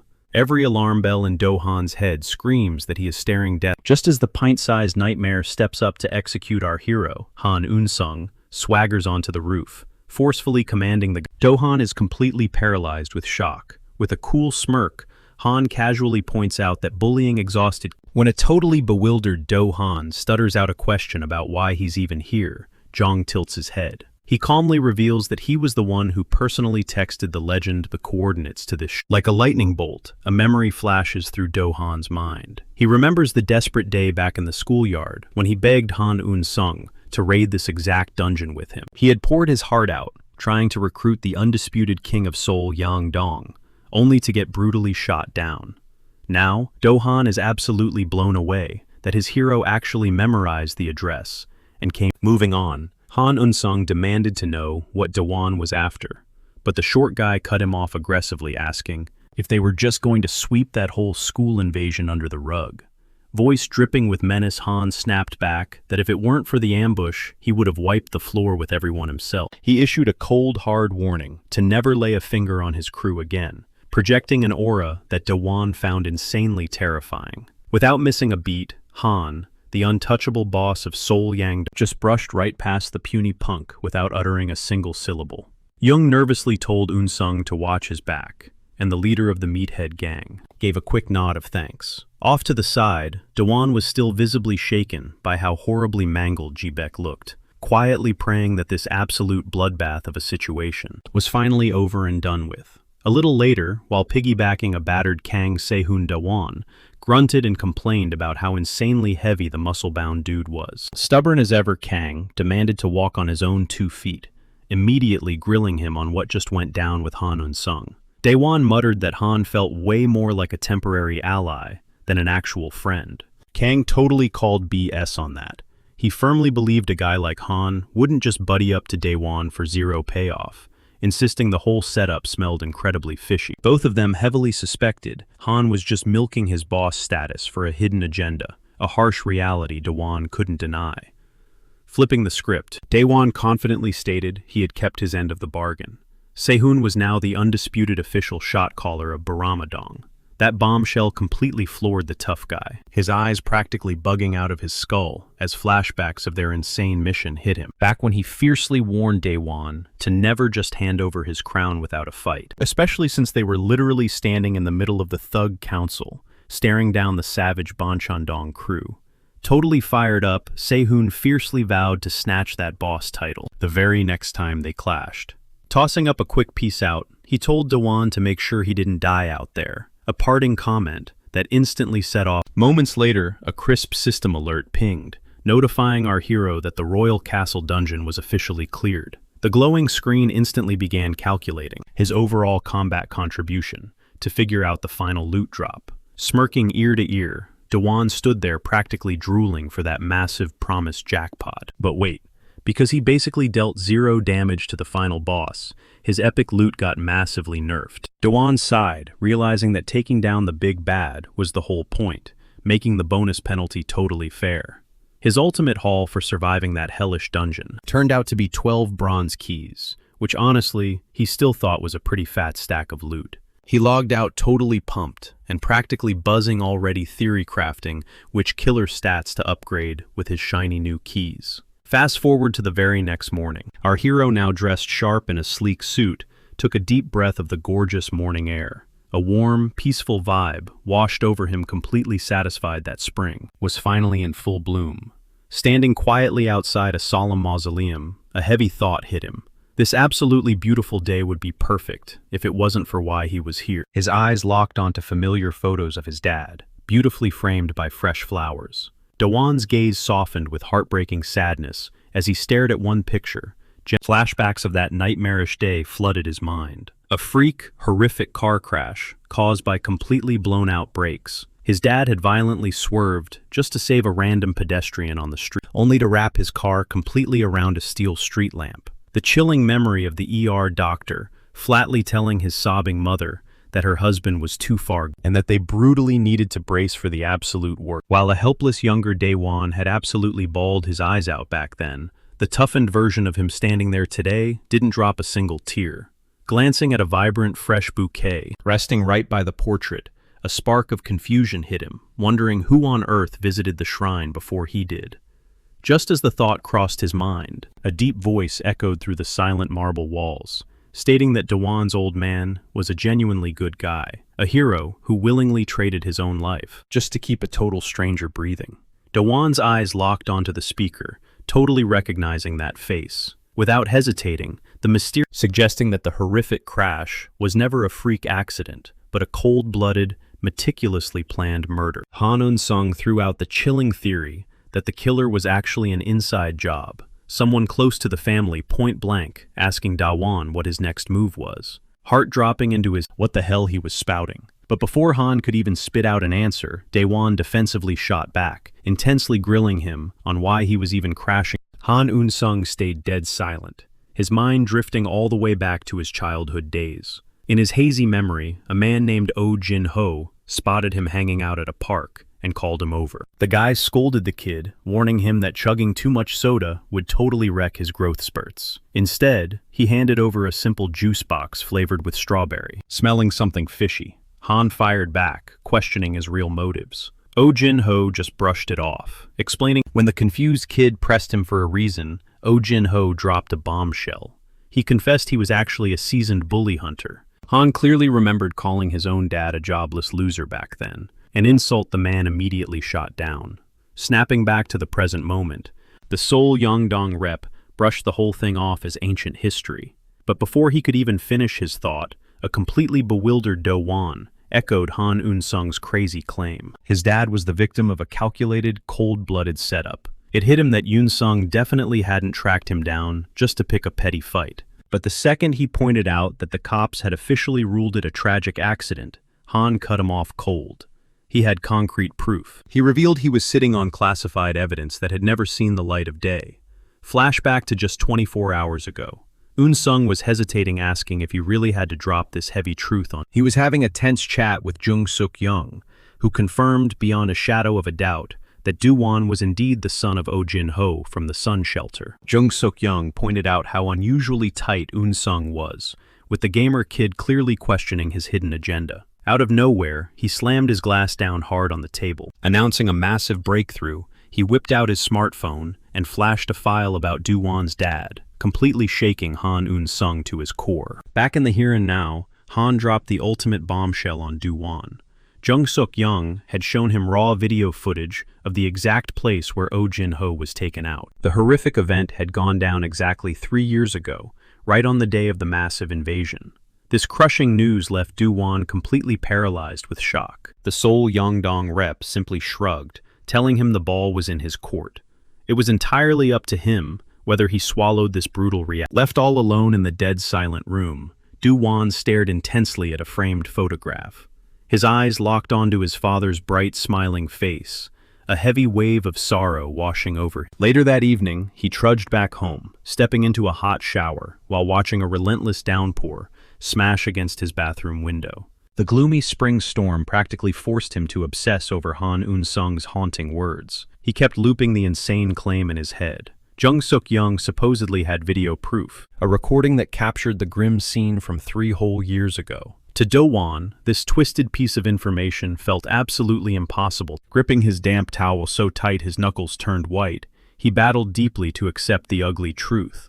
Meanwhile, miles away, Han Un-sung was also watching the exact same storm roll. Staring out from the massive glass windows of his high-rise apartment, he pulled out his phone, his screen instantly blowing up with a flood of unread texts from Do-won. In those frantic texts, Do-won desperately brought up the Bongshin representative, demanding to know exactly where Jung Suk-young was hiding. Somewhere else in the city, under that very same pouring rain, a loyal lackey held a large umbrella over Jung Suk-young. The boss casually asked if the miserable weather was finally left. Right after his right-hand man confirmed the storm was fading, Jung Suk-young caught a glimpse of something totally bizarre out on the wet pavement, instantly grabbing his full attention. He was absolutely floored to spot Do-won planted right in the dead center of the street, rocking an unbelievably intense, stone-cold glare. Knowing damn well this wasn't just some random encounter, Jung Suk-young barked out asking what he was doing there.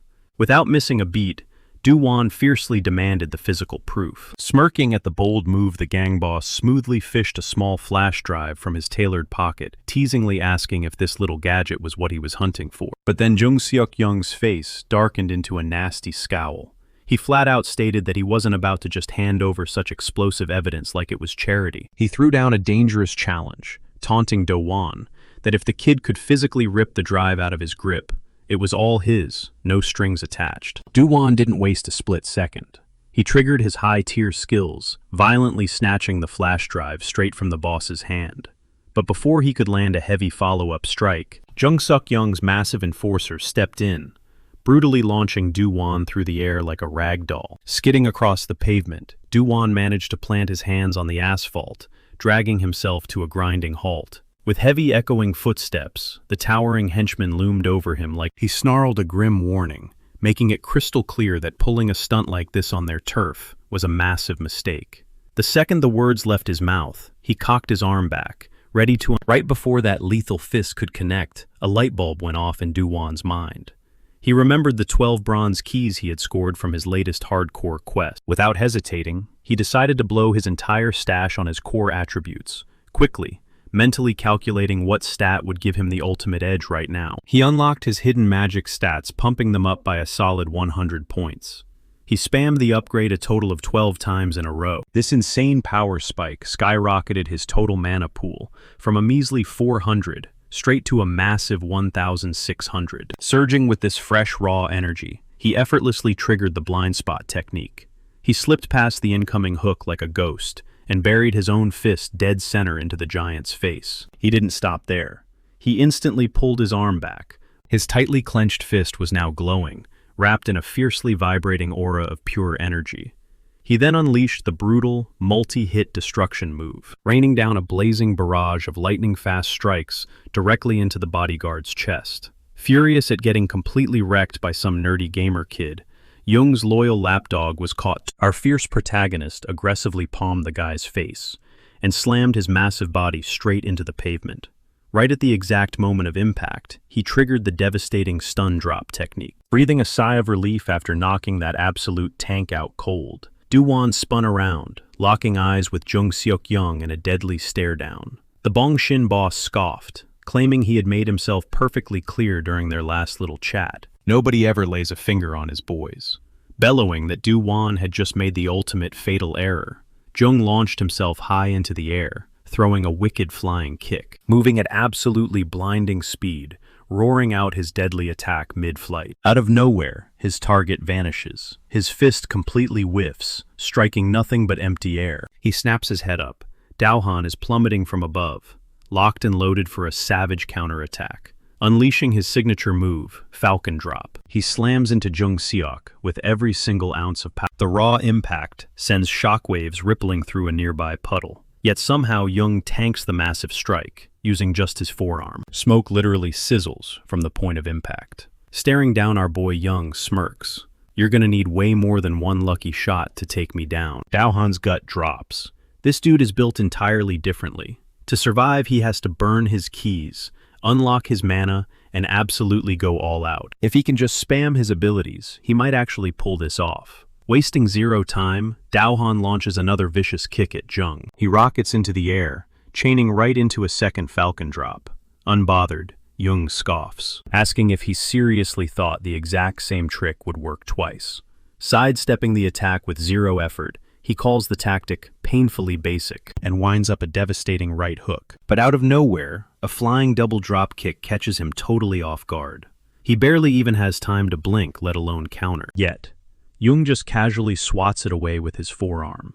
A chilling realization washes over Daohan. This monster isn't going down without an absolute bloodbath. Seeing his opponent wind up another strike, our boy knows one thing for sure. Until he figures out Jung's attack pattern, he has to throw everything at the wall. Acting purely on instinct, he counters brutally, flipping Jung right over his shoulder. With Jung hurtling toward the concrete, Daohan immediately triggers his stun strike to wrap this fight up for good. But his jaw literally drops. Jung never even hit the deck. Landing perfectly on his feet, the beast slowly cranks his neck toward Daohan, grinning like a maniac. Well, wasn't that a fun little surprise? Sweating bullets over the fact this guy is still standing, Daohan quickly backpedals. Jung chuckles, calling Daohan's footwork completely bizarre, before darkly declaring that playtime is over. Exploding forward, he coldly promises he only needs 2 more hits to end this, taunting Daohan to put on a better show before the curtain closes. Jung blurs out of sight with ungodly speed. Our boy doesn't even see the first strike coming. The punch is so violently heavy, Daohan's HP completely plummets, tanking from 1,500 straight down to 200 in a single second. The sheer agony almost makes him black out, calling it absolute garbage compared to his flashy attacks. Despair hits Daohan like a freight train. He can't win this. Jung is just too insanely overpowered. And when that arrogant jerk sighs whining that Daohan's deep frustration instantly boils into pure, unadulterated rage. Clenching his fists and completely out of options, he aggressively fires off his blind fist technique, aiming it directly at Jung's ankle. Jung casually pins his foot to the ground, laughing in his face. "What the hell was that? An actual attack? Or are you just desperately trying to trip me?" Daohan's eyes glint dangerously. Damn right it's a trip. The concrete is slick with rain. Channeling absolutely every last drop of his strength, He uses the slippery puddle to right out from under the Bongshin boss. As Young brutally faceplants onto the pavement, Daohan capitalizes on the opening. Winding up a massive haymaker, he screams that this arrogant punk is about to eat his own. With his enemy completely grounded, he instantly triggers destructive multi-strikes. He mercilessly strings together a brutal combo, hitting it again and then a third time, unleashing an absolute hurricane of punishing blows. Sweat literally flies off his trembling, exhausted and gasping for air. Daohan's tank is completely empty, but to his absolute horror, the monster beneath him barely even has a scratch, looking totally bored if his little temper tantrum is finally over. Noticing the utter despair in our boy's eyes, Jung mockingly offers him a free piece of advice. He tells Daohan to take a good hard look at his own fist, now completely mangled and dripping with blood. Jung coldly laughs in his face, sighing that he was stupid to expect anything cool, and that Daohan clearly has zero tricks left in the bag. Suddenly Jung extends his open hand, telling the kid to just take the flash drive. Confused but desperately hoping it's true, Daohan reaches out with a violently shaking hand. But it's a sick, twisted trap. Jung completely baits him, instantly launching an earth-shattering uppercut that sends our boy literally flying through the air. The raw kinetic force tosses him completely across the alley, violently crashing into a stack of heavy. Dangling the flash drive, the very proof of his father's murder, Jung maliciously reveals he never had any intention of handing it over. As Daohan lies in a broken, bleeding heap, Jung casually dusts himself off, coldly declaring, "And that was hit number 2. He fiercely taunts the battered hero, sneering that if he still wants this flash drive, he's more than welcome to come find him again. But next time he's gonna beat him straight into the grave. Daohan's vision blurs, his heavy eyelids slowly sliding. Standing over him, Jung bitterly complains that he honestly wanted a better fight. Completely bored out of his mind, the Bongshin boss turns on his heel and casually walks away. A freezing rain starts to pour down from the dark skies, pelting against our unconscious hero's bruised face. But then, in a wild twist, Daohan's eyes violently snap wide open. He struggles to his feet, battered in the pouring rain. Disbelief washes over him. Did he actually just lose to some street punk like Jung Seok? His mind flashes back to Ian Song's words about the USB drive, the very proof of his father's murder, and then to the exact moment Yang played him, dangling it like bait. A crushing wave of grief hits him at the thought of his dad, as our hero wraps his arms around himself, desperate for comfort. Curled up on the soaking wet pavement, Dawan breaks down in tears, begging his father for forgiveness. Pure terror grips him. If he goes toe-to-toe with that thug again, he stands absolutely zero chance of winning. What the hell is his next move while the freezing rain washes away his tears? The raging storm triggers a dark memory. It was on a rainy spring night, just like this one, when his dad passed away. Right at that very second, a brand new quest pops up in the system. Daewon realizes that everything went down on that fateful day, way before he ever grasped his own pathetic weaknesses. He can already feel the raw power coursing through him. A system prompt drops down, urging him to accept the challenge and claim the massive payout. Fueled by a burning hunger to get stronger, he hits accept, and instantly, a massive surge of energy floods his veins. A local youth center dedicated to turning troubled kids around. His old man, Oh Jin, ran the whole charity operation. The entire neighborhood idolized the guy for his social work, but Dawan, he never felt that same warm connection to his dad like everyone else did. The scene cuts straight to a flashback. A half-asleep Dawan mumbles to his dad, asking if he is heading out this late. Oh-jin, spotting his kid awake, gently explains he has some business to handle. Dawan recalls a kid from the shelter, Park Jung-soo, who was always puffing smoke during breaks. His dad had sat the kid down for a talk, admitting that kicking the habit was tough. But Dawan snitched, revealing that Park Jung-soo was actually stealing, and had even bought a flashy motorcycle using stolen shelter funds. Hearing that his dad just blamed himself, completely crushed by his own sense of failure, young Dawan cynically asked if he honestly believed those punks would ever change, questioning if his old man was just using the donation money to line his own pockets. Oh-jin just walked away in dead silence. Now Dawan realizes how incredibly cruel he was to blame his dad for trying to save those street rats. His dad had even invited him on a weekend camping trip, an offer Dawan brutally shot down. He had no clue that it would be the absolute last time he'd ever see him breathing, choking on his own grief and bitter regret. Dawan screams at the top of his lungs, jolting awake in a cold sweat, absolutely trembling. Shaking off the nightmare about his dad Jung-seok's twisted words echo in his mind. That cocky, mocking invitation to come find him makes Dawan's blood absolutely boil. Dawan knew for a fact that Jung-seok was an absolute beast in a fight, probably just under the weather from the freezing downpour. The pieces started coming together. What if his dad's fatal car crash 3 years ago wasn't an accident, but a cold-blooded hit? He couldn't help but wonder why the hell Yang Abongchan was holding on to a USB drive with dirt on Jung-seok, especially since the bastard flat-out refused to hand over the evidence. Dawan started tearing his own theories apart. Ian claimed Jung was part of the inner circle, but Dawan had never even crossed paths with the— It suddenly hit him if Jin was actually mixed up in this mess, he never would have dangled that proof as the prize for their brawl. The endless mind games were pissing him off. He needed to see the hardcore proof with his own 2 eyes, right after he smashed Jung-seok's face in. But to pull that off, he had to grind through a brutal 5-step quest to completely level up his physique. He'd rack up massive stat points and evolve into an absolute tank. He swore to himself he would rip that evidence right out of Jung-seok's hands. No matter how insane the quest got, he was going to crush it.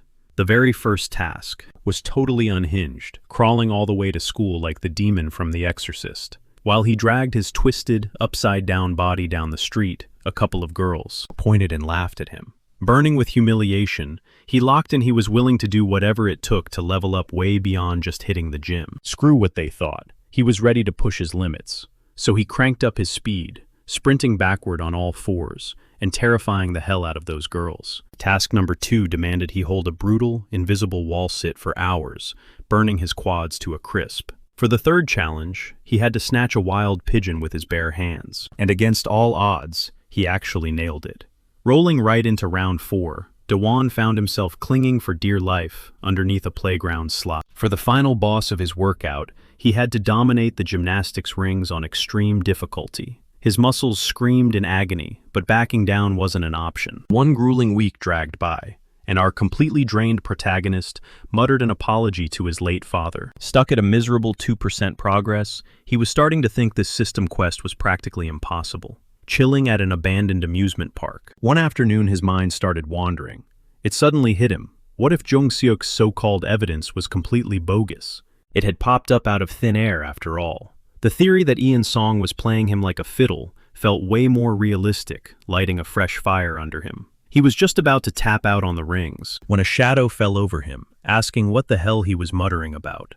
Dawan looked up and locked eyes with Sung-hoon, instantly, demanding to know what he was doing there. The street tough just smirked, saying he was hanging around his own turf. He then asked why Daewon was awkwardly hugging a damn playground slide.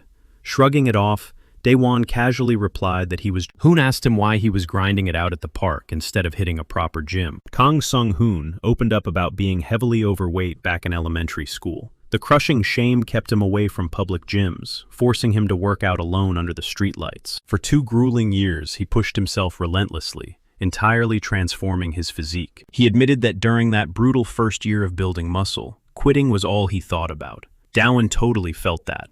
Kang explained he still comes back to this spot to train, just to stay grounded and remember where he started. Hearing this made Daewon take a hard look at his own reflection. Flashing back to getting shoved around at school, he remembered deciding to get tough, begging his mom to sign him up for Taekwondo, only to ditch it almost immediately so he could stay home and play video games. Every time the bullies targeted him, he'd ask his mom to try a different martial art. But the young Daewon would always tap out fast, running right back to his console, because actual fighting was just too much work. The bully sneered, asking if Daewon was going to chicken out once again, right when his uncle pointed out that our protagonist was actually putting in the work. Deep in thought, our hero stared at his quest log, drawing fuel from guys like Kang, who refused to fold. He silently apologized to his dad for always being such a pushover. With a renewed fire burning inside, Daewon grabbed onto the slide frame once more, gritting his teeth and throwing every ounce of strength into his grip. He swore he wouldn't back down. He was seeing it through to the bitter end this time.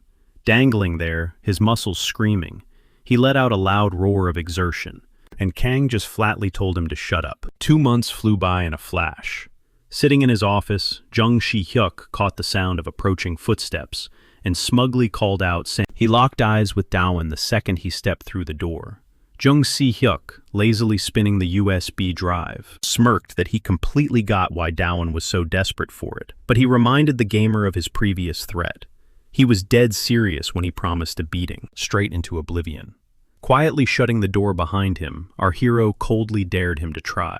The prodigy confidently announced that things were going to play out very differently today. His stats had skyrocketed, and he had officially hit level 100 right before this showdown. Let's rewind 2 months, dripping with sweat. Dawon gasped out that he had finally managed to pull something off. He had actually snatched a pigeon bare-handed, a completely exhausting side objective. Even though those city birds had zero fear, nabbing one was an absolute nightmare. Refusing to lose his momentum, he aggressively moved on to his next target, dead hanging from the bottom of that slide, where he was seeing massive gains. Right then, his physical enhancement quest was sitting at a measly 9%. Next up, he forced himself to hold a grueling wall sit through every single one of his classes. Grinding like this, he rapidly blasted his way up to 21% completion. Tackling the ring challenge on maximum difficulty skyrocketed his growth even further. Doing the math, he realized he could knock this out way faster than expected, and quickly breached the halfway mark. Totally drained, he pushed through the pain and finally cleared the entire checklist by wrapping up the playground hang. Dawon threw his hands up, celebrating surviving the brutal body conditioning boot camp and checking every single box. As his payoff, the system granted him a massive overall boost to his base attributes. Right before his eyes, glowing holographic numbers ticked upward, leveling him up across the board. But oddly enough, despite the massive Dawon physically didn't feel any different, leaving him wondering if anything had actually changed beneath the hood. Needing to see exactly what these upgraded stats could do, he set out to field test his new body. His primary mission remained locked on, uncovering the ugly truth behind his father's death. Jong Seo-kyung just sneered at Dawon, completely blind to the hellish grind the gamer had endured over the last 2 months, finding it hilarious that this loser thought he could win. When Dawon just stared back in silence, Jong figured the kid's grief over his dead dad had just made him suicidal. The Bangjin enforcer vaulted over a classroom desk, barking that if Dawon was in such a rush to die, he would gladly arrange a family reunion in hell with his old man OG. He whipped a savage kick straight at Dawon's head, but was totally thrown off when our hero, completely unfazed, calmly stated he just had a quick question before they threw down. Dawon effortlessly swatted the kick aside, coolly demanding to know exactly where Jong had scored the evidence. Mind blown that his strike was deflected like it was nothing, Jong Seo-kyung scrambled backward. He quickly realized he had nearly eaten a brutal counterattack, and this sudden shift in power sparked a twisted sense of excitement. Rushing in again, the street punk spat back, asking why the hell he'd ever tell a loser like him anything. He loaded up his shoulder and unleashed a devastating haymaker, aiming right for Dawon's, but our hero just casually caught the fist mid-air, chillingly telling Jong he didn't actually need to answer right away. Dropping his voice to a dangerous whisper, Dawon swore he was going to beat the evidence, and the answer straight out of him. This ice-cold confidence rattled Jong, suddenly triggering a flashback to a shady conversation he'd had with Han Eun-sung. Back in the memory, Jong pulled up a video file for Eun-sung, pointing at the screen and asking if the culprit was a specific guy. The second Han nodded and confirmed the target's identity, the punk, smirked, bragging about exactly how he planned to weaponize this footage. Han Eun-sung threw out the idea of just handing it over to Dawon, but the Bangjin rep totally shot that down, scoffing that he didn't owe Jin anything and couldn't care less about playing savior. He glared at Eun-sung, telling him that if his heart was bleeding so much for the kid, he could just tell Do-won they nailed the culprit. But Han fired back that without the footage, Do-won wouldn't buy a single word of it.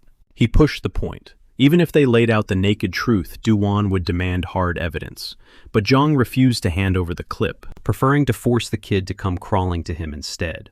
He smugly declared that Do-won could never snatch that flash drive from his grip. Snapping back to the present, Jong watched this exact same nerdy kid block his strike like it was nothing. His mind raced. Was this really the pathetic weakling from before? Nobody evolves this drastically in just 2 months. As Do-won casually swatted away another blow, then flawlessly deflected a brutal combo, Jung had to swallow the bitter truth. The kid leveled up.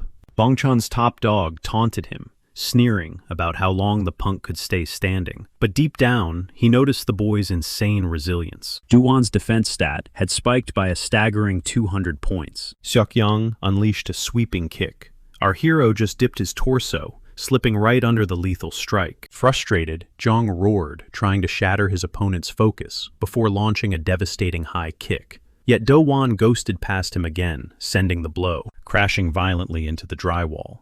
Right then, Seok-young caught something completely unnatural. The gamer had a wide open shot, but he completely ignored the opening.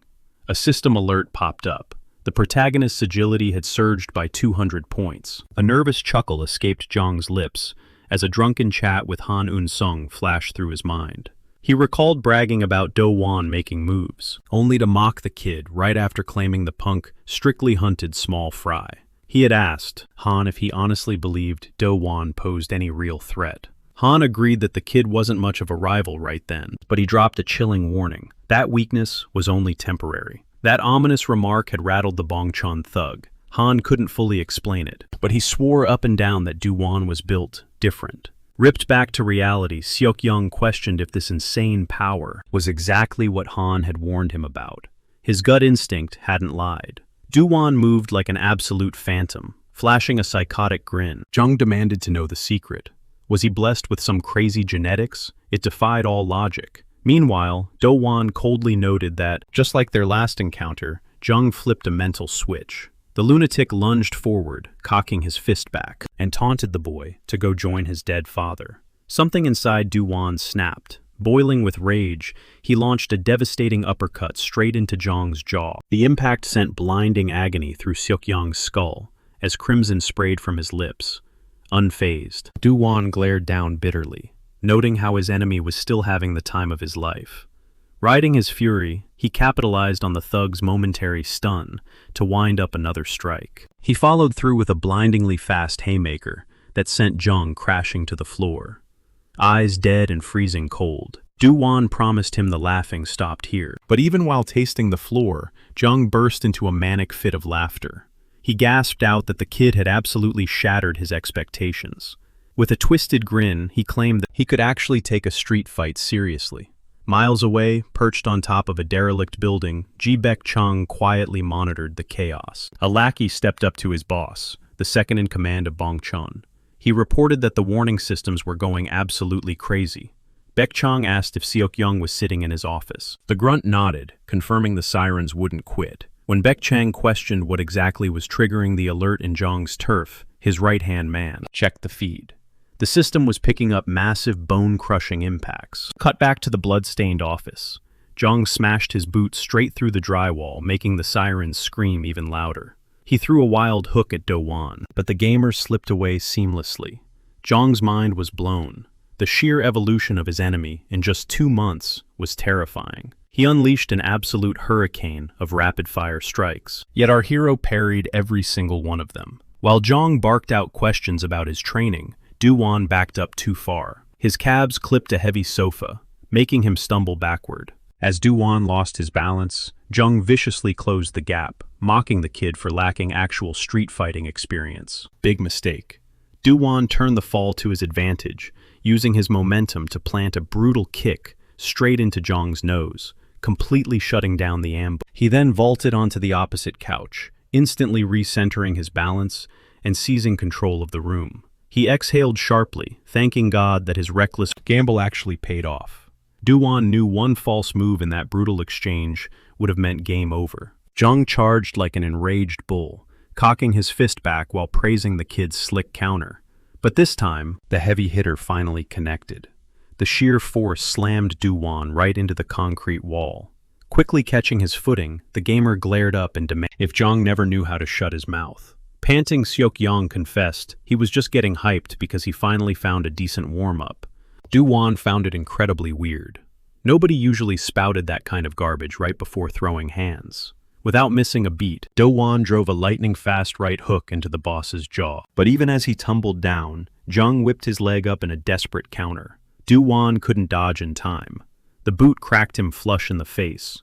Blinding pain shattered his focus in an instant, and Jung ruthlessly seized the opening, burying a sledgehammer punch deep into the kid's rib. Duan gasped for air, realizing the thug was terrifyingly faster than his stats implied. And before he could recover, his enemy exploded into an endless barrage. He wonders if Jung was pulling his punches. The mobster snarls, vowing Dowan will never lay a finger on that flash drive. But the thing is, Dowan was holding back too. Effortlessly catching Jong Suk Young's flying knee, our hero counters. He buries a devastating right hook straight into the boss's face. Dowan states his terms flatly. He is taking that drive by force. Even in the heat of this brutal brawl, his mind remains razor sharp and completely calm. He figures this crystal clear focus comes from his spirit stat bumping from level 1 up to level 2. Fueled by this terrifying calm, he blitzes the gang rep, demanding the prize. His tactical analysis is complete. Knowing he can end this right here and right now, he unleashes a blistering barrage of strikes. The terrifying reality finally dawns on Jong. Do-won Ha has been hiding his true, monstrous power this entire time. Anything else is just a waste of time. Dowan spits out, triggering another vicious flurry of fists. The Bongchun Dong boss barely slips past the attacks, and growls, "A waste of time, huh?" He smashes a heavy fist right into Dowan's jaw, roaring that he is just getting warmed up. Digging his heels in to absorb the impact, Dowan shuts that down fast. He doubles down, swearing this fight ends right here. As he winds up for the finisher, his arm violently bulges, swelling to a massive size. He sinks a monstrous, earth-shattering punch deep into his enemy's gut. The impact forces a guttural scream of pure agony out of Jong Seok. Brilliant blue lightning explodes from Do-won Ha's fist, the undeniable flash of a critical strike. The sheer kinetic force launches the mob boss airborne, trailing violent sparks in his wake. Jong rockets back several yards before violently crashing down, obliterating the luxury office furniture into splinters. Even Dowan is stunned by his own critical hit. He originally planned to interrogate the boss about the evidence, but one look tells him the truth. He has completely broken Jong Suk Young. Shrugging off the interrogation as useless now, he simply snatches the flash drive from the unconscious boss and walks out. Meanwhile, downstairs, the Bongchun Dong's second-in-command is sweating bullets. The boss is not picking up his radio. Panicking, the lackey rallies a mob of thugs and marches straight toward Jong's executive suite. He barks an order for a scout to check ahead. The grunt complies, pushing forward only to freeze when he spots a very familiar face lurking in the hallway.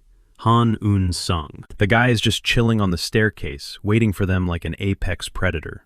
Spooked, the scout frantically radios his boss. Ji-Bek Chang senses something is horribly wrong. He steps up, demanding to know what Han Un-sung is doing in their territory. Unfazed, Han casually states he is acting as the bouncer today. The gears turn in Ji-Bek Chang's head. If this guy is blocking the path, all hell must be breaking loose up in the boss's office. That totally explains the disabled security alarms. He figures his boss must have stepped out, leaving the penthouse wide open, which is exactly why Han Un-sung is a Ji-Bek Chang spits a venomous threat. No matter what scheme they are pulling, Borame Dong is completely dead. He boasts that he brought the entire Bongchon Dong army as back, staring daggers right back at him. Han ignores the flex. He simply asks why Ji-Bek Chang bothered showing up at all. The white-haired fighter repeats his warning with chilling calmness. He is a brick wall, and nobody. Ji-Bek Chang snaps his fingers, signaling his men. He sneers, promising he will drag the intruder out of the shadows, right after he grinds Han into the pavement. Slowly getting to his feet, Han smirks. He tells Ji-Bek Chang he is free to walk past him, but he better be damn sure he is ready for the consequences. Staring down the mobster, Han's voice drops to a lethal whisper. He is going to have to stop him. We suddenly cut to a flashback. A past conversation reveals Do-won Ha's total shock. Back then, Do-won declared his master plan. He was going to secure that flash drive and utterly crush Jung, assuming the mission would be a total breeze. He needed to see the damning evidence with his own two eyes. Right before marching into enemy territory, Do-won had dialed Han, warning him he was making his move. He just needed one thing, the exact address for the bomb. Snapping back to the present, chaos, Han Un-sung issues a grim ultimatum to the swarming gang. Tuck their tails and run, or step up and bleed. Actually, scratch that. He changes the rules on the fly, daring the entire Bongchon Dong mob to rush him all at once. Hearing that chilling confidence, cold sweat drips down Ji-Bek Chang's face. His instincts are screaming that Han is an absolute, but his brain rejects the insane bluff. They have over 40 armed men backing him up. Mathematically, it seems physically impossible for his army to fall to a single teenage boy. Despite the odds, Ji-Baek Chung is paralyzed, secretly questioning why his own knees are not. The answer is radiating off Han's deadly stance and pitch-black gaze, pure, unfiltered bloodlust. Suddenly, heavy footsteps echo. Dewan Ha casually strolls down the stairs, walking straight into the Mexican standoff. Before he can even ask Han why he is crashing the party, he spots the massive army of thugs swarming the entrance. The sheer numbers genuinely shock him. Seeing the intruder's face, Ji-Baek Chang completely loses it, screaming. As the tension reaches a boiling point, Han leans in, his voice dropping to a terrifying whisper. "I told you, I hate dragging things out." That psychological strike shatters Ji-Baek Chang's remaining composure. His fists visibly shake with humiliating rage. Swallowing his pride, he violently waves his men off, ordering the mob to step back and let the two monsters walk right past them.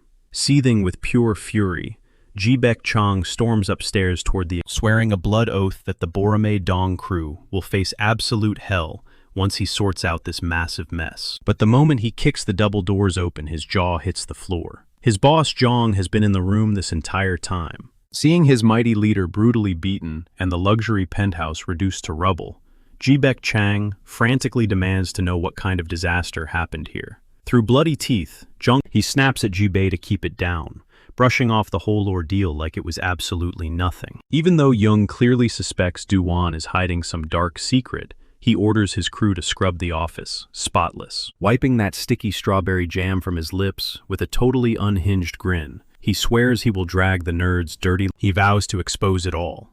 Meanwhile, over at a quiet park, Han Eun-sung and Do-Wan sit together. Du-Wan presses his classmate on exactly why he tracked him down. Eun-sung simply hands over the file, telling the gamer to watch the footage first, before they dive into the heavy stuff. Plugging the flash drive straight into his phone, Du-Wan feels a rush of relief, finally on the brink of uncovering the truth. He hits play, ready to face the brutal reality of his father's fatal crash. The moment the video flickers to life, his dad's familiar black sedan immediately catches his eye. He spots how incredibly short the clip is, but then his blood runs cold. A mysterious masked figure is actively creeping around the back of Ha Jin-Oh's car. Du-Wan watches in pure horror as this shady guy, face completely hidden by a cap and mask, violently tampers with his dad's ride. He instantly knows this creep is up to no good, and his mind fiercely connects the dots straight to that deadly brake failure that caused the horrific wreck. Even though the guy's identity is completely hidden, the chilling truth hits him hard. Those brakes were intentionally sliced. Eun-sung's haunting words echo in his head. The killer was someone running in their own inner circle. Desperate for answers, Do-Wan demands to know if Eun-sung recognizes the phantom on the screen. Eun-sung just points at the footage, urging him to deeply scan the culprit's clothes. At first glance, Du-Wan doesn't catch a single odd detail on the jacket. But leaning in closer, right where Eun-sung pointed, his heart completely drops. It's an official jacket from the sun shelter. That tiny detail hits our hero like an absolute truck, his eyes snapping wide in pure disbelief. A crushing flashback of his dad floods his mind, happily showing off that exact sun shelter uniform and asking for his take on the design. Back then, Du-Wan totally trashed the tacky look, leaving his poor old man visibly crushed by the harsh critique. He practically argued that those street thugs wouldn't be caught dead in that ugly gear, harshly questioning why. They were handing out free stuff for absolutely no reason. Ha Jin-Oh warmly defended his choice, claiming it would make the troubled kids feel like they truly belonged, explaining that many homeless teens crashed at the shelter. His dad honestly believed that wearing a shared uniform would forge a powerful sense of community, planting a seed of trust and sparking real positive change in their broken lives. Despite the incredibly lame design, his dad had still asked him if the jacket looked cool. The sickening reality crashes down on Du-Wan. His dad's killer was one of the very kids from the sun shelter. Han Eun-sung quickly jumps in, warning him not to jump to conclusions just based on a blurry jacket. Still, he fully admits the theory makes perfect, chilling sense. Shaking with pure rage, Du-Wan balls his fists, haunted by his own warning to his dad, that those street rats were completely beyond saving. His dad's endless kindness to those punks basically sealed his own brutal death sentence. Drowning in dark thoughts, our hero drops his head in heavy grief. Eun-sung drops a harsh truth, even if they somehow hunt this monster down. Running to the cops is completely pointless. They might launch an investigation, but the blurry footage isn't enough to actually nail the guy. Plus, the video's origin is super sketchy, since Jung So-kyung originally scored the clip from a totally anonymous text. Han pushes to see if our hero has a suspect in mind, but Do-won just shakes his head. After his dad passed, the shelter completely went under, making digging up old records an absolute nightmare. Suddenly, a massive light bulb goes off in Do-won's head. The abandoned building is still standing, meaning cold, hard evidence might still be locked inside. He totally thanks Han, admitting that just talking it out sparked a brilliant plan. When Han nervously asks what his next move is, once he catches the filthy rat responsible, Do-won's mind immediately flashes back to his sweet dad. He makes a silent, blood-bound oath to his old man. No matter how long it takes, he will utterly destroy the killer. Then, looking dead ahead, he boldly declares he will make every single one of them bleed. Cut to the very next day in class. A classmate casually drops the bomb that exam week is literally kicking off, hitting Do-won like a massive jump scare. Their teacher immediately announces that the test will be packed with brutal trick questions, warning everyone to hit the books hard. Do-won starts intensely sweating, realizing he hasn't studied a single second thanks to grinding his wild missions. Catching his absolute panic, his classmate Jihan leans over to check on him. Do-won straight up confesses he is totally unprepared, and Jihan is surprisingly super chill about it. He generously offers to tutor him, inviting Do-won to crash at his place for a massive study session after the final bell. Walking out of class, Do-won is hit with a crazy realization. He was so deeply wrapped up in his own violent drama that he completely missed how much time he was actually spending with Jihan. They practically hung out all day in class and grabbed lunch together constantly. It hits him hard Jihan is his actual friend, a completely foreign concept that leaves him feeling strangely awkward. Hyped about the invitation, Do-won happily asks for the address to Jihan's place. Suddenly, a bright system notification flashes across his vision, instantly triggering an active quest, and making him totally blank out on what Jihan just said. The objective flashes boldly: protect Jihan at all costs during exam week. Do-won's stomach completely drops, wondering why the hell such a random high-stakes quest would pop up right now. He instantly realizes that his new buddy is probably walking straight into a deadly trap. Meanwhile, deep in a grimy alleyway, two punks were spitting out revolting comments about the girls walking by. One of the thugs threw a heavy arm around a visibly terrified girl, whispering sick, sweet nothings into her ear. Nearby, another girl turned to Jumin, asking what caught his eye. He mumbled that he spotted a familiar face. Jumin's gaze was locked dead onto Jihan, his mind spinning at the bizarre sight of him in this neighborhood. He casually dropped that they used to be tight best bros in a squad of 4. Suddenly, right there in that shadowed alley, a system quest popped up flashing a hidden reward, activating just 4 days before the brutal midterm exams. Cut to later. Dohan's jaw practically hit the pavement as he stared up at a towering, ridiculously lavish mansion. He stammered, asking if this massive estate actually belonged to Jihan. With a casual nod, Jihan ushered him inside. A polished woman bowed deeply, greeting Jihan, before asking if the stunned guest was his schoolmate. Dohan frantically bowed and introduced himself, totally assuming this lady was Jihan's mom. But she offered a polite smile, gently correcting the live-in maid. She offered to bring up some fresh fruit, leaving Dohan absolutely shell-shocked. His quiet friend had his own personal staff. As they climbed a sweeping, elegant spiral staircase, Dohan whispered that he'd only ever seen places like this in crazy Hollywood blockbusters. Stepping into Jihan's bedroom, Dohan's eyes bugged out at the sheer scale and luxury of the space. It suddenly hit him that just stepping foot in this fortress was forging a serious bond between him and his new buddy. He couldn't even remember the last time he'd actually been invited over to hang out at someone's house. The maid softly murmured that it had been ages since young Master Jihan had brought anyone home. She warmly told them to get comfortable and just ring if they needed a single thing before gliding out the door. Dohan suddenly realized that he had only ever seen Jihan hang out with a group that one random night at the karaoke joint. Breaking the silence, Jihan politely asked if they could dive into the books. Dohan eagerly nodded. Hours later, Do-hun packed up thanking him profusely and hyping up the idea of grinding through their study sessions together all week. As he threw up a hand to say peace out and catch you tomorrow, he marveled at how fast the afternoon had completely vanished. Do-hun figured with Jihan safely tucked away in this fortress, there was zero chance could actually go down. He pulled up the system quest again, protect your ally. Squinting at the glowing text, a tiny, chilling detail finally caught his eye. His pulse spiked. What on earth could this hidden drop be? Every single reward up until now had just been basic keys. His gamer brain went wild, dreaming up all sorts of overpowered god-tier loot. Another 24 hours evaporated. Just 3 days left until the exams. Jihan's eyes widened, totally blown away that Do-han had already smashed through every single practice problem. But a second later, panic hit as he watched his buddy slump forward, his eyes practically rolling into the back of his head. Groaning, Do-han muttered that his brain was totally fried and ready to blue screen if he shoved one more equation in there. Chuckling softly, Jihan offered a desperately needed timeout. He guided his exhausted friend down the hall and shoved open a heavy door. Do-han blinked at the wild setup, asking what the heck this place was. Jihan shrugged, calling it but it was an insane, neon-lit gamer sanctuary packed with obscenely expensive rigs. A sharp wave of pure envy hit Do-han. Owning a beastly battle station like this was his ultimate fantasy. But dropping a massive bomb, Jihan calmly confessed that he wasn't even in and that the whole setup was just a random gift from his parents.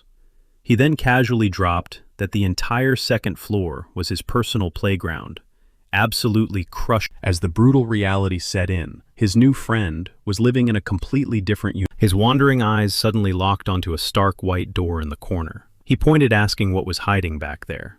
Jihan flashed a tight smile, brushing it off as just a messy. Do-han nodded slowly, totally faking his belief.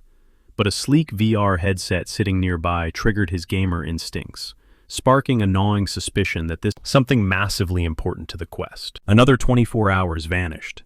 Just 2 days left on the clock.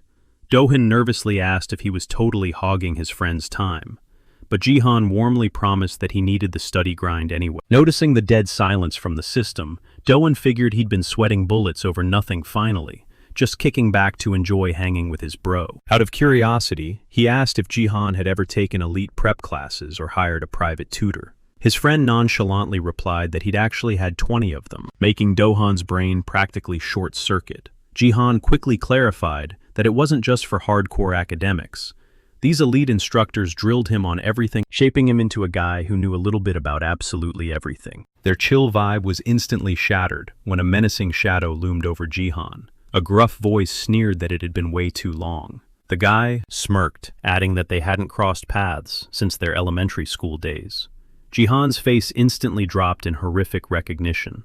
This revving the engine of a heavy, sleek motorcycle was none other than Jumin. Before Jihan could even stutter out a question, Jumin smirked, claiming he just spotted him wandering the streets. Bored out of his skull, he figured he'd roll up and crash the party. After all, it was always a blast catching up with an old punching bag. The second Jumin casually dropped that he knew Jihan had relocated to the Gwanak district. Do-han watched his friend start violently shaking, catching the raw terror in Jihan's eyes. Jumin tilted his head, asking if the deer-in-the-headlights kid next to him was his new little buddy. Do-han squared his shoulders, but Jihan frantically grabbed his arm, begging him in a shattered whisper to just let it go. Summoning every ounce of his broken courage, Jihan glared at the thug and stated ice cold that he didn't miss him for a second and wanted him gone. Looking completely crushed, Jihan spun on his heel, quietly begging Do-han to follow him out of there. Jumin just stared in dead silence as they quickly walked away. Do-han demanded to know who the hell that guy was, pointing out they definitely weren't buddies. Jihan quickly brushed it off, muttering an apology and making up an excuse about canceling their study session.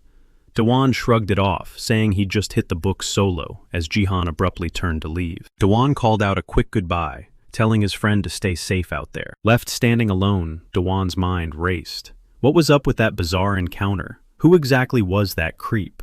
A dark thought crossed his mind. Was this somehow tied to his... With a swift motion, he pulled up his glowing system interface to double-check. Meanwhile, as Jihan trudged home, a deeply repressed, agonizing memory clawed its way back to the surface. It flashed back to the day Gumin sneeringly asked if he licked his yogurt lids. When a younger, trembling Jihan nodded yes, his tormentor ripped the foil off a completely expired cup, violently shoving the foul, rotting sludge toward his face. A sickening, sadistic grin stretched across Gumin's face as he taunted. "Well, aren't you?" The terrified kid was physically forced to lick the moldy, rancid mess, while the entire classroom, led by Gumin, erupted into ruthless laughter. Drowning in that suffocating trauma, Jihan mechanically kept walking down the street. Watching his friend's shaken demeanor from a distance, Dewan decided to give him some space.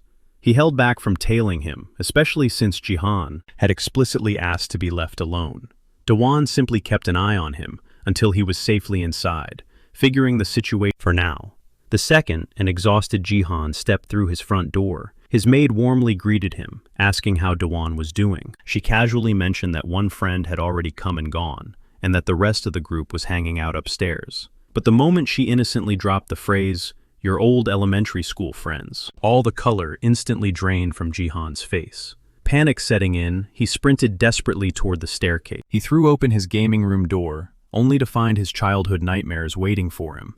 A girl was already snooping around, sarcastically admiring his massive setup, sneering about how filthy rich he must be. A bunch of other punks were just lounging around, arrogantly demanding he hand over his video game. Utterly horrified, Jihan stammered out, asking what the hell they were doing in his house. Instead of answering, they shot back, barking at him to get home. One of the girls casually mentioned they had sent Gumin out to fetch him. A cold, dreadful sweat broke out across Jihan as Gumin slowly stepped out from the shadows, barking at him for having the sheer nerve to make them wait. Cornering the terrified boy, Gumin hissed that his buddies had traveled a long way to see him. With a twisted smirk, he announced they were going to have a blast together, just like the good old days back in grade school. As the sun began to set, a heavy gut feeling pushed Dewan into action. Ignoring his friend's earlier request, he headed straight for Jihan's place. There was no way Dewan could just let this slide. He firmly pressed the doorbell, entirely consumed by a creeping, dreadful intuition. The maid's voice crackled through the intercom, asking who was there, and Dewan quickly stated his name. She sounded completely taken aback. Before he could even explain why he was there, she urgently cut him off. The maid dropped a bombshell. Jihan wasn't home. Dewan froze in pure shock as she explained he had just walked out with a bunch of old classmates from elementary school, but she had absolutely no clue where they went. She offered to call him, and while Dewan found the sudden exit incredibly sketchy, he rationalized that maybe Jihan just had previous plans. Swallowing his doubts, he turned on his heel to leave. Suddenly, a jarring notification chimed. The system declared he had officially lost his escort target. A blaring, blood-red alert began flashing. The quest difficulty dramatically spiked out of nowhere, an unprecedented event. His primary objective instantly shifted from a simple escort job to a desperate rescue. Dewan stood paralyzed by the brutal update. Protection turning into rescue. This sudden twist meant only one horrifying thing.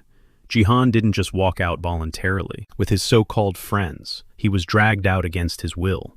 The scene aggressively cuts to a gritty, dimly lit pool hall packed with dangerous-looking delinquents. After one of the girls completely misses her shot and gets ruthlessly mocked, the spotlight pivots directly to Gumin.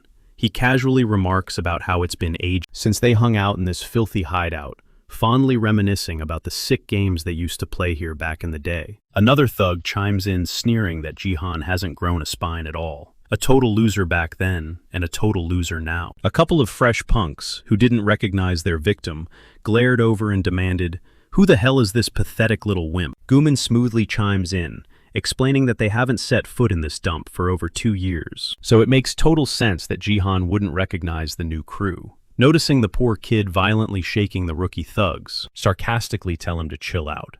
But then their eyes narrow as they realize he isn't drinking, immediately ticking them off. They aggressively question why Gumin even bothered dragging a total buzzkill to their hangout. Visibly annoyed by the whining, Lee Gumin decides it's time to put Jihan to the test. When the terrified boy weakly stammers, asking what he meant by that, Lee steps up, declaring they're going to play a little friendship test.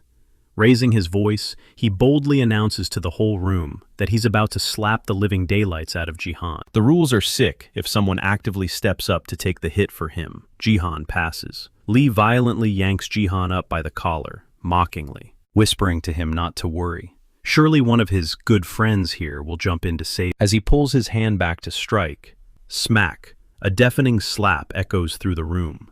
Breaking the silence, a girl bursts out laughing. If a knight in shining armor is ever going to show up. One of the thugs scoffs, brushing it off as barely a love tap, and Lee Gumin just stands there, completely agreeing with a wicked smirk. Jihan crumpled to the floor, gasping in pure agony. Lee sneered down at him coldly, scoffing that he should have treated his buddies better. The girl standing nearby, if Jihan ratted them out to the cops. Cocky as ever, the arrogant thug brushed it off, swearing absolutely nothing would happen. There was no way Jihan had the guts to snitch. He smirked, pointing out that the police already knew all about Jihan's miserable situation, and worse, his mom would find out. Leaning in, Lee Gumin taunted Jihan, asking if he had any idea how completely shocked he was after that specific day, adding with a twisted grin that if he had known he lived so close, he would have dropped by way more often. Boiling over with a toxic mix of Jihan practically choked on his words, demanding to know why the thug was tormenting him like this. Before he could get an answer, another punk interrupted, whining that they were completely out of drinks. He casually tossed a credit card at Lee, ordering him to go fetch more booze and smokes. Lee totally used the distraction to ruthlessly mock Jihan, getting right in his face and asking why he wouldn't just accept the drinks from his so-called friends. Glaring down at the helpless kid, Lee snarled that he was really starting to lose his temper. Meanwhile, out on the dark streets, our main guy was sprinting like a madman, desperately tearing through the city to find his best friend. He frantically scoured a local PC cafe and every hangout spot he could think of, coming up totally empty-handed and sweating over where the hell Jihan Yu could be. He kept pushing through the grimy back alleys. He dialed Jihan's number over and over, listening to the endless ringing until suddenly someone finally picked up. He instantly barked into the phone, demanding to know where Jihan was. The guy on the other end immediately recognized his voice as Jihan's buddy. He chuckled, recalling how he had spotted a guy lurking right outside the school gates, waiting for Jihan, and mockingly asked if that was him. Absolutely livid, our hero roared into the receiver their exact location right now. On the other end, Lee Gumin let out a sadistic laugh, mocking him, and asking if he was playing the hero coming to rescue Jihan. He dropped a cold warning that if he didn't, his poor friend was going to be in very real danger. Lee sneered that he'd text him the address, and dared him to rush over as fast as human, adding with a sick, twisted grin that their little friendship test had officially begun. Then he just killed the call, slowly turning his dead eyes back to Jihan. Lee casually asked if he and Daewon were actually real friends. Barely able to stay conscious, Jihan weakly clawed at Gumin's arm, practically begging him with tears in his eyes to leave Daewon out of this. The rest of the gang just pointed and burst into cruel, mocking laughter at their. Without warning, Lee violently slammed Jihan's bruised face straight into the hard concrete. He coldly spat that he did it because Jihan's pathetic hypocrisy was getting seriously on his nerves. He told the bleeding kid to shut the hell up and keep his eyes wide open to watch his buddy Daewon get brutally beaten down. The surrounding punks absolutely worshipped Gumin, simply because his cash could buy them literally anything they wanted. They started gossiping about the incoming nerd, totally confused since they remembered him being tight with Lee back, but clearly those days were dead, and none of them could wrap their heads around how two guys who used to be thick as thieves had morphed into such bitter, bloodthirsty enemies. The thugs snickered that the helpless little nerd was actually loaded, happily plotting to beat the living daylights out of him, while forcing Daewon to watch the entire bloodbath. Just a few moments later, the delinquents were visibly losing their patience, groaning about how agonizingly long the twins were taking to fetch their damn drink. And the second the heavy door finally creaked open, they completely blew up at them for dragging their feet, screaming to know what the hell was taking so long. They got their answer instantly when the brutally battered, unconscious body of one of the twins was violently hurled straight into the room. The thugs completely froze in absolute shock, their jaws dropping as they stared at the doorway, desperately trying to process the chaos. From the shadows, a fierce figure stepped into the light, casually delinquent over his shoulder. Lee Gumin's eyes narrowed, instantly realizing that this insanely badass dramatic entrance by Daewon was absolutely not the pathetic rescue mission he had banked on. Without missing a beat, Daewon locked eyes with Jihan, and genuine for showing up so late. Cracking his knuckles, he casually admitted he had zero clue what the hell was going on here, but coolly asked if he should just go ahead and smash everyone, dropping into a rock-solid fighting stance. Seeing him, a sudden vivid memory flashed through Jihan's mind, instantly pulling him back to a quiet, sterile, VIP hospital room. His sweet, frail mother was warmly praising his crisp, new school uniform, gently asking if he had managed to make any good friends. He shyly brushed it off, reminding her that it was literally the very first day back from break. Her eyes crinkled as she playfully teased him, asking if he had a secret, instantly turning his cheeks bright red. Jihan's mom just gave a soft, warm smile, whispering that her only wish was to see her precious son surrounded by people. She gently added that he needed someone incredibly strong to watch his back, just like he so fiercely protected her while she was so weak and bedridden. Right after stepping out of his mom's hospital room, another boy suddenly spotted his uniform and casually asked if he was a fresh first-year student. That exact fateful day was the very moment Jihan crossed paths with Lee Gumin. By the very next afternoon, Gumin casually asked if Jihan was heading back to the hospital, and Jihan happily suggested they just ride over together. Looking back through the haze of pain, Jihan found it incredibly twisted and bizarre, just how inseparable they had become back then. It had made perfect sense at the time, honestly, since they shared the same homeroom, and both of their moms were trapped in that same gloomy hospital. Sharing so much of the same heavy baggage, they naturally clicked, becoming close buddies, and actually having a blast together. Jihan vividly recalled the warmth in Gumin's voice when he said how amazing it would be if both their moms could just get discharged soon. A shared, desperate hope that had cemented their... Jihan had smiled and agreed, and because of that pure shared glimmer of hope, he truly believed their deep friendship was going to last an absolute lifetime. But their mirrored lives shattered the day a doctor delivered a grim reality check. Gumin's mother was fading fast. The bond between them rotted away the second the doc gave her less than 30 days to live. Snapping back to reality, Dewan casually... The thugs itching to jump him scoffed at the pure disrespect. Caught off guard, Lee Gumin smirked, mocking the fact that Dewan marched straight into hell just to play savior. How incredibly touching, he sneered. Bloodied and desperate, Jihan screamed at him to run, but the gang sneered, "Too late, dead meat," and swarmed him like locusts. Without missing a beat, Dewan whipped a lightning-fast hook right into the raging blonde's blind spot, detonating a brutal strike. The thug crumpled like wet paper. Scanning the room, Dewan's eyes narrowed. He was staring down a much heavier swarm than his usual brawls. The rest of the pack froze in absolute terror, watching their buddy get one shot. Sensing their hesitation, Dewan locked in. One wrong move here meant game over. It was survival math. Conserve stamina, execute flawlessly, and drop bodies with zero wasted motion. Flipping the switch, Dewan exploded toward the next target, catching the mob completely flat-footed. A hulking brute swung a heavy fist. Our boy beat him to the punch. Dewan snuck a vicious blind spot uppercut, right under the jaw, dropping his second victim like a sack of bricks. Watching the giant hit the dirt, the strategy clicked. The jaw was the golden button. His predator gaze snapped to fresh meat. "I'm gonna crack your skull wide open," roared a psycho, lunging from behind a jagged glass bottle gripped tight. Dewan spun, weaving a flawlessly timed counterstrike, right through the guy's blind spot, straight for the chin. The impact shattered the bottle and flatlined the punk instantly. As the lifeless body slumped to the floor, Dewan cursed under his breath. The scattered glass turned the floor into a minefield. From the corner, a terrified girl gasped, wondering how he was switching these guys off so effortlessly, while a massive meathead caught on to the jaw-hunting tactic. Launching his enormous frame off the sofa, the tank bulldozed toward Dewan, roaring, "Where you gonna hit a giant like me, huh?" Our hero didn't blink. "Right in your ugly mug," he replied coldly, unleashing a blinding strike right into the cheek. But the shockwave did absolutely zero damage.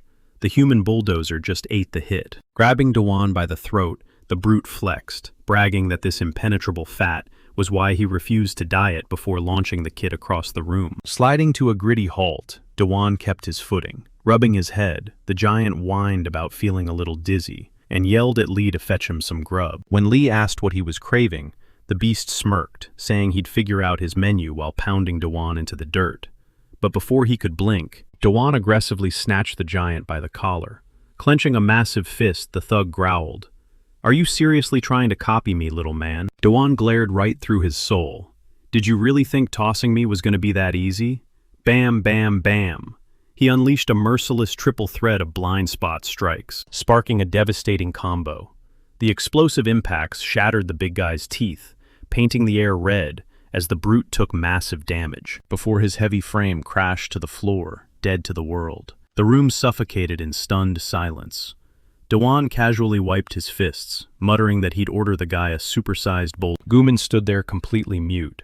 Stepping up his elite right-hand men, sneered grumbling about how you can never trust the grunts to do a man's job. Cracking their knuckles, they scoffed that they should have torn him apart from the get-go, instead of letting the weaklings embarrass themselves. The freak with the bowl cut flashed a psycho grin. Tutorial's over, kid. Welcome to the real boss fight. Dewan didn't flinch. He charged them head-on. Flash forward 2 seconds. Both elites were kissing the concrete, absolutely demolished.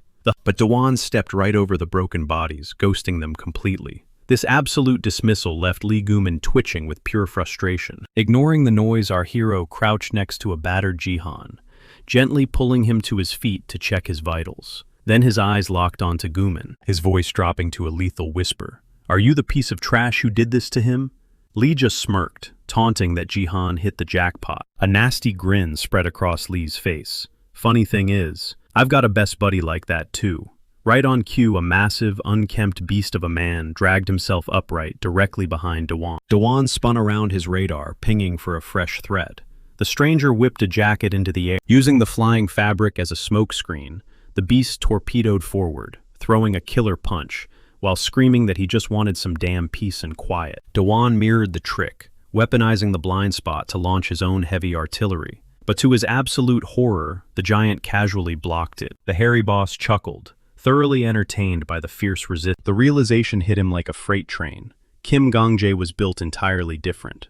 Realizing he was facing the absolute apex predator of the brawlers, forcing Dewan to dig deep into his arsenal for a highly specialized kill move. Sensing the shift, Kim grinned like a demon, promising to rip him to pushing Dewan to activate his absolute maximum potential. Meanwhile, miles away in the quiet of Jihan Yu's house, the housekeeper paused her eyes, deciding to tidy up, she grabbed it and padded softly toward a closed, pristine white door. Peeking into the pitch-black bedroom, she figured the boy had just slipped out to grab a bite. A warm, motherly smile crossed her face, genuinely thrilled that he was finally out having fun with his buddies. Crushing his exams, he knows his mom is going to be totally thrilled. It makes him pause, wondering what the rest of the crew is up to right now. Cutting back to the brawl, Kim whines that everyone's just snoozing. But the second he snaps out of it, he unleashes a brutal barrage of fists straight at Daewon. Daewon desperately blocks the strikes, but he can feel the damage piling up fast.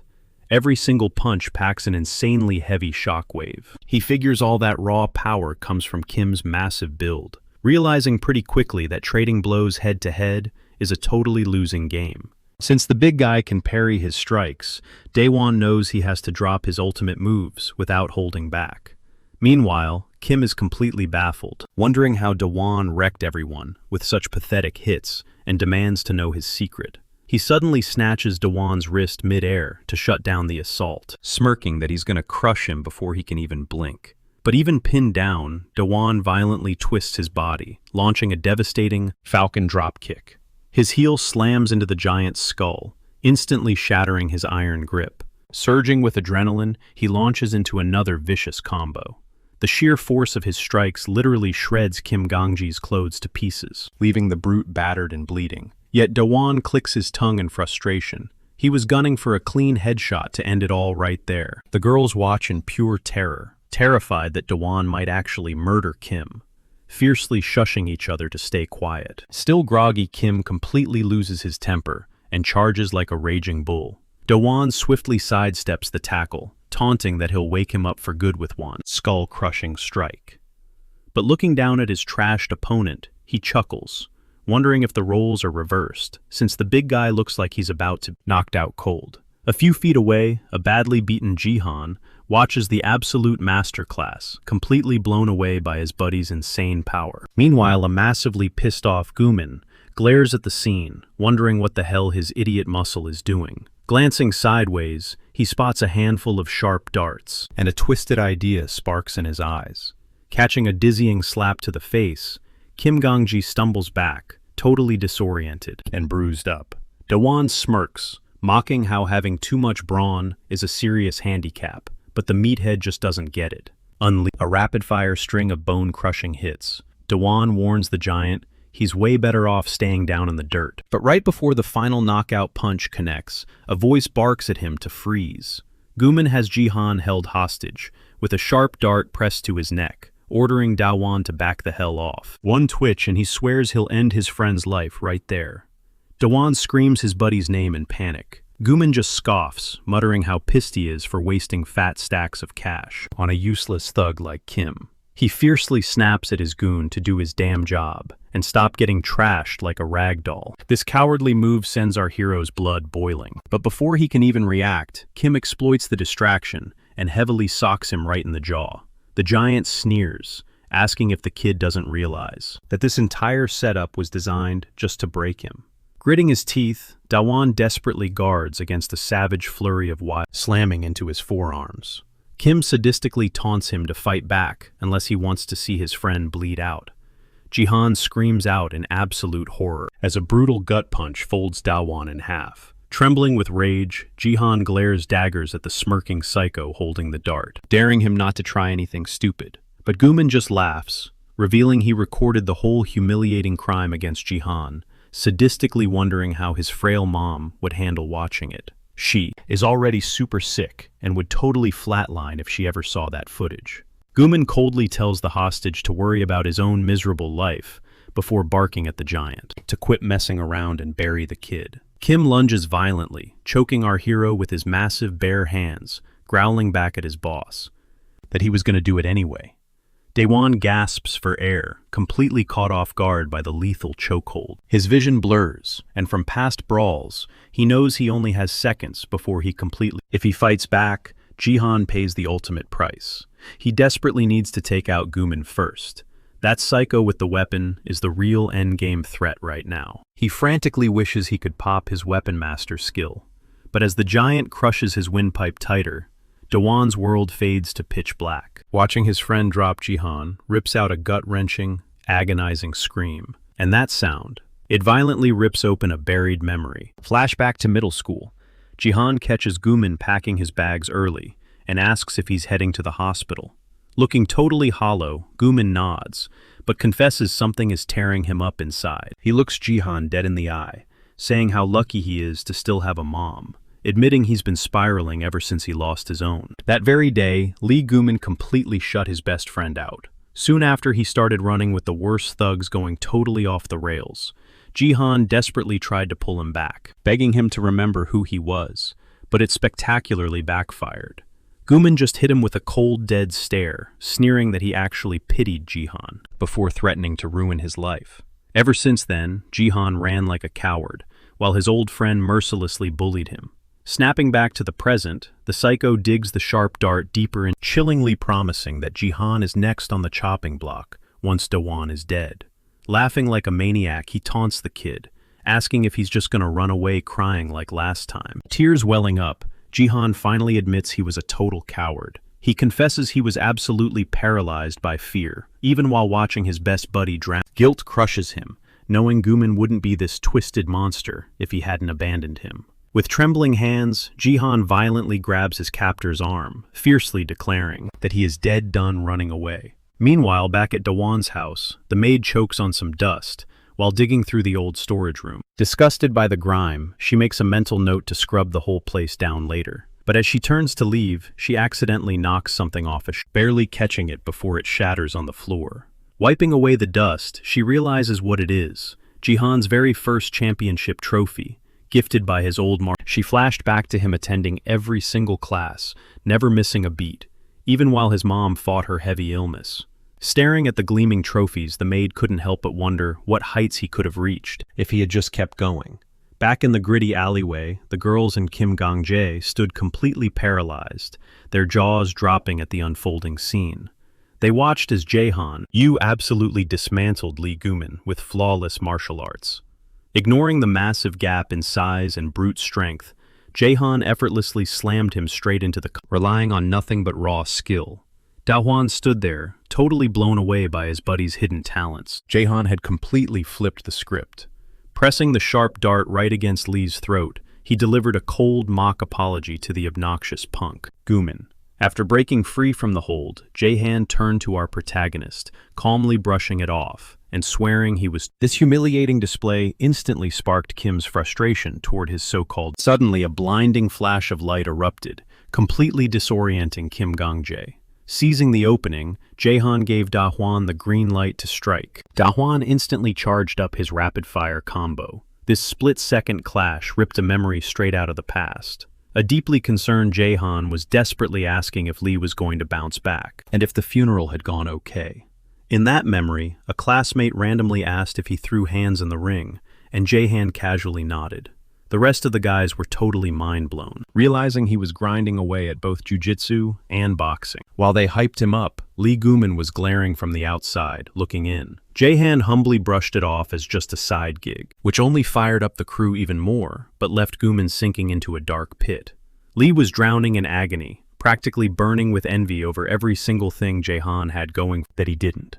He bitterly watched Jaehan Yu grinning and laughing with the squad, while he was left entirely alone, quietly sobbing in the shadows. Their once tight bond had crumbled over the most meaningless stuff. It started with Jaehan nagging him to clean up his mess, or just checking in to see if he was heading to the hospital. Lee would just snap back, bitterly muttering about how nice it must be to still have a living mom. Completely devoured by that toxic jealousy, he spiraled straight down a twisted path of pure hate to reality. A rattled Lee Gumin frantically screamed at his battered lackeys, demanding to know why they were eating dirt. He glared at the absolute wreck of a scene, his face contorted in his wide bloodshot eyes, twitching with absolute madness. He completely lost it, screaming and cursing out the thugs, especially Kim Gangjae, aggressively commanding them to get back on their feet.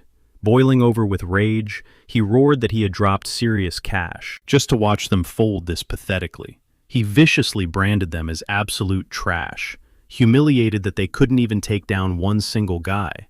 Seething, he abruptly snapped his attention to the girls, violently barking at them for just standing around. He charged straight at them, violently yanking them by their hair, spitting insults in their faces, and demanding they jump into the brawl. They shrieked and begged him to let go, but that only dumped gas on his raging fire. Sick of the circus, if the tough guy was actually going to throw a punch himself, taunting that he clearly didn't even have a clue how to throw down. Lee Gumin ruthlessly shoved the girls to the concrete and barked out, demanding to know what kind of cash Jaehan coughed up for his muscle. In a desperate bid, he offered to triple Dahuan's paycheck if he just switched sides right then and there. But Dahuan just stared back, dripping with utter. He flatly asked why on earth he would ever take a single dime from a pathetic bully like Lee, especially after witnessing the absolute garbage way he treated Jaehan Yu. Cornered Lee viciously threatened to leak the blackmail videos to his mom, sneering as he asked if the kid was seriously ready to live through the hell of that day all over again. In a heartbeat, Jaehan's mind violently snapped back to the exact day their world completely shattered, the single most agonizing regret he carried in his soul. He vividly recalled staring Lee down, desperately reminding him that he wasn't always this heartless punk. Gumin had just snapped, aggressively spitting back, demanding to know if Jaehan was actually pitying him. Trying to de-escalate the ticking time bomb, Jaehan he desperately tried to open Gumin's eyes, warning him that his new toxic crowd was only bleeding his wallet dry, completely faking their loyalty. Jaehan softly pushed that he truly felt the pain of losing Gumin's mom, but the ruthless bully immediately fired back, hissing that he didn't know jack about it. Gumin coldly stated that Jaehan hadn't tasted that specific hell, aggressively telling him to just get lost, totally rejecting any pathetic attempts at comfort. And that was the exact moment Gumin crossed the line, deciding to weaponize his twisted rage straight against Jaehan. He spewed absolutely sickening trash about Jaehan's own mother, venomous words that still haunt him to this day. The second those vile words, Jaehan completely snapped, seeing red as he beat Gumin to within an inch of his life. Fast forward to the heavy tension in the principal's office, where Lee Gumin's enraged father bellowed about how this kid dared to lay hands on his flesh and blood, fiercely demanding way more than just some flimsy apology. The sweating principal tried to softly explain that Jaehan's parents are completely tied up, noting that his mother was fighting a severe illness. but the horrific news that her sweet boy had brutalized a classmate sent a massive shockwave straight through his mom's fragile heart. Completely ignoring her own failing body, she frantically rushed into the office. Breathless, the principal awkwardly tried to point out her pale, sickly state, but she fiercely waved him off. Gathering her shattered pride, she turned to face Lee Guman, ready to confess that her son had crossed a brutal line. But right as the desperate apology left her lips, her body completely gave out, collapsing to the floor. That was the very second Jaehan realized just how terrifyingly close to the edge his mother had really been. Yet this utterly tragic nightmare instantly morphed into a sick, golden opportunity for Lee Guman. Just a few days later, Guman sadistically forced Jaehan to choke down rotten yogurt, right in front of the entire smirking class. Taping the humiliating spectacle, he manipulated the whole crowd to violently and systematically completely cut Jaehan off from the world. Standing tall over a violently humbled kneeling Jaehan, Guman practically sneered, mockingly asking if the golden boy had finally— what if watching his own mother pass out had completely terrified him? A punk sneered at Jaehan, taunting that his frail mom could never handle finding out the absolute hell he was going through. Paralyzed by the thought of hurting her, Jaehan gave up fighting back. Before long, he was completely isolated. Snapping back to reality, Guman shoved the footage in Jaehan's face, mocking his dead silence, and threatening to leak it to his mom. But before the scumbag could finish his blackmail, Dewan snatched the device right out of his hand, noting that the clip actually looked pretty harmless. Without wasting time deleting files one by one, Dewan wiped the entire device clean, trashing the cloud data too. Lee Guman just scoffed, smirking that wiping the hard drive was utterly pointless since those clips could be stashed somewhere else entirely. Dewan fired back that he did not care about their history, but right now he stood firmly by Jaehan's side. He glared at Guman, delivering a chilling warning: if he or any of his goons ever laid a finger on Jaehan again, he would utterly destroy them. Grabbing Guman by the collar, Dewan growled that he was seriously tempted to finish him off right there. Shoving the punk aside, Dewan asked his buddy how they should punish this guy for all the torment he had caused. Staring down at Lee Guman, Jaehan suddenly realized that his former best friend had been completely isolated since they drifted apart. Jaehan saw right through that crippling loneliness. Lee frantically offered to delete the footage himself, and while Jaehan silently beat himself up for abandoning a brother, Guman swore he would vanish from his life forever. He spat out one final apology, but as he bowed his head, his fingers secretly gripped a jagged piece of broken glass. Suddenly he lunged, screaming and cursing them for ruining his life, as he thrust the sharp weapon straight at Dewan. Believing this nightmare was his own fault, Jaehan brutally smashed his fist into Lee's face. Dewan had braced himself for impact, but Guman crumpled to the dirt before Dewan even threw a punch. Gasping, Jaehan frantically checked if Dewan was bleeding, but he was spotless. Dewan stared at the knocked-out attacker, blown away by Jaehan's raw fighting skills. With the chaos finally over, they walked home. Dewan listened as Jaehan explained how losing his mom had completely shattered Lee. Everything finally clicked. That was why Jaehan had taken the karaoke bullying without making a single sound. Even though he desperately wanted to run, the deep-rooted trauma kept him paralyzed. Drowning in his own helplessness, Jaehan quietly asked if he was just a pathetic loser. He felt terribly guilty for dragging his friend into such massive danger, but Dewan shut that down instantly, calling Jaehan the most dependable guy he knew, especially during that insane bottle ambush. Dewan openly admitted that without Jaehan, he would have been a goner. Hearing that, Jaehan flashed back to his mother's warmest wish, seeing him find a true best friend, someone who would protect him, just like he had always protected her. Jaehan used to argue he wasn't tough enough, but his mom always insisted he had the heart to be an unbreakable shield for someone else. Pushing the window open to catch the sunlight, she gently explained that real friends become each other's pillars, and that beautiful bond makes life worth living. She promised that no matter how dark things got, he would eventually find the guts to stand his ground. Little Jaehan had found that wisdom a bit quirky coming from her, but she just laughed it off as an old lady's rambling. Snapping back to the present, Dewan worriedly asked what would unfold if Lee actually leaked those nasty clips out of pure spite. Jaehan took a deep breath, admitting he didn't know how long it would take, but he was finally ready to confess everything to his mom, piece by piece. He boldly declared that running from his ghosts was over, and having Dewan backing him up gave him all the courage he needed. Hearing those sincere words, a warm grin spread across Dawan's face. He awkwardly joked that it was getting a little too cheesy. Right on cue, the system chimed in, flashing a notification that the rescue mission was an absolute success. Eagerly, he hit the button to claim his hidden loot, his mind racing with wild guesses about what legendary gear it might be. His jaw dropped as the item materialized, instantly oozing a thick, pitch-black mist. Dawan cradled the mysterious artifact, feeling its dark energy pulsing against his palms, wondering what kind of sinister power he was holding. As the creepy fog faded, utter confusion hit him. Was this just a rusted black padlock? First the system handed him random keys, and now a literal padlock. Craving answers, he immediately pulled up the item's stats. The glowing text confirmed this dark lock was a top-tier secret relic. Dawan intensely studied the screen, trying to decode its actual perks and hidden mechanics. A chilling thought crossed his mind. Would this twisted magic glitch out the real world?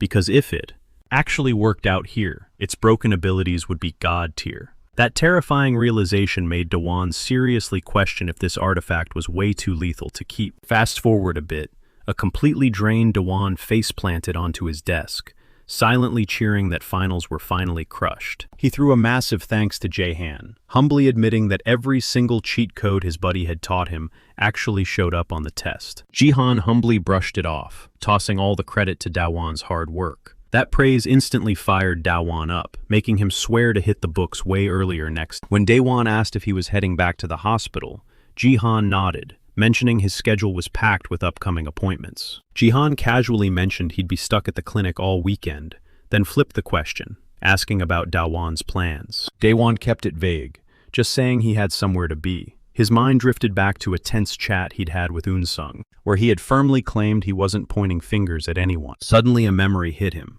Crucial evidence from the Sun orphanage had been left behind. The only catch, the place was practically a wasteland now. Still knowing the old building hadn't completely crumbled, he made up his mind to dig around for any solid clues, figuring that scouring the internet for answers after all these years would be a total dead end. With his city map pulled up, Dawan navigated the winding streets, running over the facts in his head. The Sun orphanage had been shut down exactly 3 years ago. The structure itself was supposedly untouched, so he crossed his fingers for a lucky break. He planned to burn his whole weekend scouting the area. But the second he arrived, something felt totally off. He blinked in confusion, staring at a bustling construction zone right where the old orphanage should have stood. A jolt of panic hit him. They were tearing the whole place down. An elderly guy passing by overheard his muttering and snapped at him, demanding to know why he was throwing around the word demolition. He scolded Dawan, claiming it was terrible luck. Clearly annoyed, the old-timer corrected him. It was just a heavy remodel, definitely not a teardown. He went on to explain that the property had sat completely abandoned for 3 agonizing years, turning into a massive headache for the owner. Catching his breath, Dawan quickly asked if this used to be the main grounds for the Sun orphanage. But the old guy drew a total blank. Playing his cards carefully, Dawan lied, introducing himself as the former director's son. That stopped the old-timer in his tracks, his eyes widening as he processed the bombshell. When asked why he was snooping around, Dawan spun a tragic tale, claiming he desperately wanted to recover a few childhood keepsakes. The old man shook his head, sighing that the moment the doors locked for good, the entire building had been completely scrubbed clean. Dawan's heart sank. He couldn't accept that his only lead was totally wiped out, pressing the man to confirm if every single scrap was really gone. Seeing the sheer desperation in the kid's eyes, the old man softened. He told Dawan to hold tight while he went to check something. A few tense minutes later, he shuffled back, gently handing over a mysterious object, bundled up in a dusty piece of cloth. He muttered that practically nothing survived the purge, and honestly, not a single soul from the old days had ever come back looking. However, while doing a final sweep of the rotting floorboards right before construction kicked off, he'd stumbled across this exact item. Pointing a weathered finger, the man noted he found it sitting right in the middle of what used to be his father's old office. He almost tossed it in the dumpster, but something about it felt so unnervingly out of place that he held on to it. As Dawan nervously peeled back the fabric, the old guy mumbled about how freaky it was for something like that to just magically appear. After all, who the hell locks a shattered pair of glasses inside a pristine box for absolutely no reason? Staring down at the splintered lenses, a chill ran down Daewon. He knew damn well his dad never wore glasses. Still, he pocketed the eerie find, his mind racing to connect this bizarre puzzle piece to the orphanage. Right as Daewon pivoted to leave, the old-timer called out, asking what he was really hunting for. Keeping his cards close to his chest, Daewon swallowed his true motive and softly lied, whispering that he just missed his dad. That raw emotional response completely broke the old man's heart. As Daewon walked away into the dust, the guy actually burst into tears, blubbering about how the poor kid had ruined his whole day. Meanwhile, across town at the shady Gwanak Delinquent Council headquarters, a sharp-eyed assistant named casually asked why his newest client had dropped by. In a fit of pure rage, Lee Gukman slammed his fists onto the desk, barking an order to utterly annihilate Yu Jihan and Daewon. Unfazed, Che leaned back and coolly reminded the fuming boss that just 48 hours ago, he was begging them to keep his own rebellious thugs in line. Completely ignoring the jab, Lee tossed a massive brick of cash right onto the table, sweetening the pot with the promise of a fat bonus. He snarled at the assistant to shut up, take the money, and get the bloody job done. Che Jin-ho paused, narrowing his eyes as he weighed the lucrative offer. Glancing around the dimly lit room, he smirked and asked Lee if he honestly believed cash could just magically fix all his problems. Then, snatching up the stacks of bills, Che grinned and answered his own question. Yeah, it absolutely could. He officially took the hit job. He demanded Lee repeat the targets' names and their turf. Gritting his teeth, Lee spat out that they were Jihan and Daewon from Shinin High. The second Daewon's name dropped. A spark of recognition flashed in the assistant's eyes. He cockily brushed it off as an easy gig, but quickly noted that their underground network actually had a massive red flag slapped right next to Daewon's profile. The intel was crystal clear. This kid had single-handedly crushed Barame's former top dog. Sweating slightly, Lee Gukman frantically warned him not to underestimate either of these monsters. These guys couldn't be taken down by just any random scrub, prompting Ashley to express her deep gratitude for the intel and heavily assure him to brush off the anxiety. He made it crystal clear they had the absolute perfect guns for hire to handle this exact dirty work. A deadly duo whose raw physical power completely spoke for itself. Freshly released from a stint in juvie, these two were absolutely itching to crack some skulls. And they proved it on the spot, completely bulldozing their way through a massive mob of fighters. Wiping the dust off, Yosop tossed a glance at his twin, asking how things were wrapping up with the head honcho. Taesop smirked, bragging that he'd already folded the pathetic loser, barking at his younger sibling to show some damn respect. Yosop just scoffed, sarcastically firing back about who the hell demands formalities between twins. That little snarky comment instantly earned him a brutal death threat from Taesop. Meanwhile, kicking back at the bar, Choi smoothly assured his crew to drop the paranoia, boasting that he had the entire situation on lock. Miles away, Dawn found himself completely zoned out, quietly marveling at how incredibly fast time was flying by. The highly anticipated sophomore field trip had officially crept up on them, but as he watched his classmates absolutely buzzing with adrenaline, he just couldn't match their energy. He deeply despised these mandatory school getaways, wishing he could just hole up in his bedroom and grind video games all day. The gloomy cloud hanging over his head stubbornly stayed right there, until Heron and Jahan suddenly popped up to check on him. The exact second his eyes locked onto Heron, his massive crush, his entire vibe did a total 180, and he beamed at her like a gold. When she practically squealed about how pumped she was for the getaway, Dawn didn't miss a beat, boldly declaring this was destined to be the most epic vacation of their entire lives. His hype levels skyrocketed even further with Jahan in the mix, genuinely thrilled to have his two favorite people rolling by him. Surrounded by his loyal squad, Dawn suddenly flipped the script, deciding this forced school excursion might actually be a total blast. But right at that very second, Choi's icy voice crackled sharply through a hidden earpiece. He coolly asked the dangerous twins if they had locked onto the client's hit list details, casually warning them to brush off any heavy performance anxiety, just because they were operating out of town. He ruthlessly ordered them to stick to their usual violent playbook and permanently shatter the target's leg into useless pieces. Meanwhile, those unhinged brothers had already flawlessly snuck onto the tour bus, casually shooting each other a dark, knowing nod. Completely oblivious to the lethal threat lurking right behind him, our main guy happily rambled about his vacation hunt. A few hours down the road, the exhausted bus driver hollered out their arrival, barking at the rowdy teenagers to pack up and clear out of the aisle. Springing to her feet, Heron aggressively shook her drooling bestie awake, urging him to shake off the heavy sleep. She cheerfully reminded him that this was their ultimate final student getaway to Jeonju. Fast forward to an agonizingly boring pottery class, where Dawn silently questioned the bizarre logic of scheduling art. Jahan, on the other hand, was absolutely stoked to mold a masterpiece to drag back home. Dawn initially scoffed at the childish craft, but slowly warmed up to the whole, figuring it would make a solid, nostalgic desk ornament to remember the crazy trip by. But his fuzzy daydreaming was violently cut short when a sudden shadow loomed over him, mercilessly smashing his clay creation into absolute dust. The culprit, the insanely strict master potter Choi Taek-shin, loudly proclaimed that Jahan's pathetic lump of trash insulted his studio.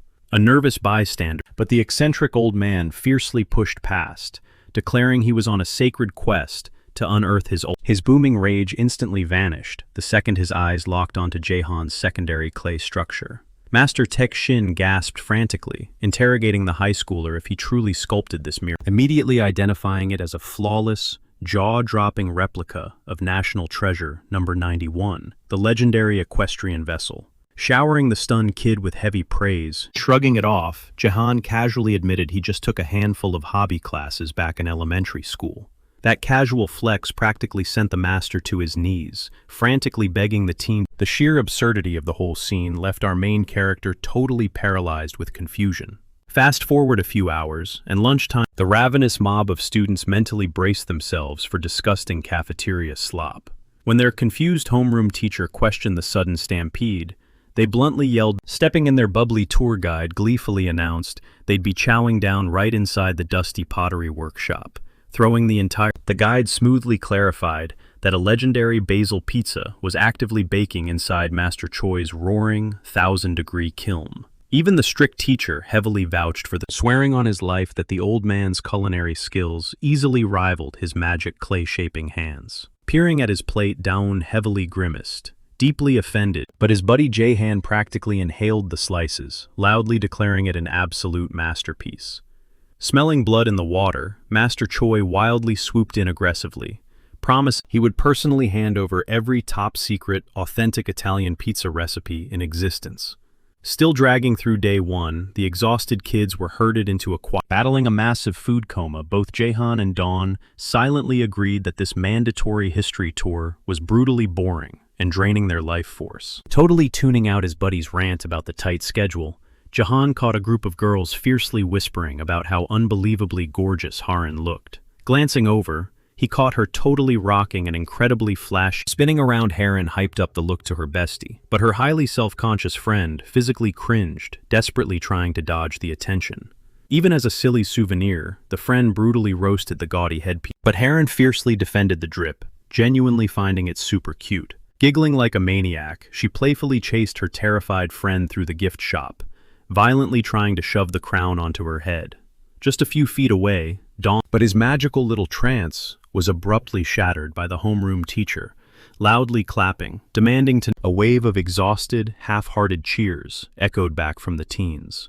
Satisfied enough, the teacher finally dropped the magic words, granting them completely... But the teachers dropped a hard warning. Anyone caught pulling anything sketchy would be shipped straight back to school. Taking advantage of the downtime, Daeun dragged Jihan out for a quick stroll. But as they wandered the streets, they had zero clue they were being tracked. The Maniac brothers were stalking their every move, itching for the perfect moment to wipe Daeun and Jihan off the map. The younger brother, Yosob, scarfed down an ice cream cone while glaring daggers at Daeun, practically vibrating with the urge to throw hands. But his older brother Taehyung ordered him to chill. The timing was all wrong. Taehyung sighed, realizing his little brother's absolute worst trait was his total lack of patience.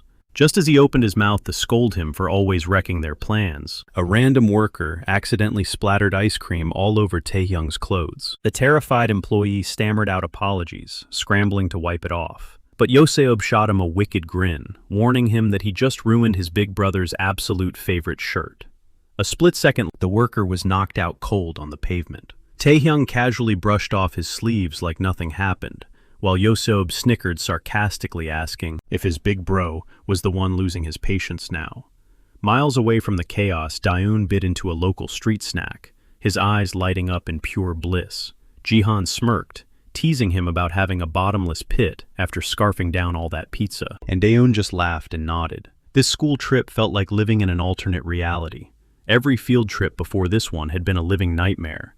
Back then, he was the ultimate outcast, stuck sitting next to the teacher on the bus, mindlessly scrolling his phone. At the hotel, the bullies literally kicked him out of his own room. It was pure torture. They used to scribble nasty trash all over his sleeping face and smear stinging toothpaste into his eyes. Those trips weren't vacations. They were survival missions he just had to suffer through. But not anymore. He was finally closing the book on that miserable past. Snapping him out of his dark thoughts, Jihan tapped his shoulder and asked if he wanted to check out the absolute must-see tourist trap in Jeonju. Cut to them pulling up to a dirt track packed with ATVs. Daeun hesitated, sweating over whether he needed a driver's license for these beasts, but Jihan waved it off, totally chilling him out. Daeun's jaw dropped. A girl was ripping across the dirt track like an absolute maniac, completely stressing out the staff. The grumpy old instructor muttered under his breath, wondering if this psycho had ever touched a steering wheel before, cursing her reckless stunts. It was Erin. She was tearing up the track so violently that the poor girl hugging her waist looked like she was about to pass out. The second she finally slammed the brakes, Daeun rushed over, completely stunned, asking if she was in one piece. Watching this play out, the cranky instructor cocked an eyebrow, figuring they were friends, and barked at Daeun, asking if his crew wanted a turn. He grumbled that splitting them into separate two-seater ATVs was just a massive waste of gas. Erin's traumatized friend, completely done with the adrenaline rush, the old man barked a quick solution. Pair up a guy and a girl. When he pointed at Jihan, asking if he knew how to handle the throttle, Daeun froze. His brain short-circuited as the reality hit him.